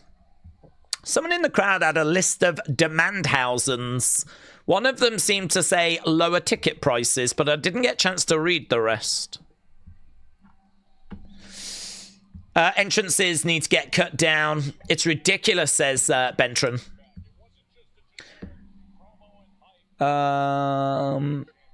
Drew won't be in this segment, said Bradley. No, probably not. Not since we just saw him.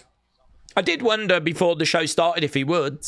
Kind of felt like he might still have a few things he wants to get off his chest, but they have seemingly moved him away from this and into a feud with Jacob.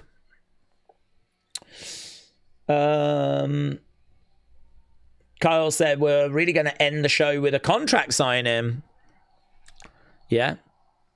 I mean, to be honest, we have been doing that recently. If you look at how Raw's been ending, it ended 2 weeks ago with the CM Punk and Roman promo.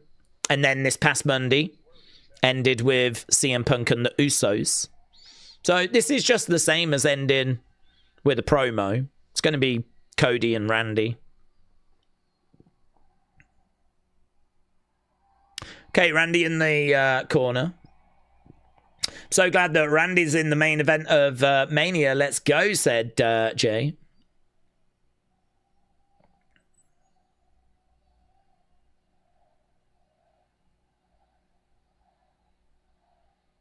Okay, Randy looking out at the fans, and the fans are chanting his name.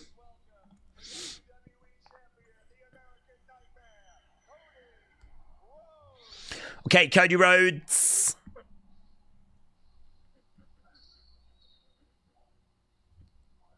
Let's listen to the reaction here. We haven't seen Cody tonight. I mean, he's sounds initially positive.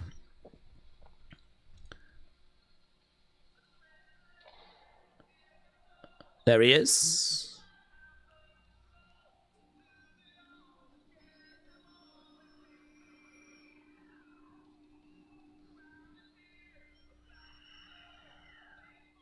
Do you know, I read a story about Cody, and I thought it was really interesting, right? It was, we've mentioned it before. So I think it was, I don't know if it was Saudi Arabia, or no, it was Germany. And they showed a picture of Cody before the show started, and the crowd were booing. And Bobby Roode went up to Cody and went, look, they've just shown a picture of you. Crowd are booing. Think we've got an away game today. Yeah. Means like this crowd is not a home crowd. Yeah. It's a, which is another way of linking it to a sports team, right? Like we were talking earlier. This is going to be an away game for you. Yeah. And it just makes me think, like, I wonder if they do that on purpose before the shows. Like, show pictures of the big stars. See what the reaction is from the crowds. And then you can sort of prepare accordingly, you know? Like, you don't have to go out there like Cody is here, shocked that the crowd are going to be negative or whatever. Like, if you show a picture of Rhea earlier in the night before the show starts, like, everyone, welcome to SmackDown. Tonight we've got Rhea Ripley. What's the reaction? Cody Rhodes. What's the reaction? Randy Orton. What's the reaction?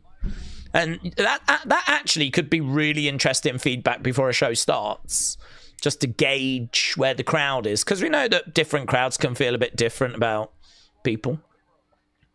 Not all these crowds always react the way that's that you intend.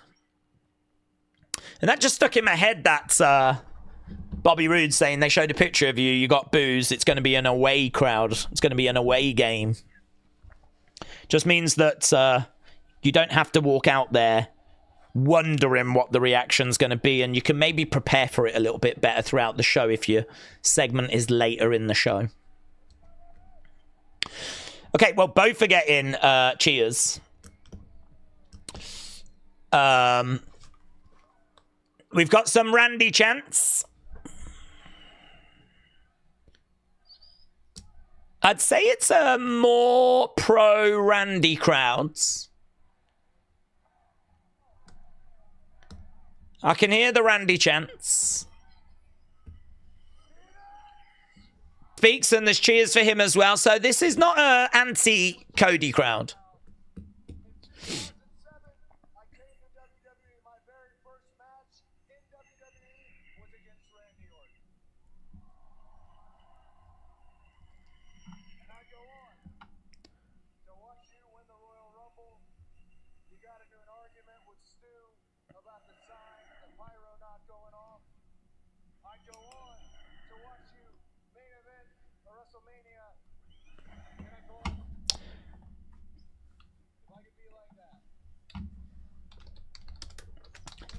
They're both sat on the same side of the table, which is not the kind of thing you tend to see. Tend to have them either end of the table, but they're such good friends that... You know.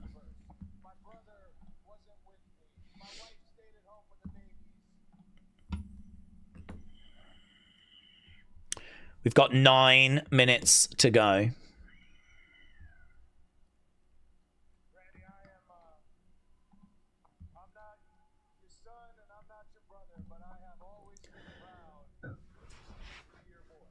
I'm not your son, I'm not your brother, but I've always been proud to be your boy. Cody kisses the pen, signs the contracts. Cody doesn't have really anything to say other than I love you, I respect you. We've had many memories together. Imagine if Randy goes, yeah, mate, it's going to be fun. Yeah. Okay, thanks, everyone. Bye. Randy picks up the pen. He's got something to say. Cody applauds. Okay, yeah, you say what you need to say. He's probably expecting something nice in return.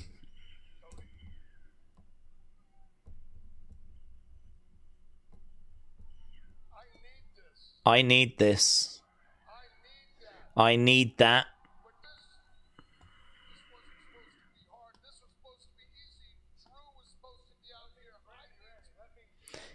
Drew was supposed to be out here. This wasn't meant to be hard, says Randy.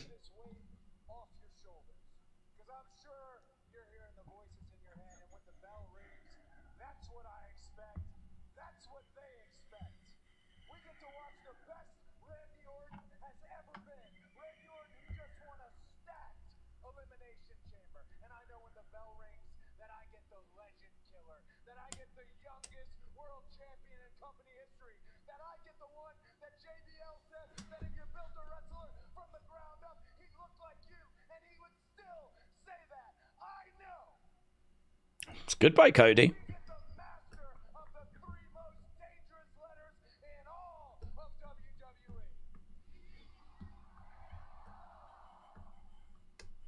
Cody says, I know what I get when that bell rings. And after the main event of WrestleMania, when the last bell rings, I want you to know, I will always love you. I want you to know I will always love you.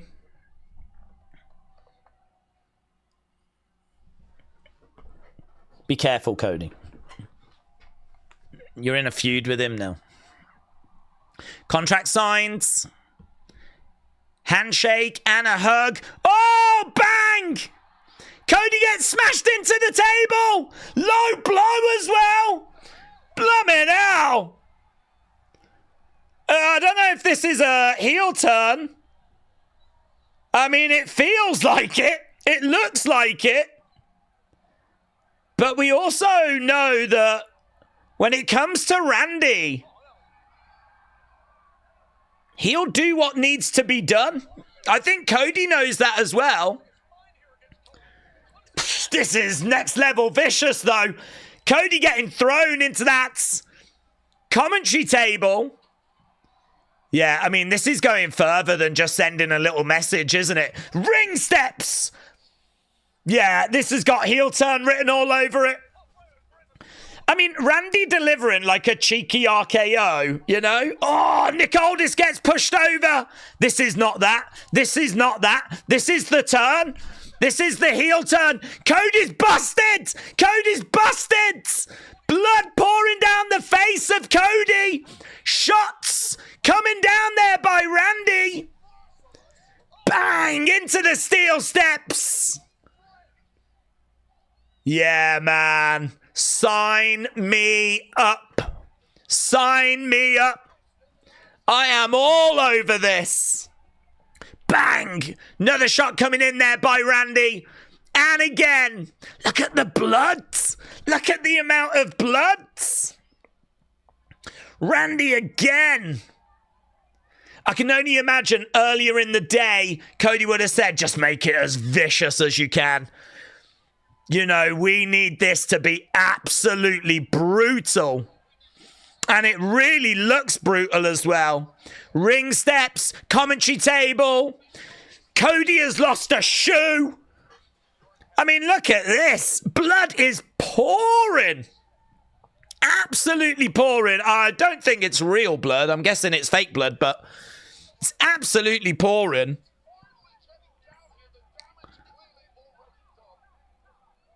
Look at this. Look at the reaction as well. People are shocked. I mean, he's got Cody's head kind of in those ring step. Jelly Roll comes out. What are you doing, Jelly Roll? Yeah, just to get some extra heat. This is meant to be like, they're meant to be brothers. He pushes Jelly Roll. Just kind of reinforces that he's lost his mind. Randy has lost his mind. Great segment. Fantastic segment. We absolutely just shifted gears on this.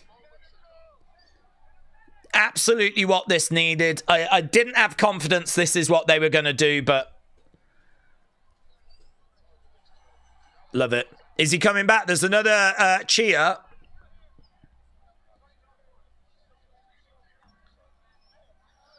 Nick Aldis just having a look at Randy. I think he's just making sure that he goes.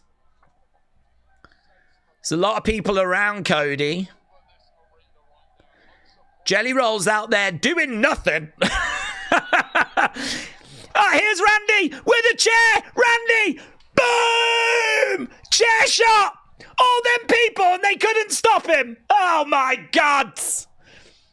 That is severe incompetence on WWE's part. That is a lawsuit. Right there. All them people. Randy with a chair. Boom. And look at that. I mean, he's got blood all over his arms. What an image. With the WrestleMania sign in the background. What an image. What a segment. So good. So good. Jesus Christ. Did they just put on a pretty mid-show knowing that we were going to get one of the most exciting endings of the year? It's like, yeah, it's all right. We'll have Jelly Roll in there with Kit Wilson. He'll be fine because we've got this sick ending lined up.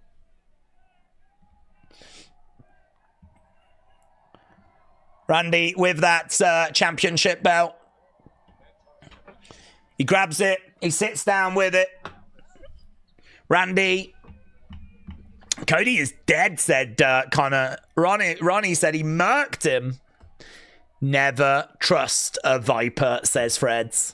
So good. Absolutely brilliant. Can't sing the praises of it enough. Love it. Love it. My excitement for this. I mean, Cody, Randy being heel. I would love to just thank everyone involved. And how brutal it was as well. Look at him just like tapping like, give him medical attention. What are you doing? We've just got a referee just dabbing Cody with a towel. Get the guy some medical attention. He's not going to know his name right now. Plumb it now. Here we go. Here we go, sweet prince. Here we go, golden boy. Let's just dap this away, shall we? Everyone else, if you can just stand there doing nothing, yeah? Is that right? You reckon you can do that? Oh, mate. I wanted to know what my thumbnail was going to be. There you are. In the words of Uncle Howdy. In the words of Bray Wyatt. There you are. Honestly, when he first attacked him, I really thought that it was like a message of this isn't going to be that straightforward, you know? You might think that I'm only going to go after you when the bell rings, but you are in a feud with me now. And, you know, you can't be stupid enough to think that, you know, I'm just going to keep my actions to when the bell rings. So at first I thought, bit of a message. The longer it went on, though, the more it was like, oh, no, actually, he has full-blown turned heel here. There is no doubt about this now. Blummin' commentary table, ring steps, blood busting open, just absolutely murked him. Evening said, extraordinary. Pop said, do we think Randy's heel turn is similar to John's from last year? No. I think John's last year, it was done a different way. John's last year was a mistake because John was in his final year. People were buying tickets to say goodbye to John. We knew he was wrapping up in December. John's heel turn last year was just a way of kind of not... Triple H did an interview where he said, we wanted to do it because it was what if, you know? If we don't do it, will we always wonder what it would have looked like? So... I think that they were always doing the John turn. I believe that. I think that they brought The Rock in to do something exciting for Elimination Chamber. His idea was to turn Cody. They were like, we don't want to do that, but how about we turn John? But I believe they had the plan to turn John anyway. They just brought it forwards. Well, I think it was just a mistake to have John turn in his last year when people just want to say thank you and goodbye. So, no, I don't think this is similar. I think this one can work. I think this Randy turn can absolutely work. I think this was brutal, really brutal. I think it's got it off to a great start. Can't wait to see where we go next. My concern was that this was just not enough time for us to, between now and WrestleMania, get the heat in that we need. And in one segment, they went, well, actually, hold our beer, because we can achieve that. But in order to achieve it, you're going to have to do something really spectacular. And I genuinely think that is a really spectacular, really fantastic, really brutal final scene. I think that is, I cannot sing the praises of that enough. I think it's absolutely brilliant. I mean, look at this image right here. I mean, that is what this needed. It was going to have to be something on this level to get the heat into this feud that was needed. Did you have confidence they would go this far? The same creative team that gave us 2025 and seemed to constantly take the wrong option. Did we think we were going to get this sort of imagery? Because I was not confident of that. I think it's great. Your tribal chief one said, I'm down for a year-long desperate heel champ story. I have no problems with Randy Orton winning that belt at WrestleMania, getting number 15, and being a heel champion. We have got a lot of baby faces, not many monster heels. We've just gone and got ourselves a monster heel, which is what we've needed. Honestly, again, I have to say what we said the other week, which is the criticism is loud, but make sure the praise is as loud when it warrants it. And for me, this warrants it. I think this was fantastically executed. Big fan. Big thumbs up. It was a great ending to SmackDown, said Wrestling Fan. Let's get a poll up. Let's see if other people were as into it as what I was. Let's get the segment score. Segment score. We'll do a quick segment score. I do need to go to do the breakdown, of course. But let's get some segment scores up. Whilst you're doing that, I will set the breakdown up. Daze, people were still cheering and chanting for Orton. How does that help Cody? Especially when Randy is beloved as a heel or as a face. But they were both getting their support, weren't they? They were both being cheered. Randy was the one that was getting the chance. WWE will be hoping that they can shift that now. WWE will be hoping that this heel turn is going to be executed correctly, and they're going to hope that they can make Cody the more attractive option. So the answer to your question is we are now engaging on a Randy Orton heel run. It's going to be down to WWE to make that work. The fact that Randy was getting cheers when he came in should be irrelevant, considering we've just turned him heel. He's just viciously beaten down Cody.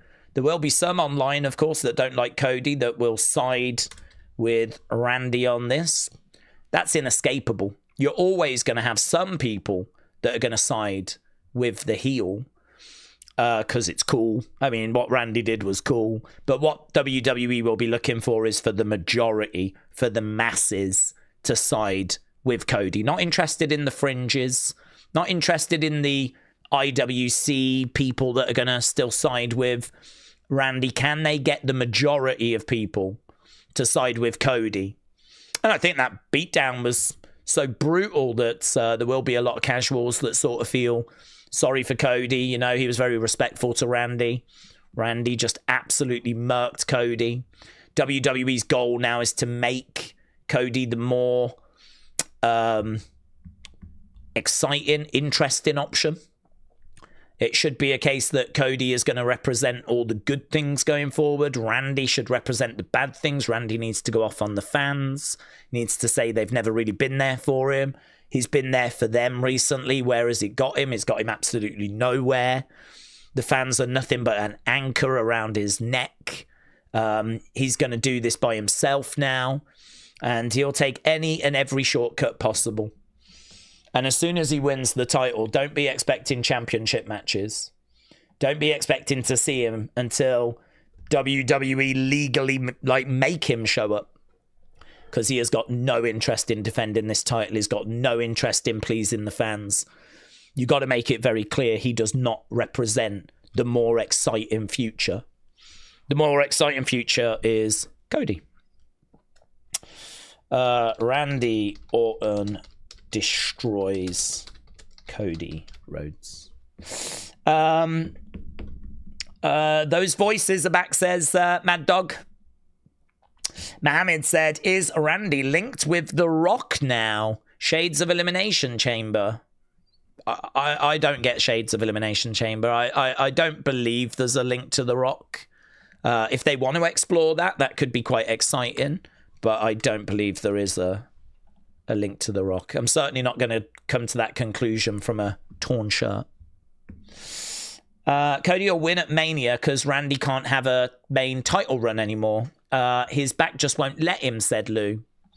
Well, I'd like to look at it personally. I mean, I would put the belt on Randy.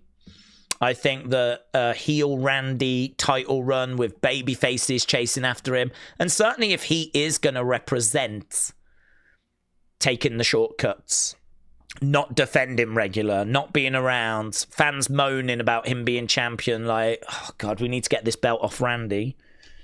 You know, you've got to make it so that the fans want the baby faces to get the win. And actually, you know, this was something that they did with Bloodline.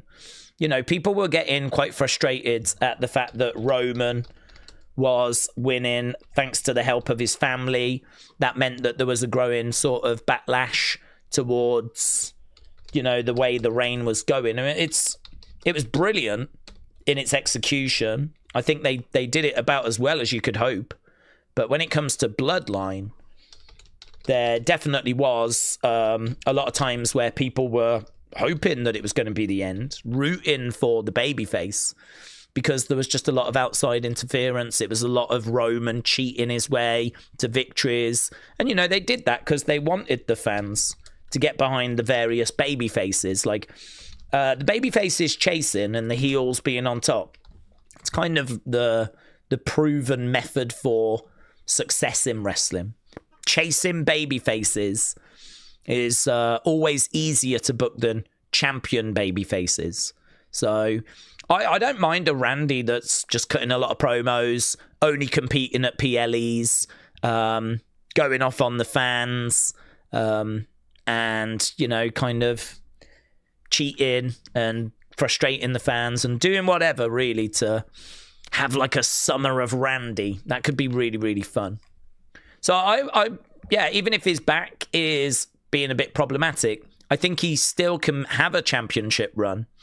I mean, look at Jade. She's defended once in like 4 months or whatever. I mean, even Randy could like try and get away with not defending every 30 odd days and actually have Nick Aldis, like, you know, go into him complaining and making him defend, and perhaps you could have like a few matches over the summer and then he drops it at SummerSlam. I think there's a way forwards. I really do. I think that I think he is a viable option to carry that belt throughout the summer. Randy should start a new legacy. Oh, that would be fun. That would be good. Do we think they should do the same with Punk Roman, turn one of them heel? No, the only problem with that is it might feel a bit too similar. Might feel a bit similar. Randy Orton's heel turn seems like a drastic measure to save WrestleMania. Turning Cody would have been more interesting. Sounds like Cena turn 2.0. Well, I disagree. There are some people that are saying it feels like a Cena turn. Doesn't feel that way to me. Do we think they should do the same? Oh, we read that one. Is it a crime that Randy went this long without a title? Well, I mean, he has been on the back burner for a long time, hasn't he? And he can use that now as a way of saying he's running out of time. Being there for the fans has done nothing for him, you know? It's done nothing for me. You lot, you know, supporting me has got me absolutely nowhere. Like, throw it back in their faces. Why do they keep putting Cody as a face in feuds when he gets booed? He didn't get booed, just. We were listening to the reaction. He didn't get boots. The crowd were with him.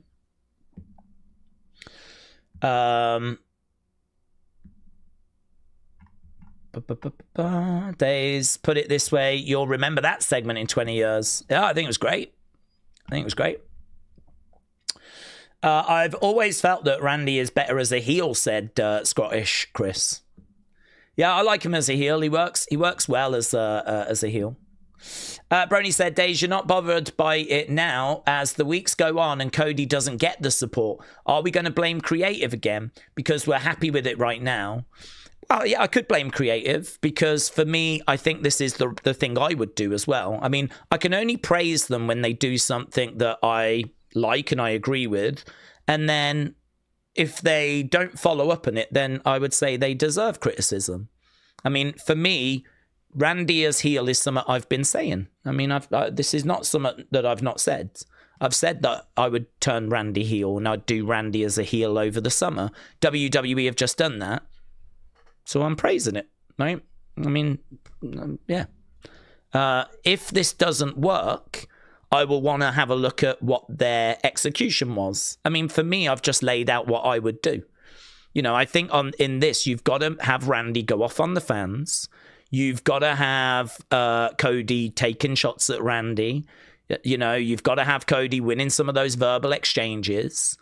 You've got to, have Randy getting annoyed and frustrated by Cody. Cody's got to seem like the more cooler option, the more exciting option. As I said, you got to lay out the fact that Cody is the person we should be rooting for. You've got to find a way of getting the fans to stay on his side. Like, Randy is the heel. This can go wrong. Absolutely it can go wrong, but anything can go wrong, yeah? A Cody heel turn could absolutely go wrong. So, in regards to this, it's a great start. They now need to follow up on making sure that what they do is not the same mistakes they did with Drew. Because with Drew, you had him cutting promos where he was saying things people agreed with. The stuff that Randy should be saying should be very selfish. It should not be points that people find themselves necessarily agreeing with. He shouldn't be this kind of heel that's saying stuff that you would expect from a babyface. Like, they're trying to hold me down, I'm constantly being overlooked. I mean, all those things from Drew, people were like, yeah, that's right. He is being overlooked. He does deserve better. He never got that run since the pandemic. So the thing with Drew is he's come out with a load of stuff people agree with. And that's not great, is it? Having a heel that the fans go, yeah, that's right.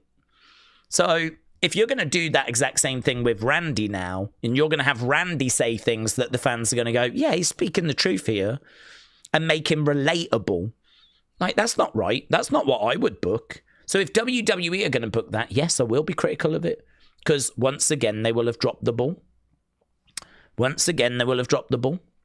I have to hope that they have learnt their lessons, and I have to hope that Randy, Cody are on the same page. We can get the heat on the heel.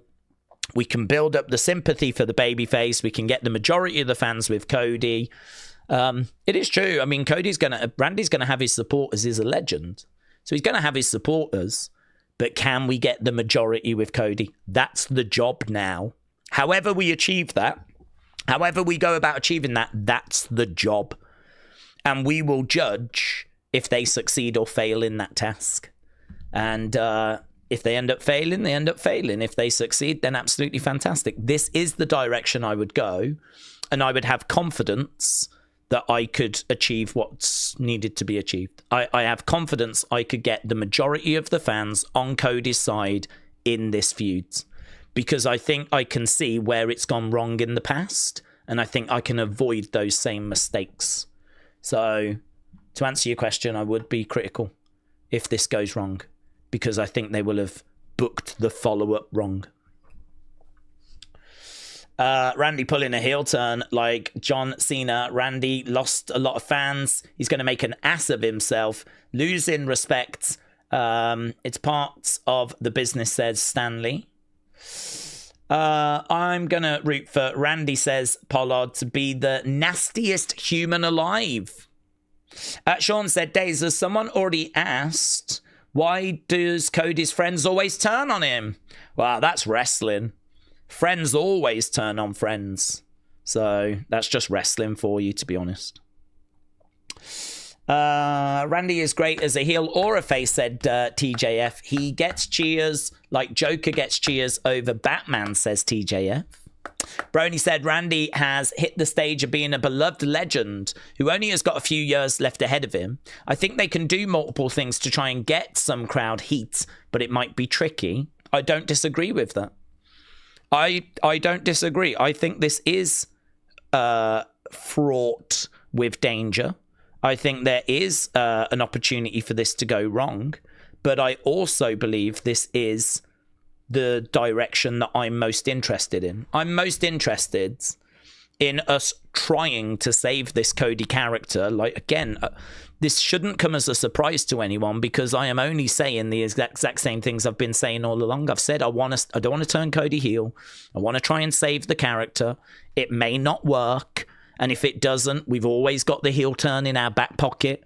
But I've got this as an option. Yeah, I've got this as an option to actually try and turn him heel later on if I need to. But I want to stick with, because I've just seen so many mistakes with the booking of Cody since WrestleMania 40 that it makes sense that why can we not try and book him properly? Why can't we try and book him the way that we always wanted him to be booked since WrestleMania 40? Is it too late in the day? We're going to find out. Can it be done at this stage? We're going to find out, right? I would try it. I like heel Randy. I like babyface Cody. I like what I've just seen. I'm very engaged in the story. You lot just scored that segment all-time 44%. But the job now is going to be to get the majority of fans to side with Cody. That's going to be the job. You are not going to get 100%. You are probably not going to get the IWC. Not interested. I'm only interested in, can we make sure when Cody comes out at WrestleMania, he ain't getting booed out the building, right? Can we make it so that it's 50-50 at worst for Cody, yeah? Have it go in there so that there's a good amount of support for him, even if there's a good amount of support for Randy as well, right? So that's what I would be looking for, and we've got the next 4 weeks to try and work towards that. So, yeah, it's going to have its challenges. Yeah, they've got a job on their hands. But, hey, if you can't do it, then don't be in that role. If you can't achieve what needs to be achieved, well, then creative is not for you, is it? This is the task. This is the job. Achieve it, right? If you're in creative, this is the kind of job that could be given to you. You might get sat down by Triple H and he might say, this is what I want. Can you go away and write it? You might not get to choose what the story is. You might get given a story and told to flesh it out. So this is creative. I could be in creative. Triple H could come to me and he could say, right, I'm turning Cody heel. I want you to write it. And so you have to go away and you might not agree with it, but you have to go and write it. Or he might say, I'm turning Randy heel. I'm going to keep Cody babyface. Can you go away and write it? And so you go away and write it. So this is the job. That's the task. Let's see how they do. Am I optimistic? I don't know. I mean, all I can say is that segment went way better than I thought they'd do. That segment was way better start than what I thought they was going to come up with. So if they can keep that kind of energy, I think it can be achieved. But we have to wait and see. That's going to make next week quite exciting as we see how this evolves. Right. Daze, do we think that Randy is still the one that attacked Jacob? Yes. I think that could definitely get revealed, which could, play into the future. Razor was the ultimate bad guy, said Word Life. Cena fan. Randy did say that he wanted Drew. It seems like Randy was trying to take Cody out of Mania, maybe get back to Drew Randy. Don't know. He said it would be easier with Drew. Maybe that could be part of the motivation. I don't know. I wouldn't go that way personally. because I think you're keeping Drew in the conversation. And if they're not going to put him in the match, I don't think he should be in the conversation. So I would be reluctant to kind of bring Drew into this story if he's not going to be in the match. And equally, I think it seems maybe a bit of a compassionate reason. Like, I'm going to attack you not because I hate you, but because I've got so much love for you that I just don't want to face you at WrestleMania. It's going to be easier for me to take that belt from someone else. But to be honest, he's got to face Cody because Cody's the champ, isn't he? So Cody would somehow have to lose the belt to Drew again, and that's not going to happen. So I don't think we can go that way, which is why I wouldn't use that as the reason anyway. What is Sammy's reaction going to be to that Randy turn? Well, that's an interesting point, actually, because Randy did say, didn't he? Randy did say about how he is... you sometimes got to do what needs to be done. Yeah, he said that to Sammy last week. Sammy was like, doesn't that make you a bad guy? He's like, don't know, but it does make me a 14-time champ. So, yeah, I'm sure Sammy is watching, and I'm sure there is some stuff he will take away from that. Robbie said, knowing how Triple H books, they might make Randy's actions reasonable and justifiable.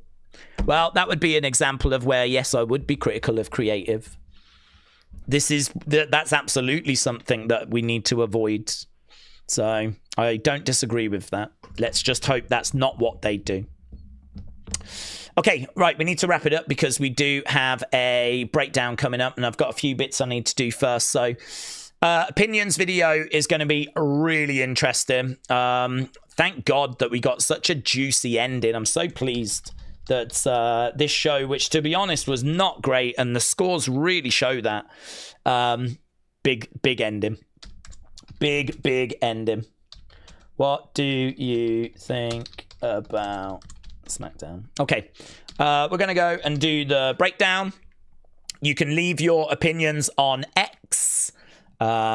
We're back tomorrow as well, which is really exciting. So we're back tomorrow. We're going to be all over AAA. So we're back tomorrow, and I'm sure we'll be obviously talking about this as well.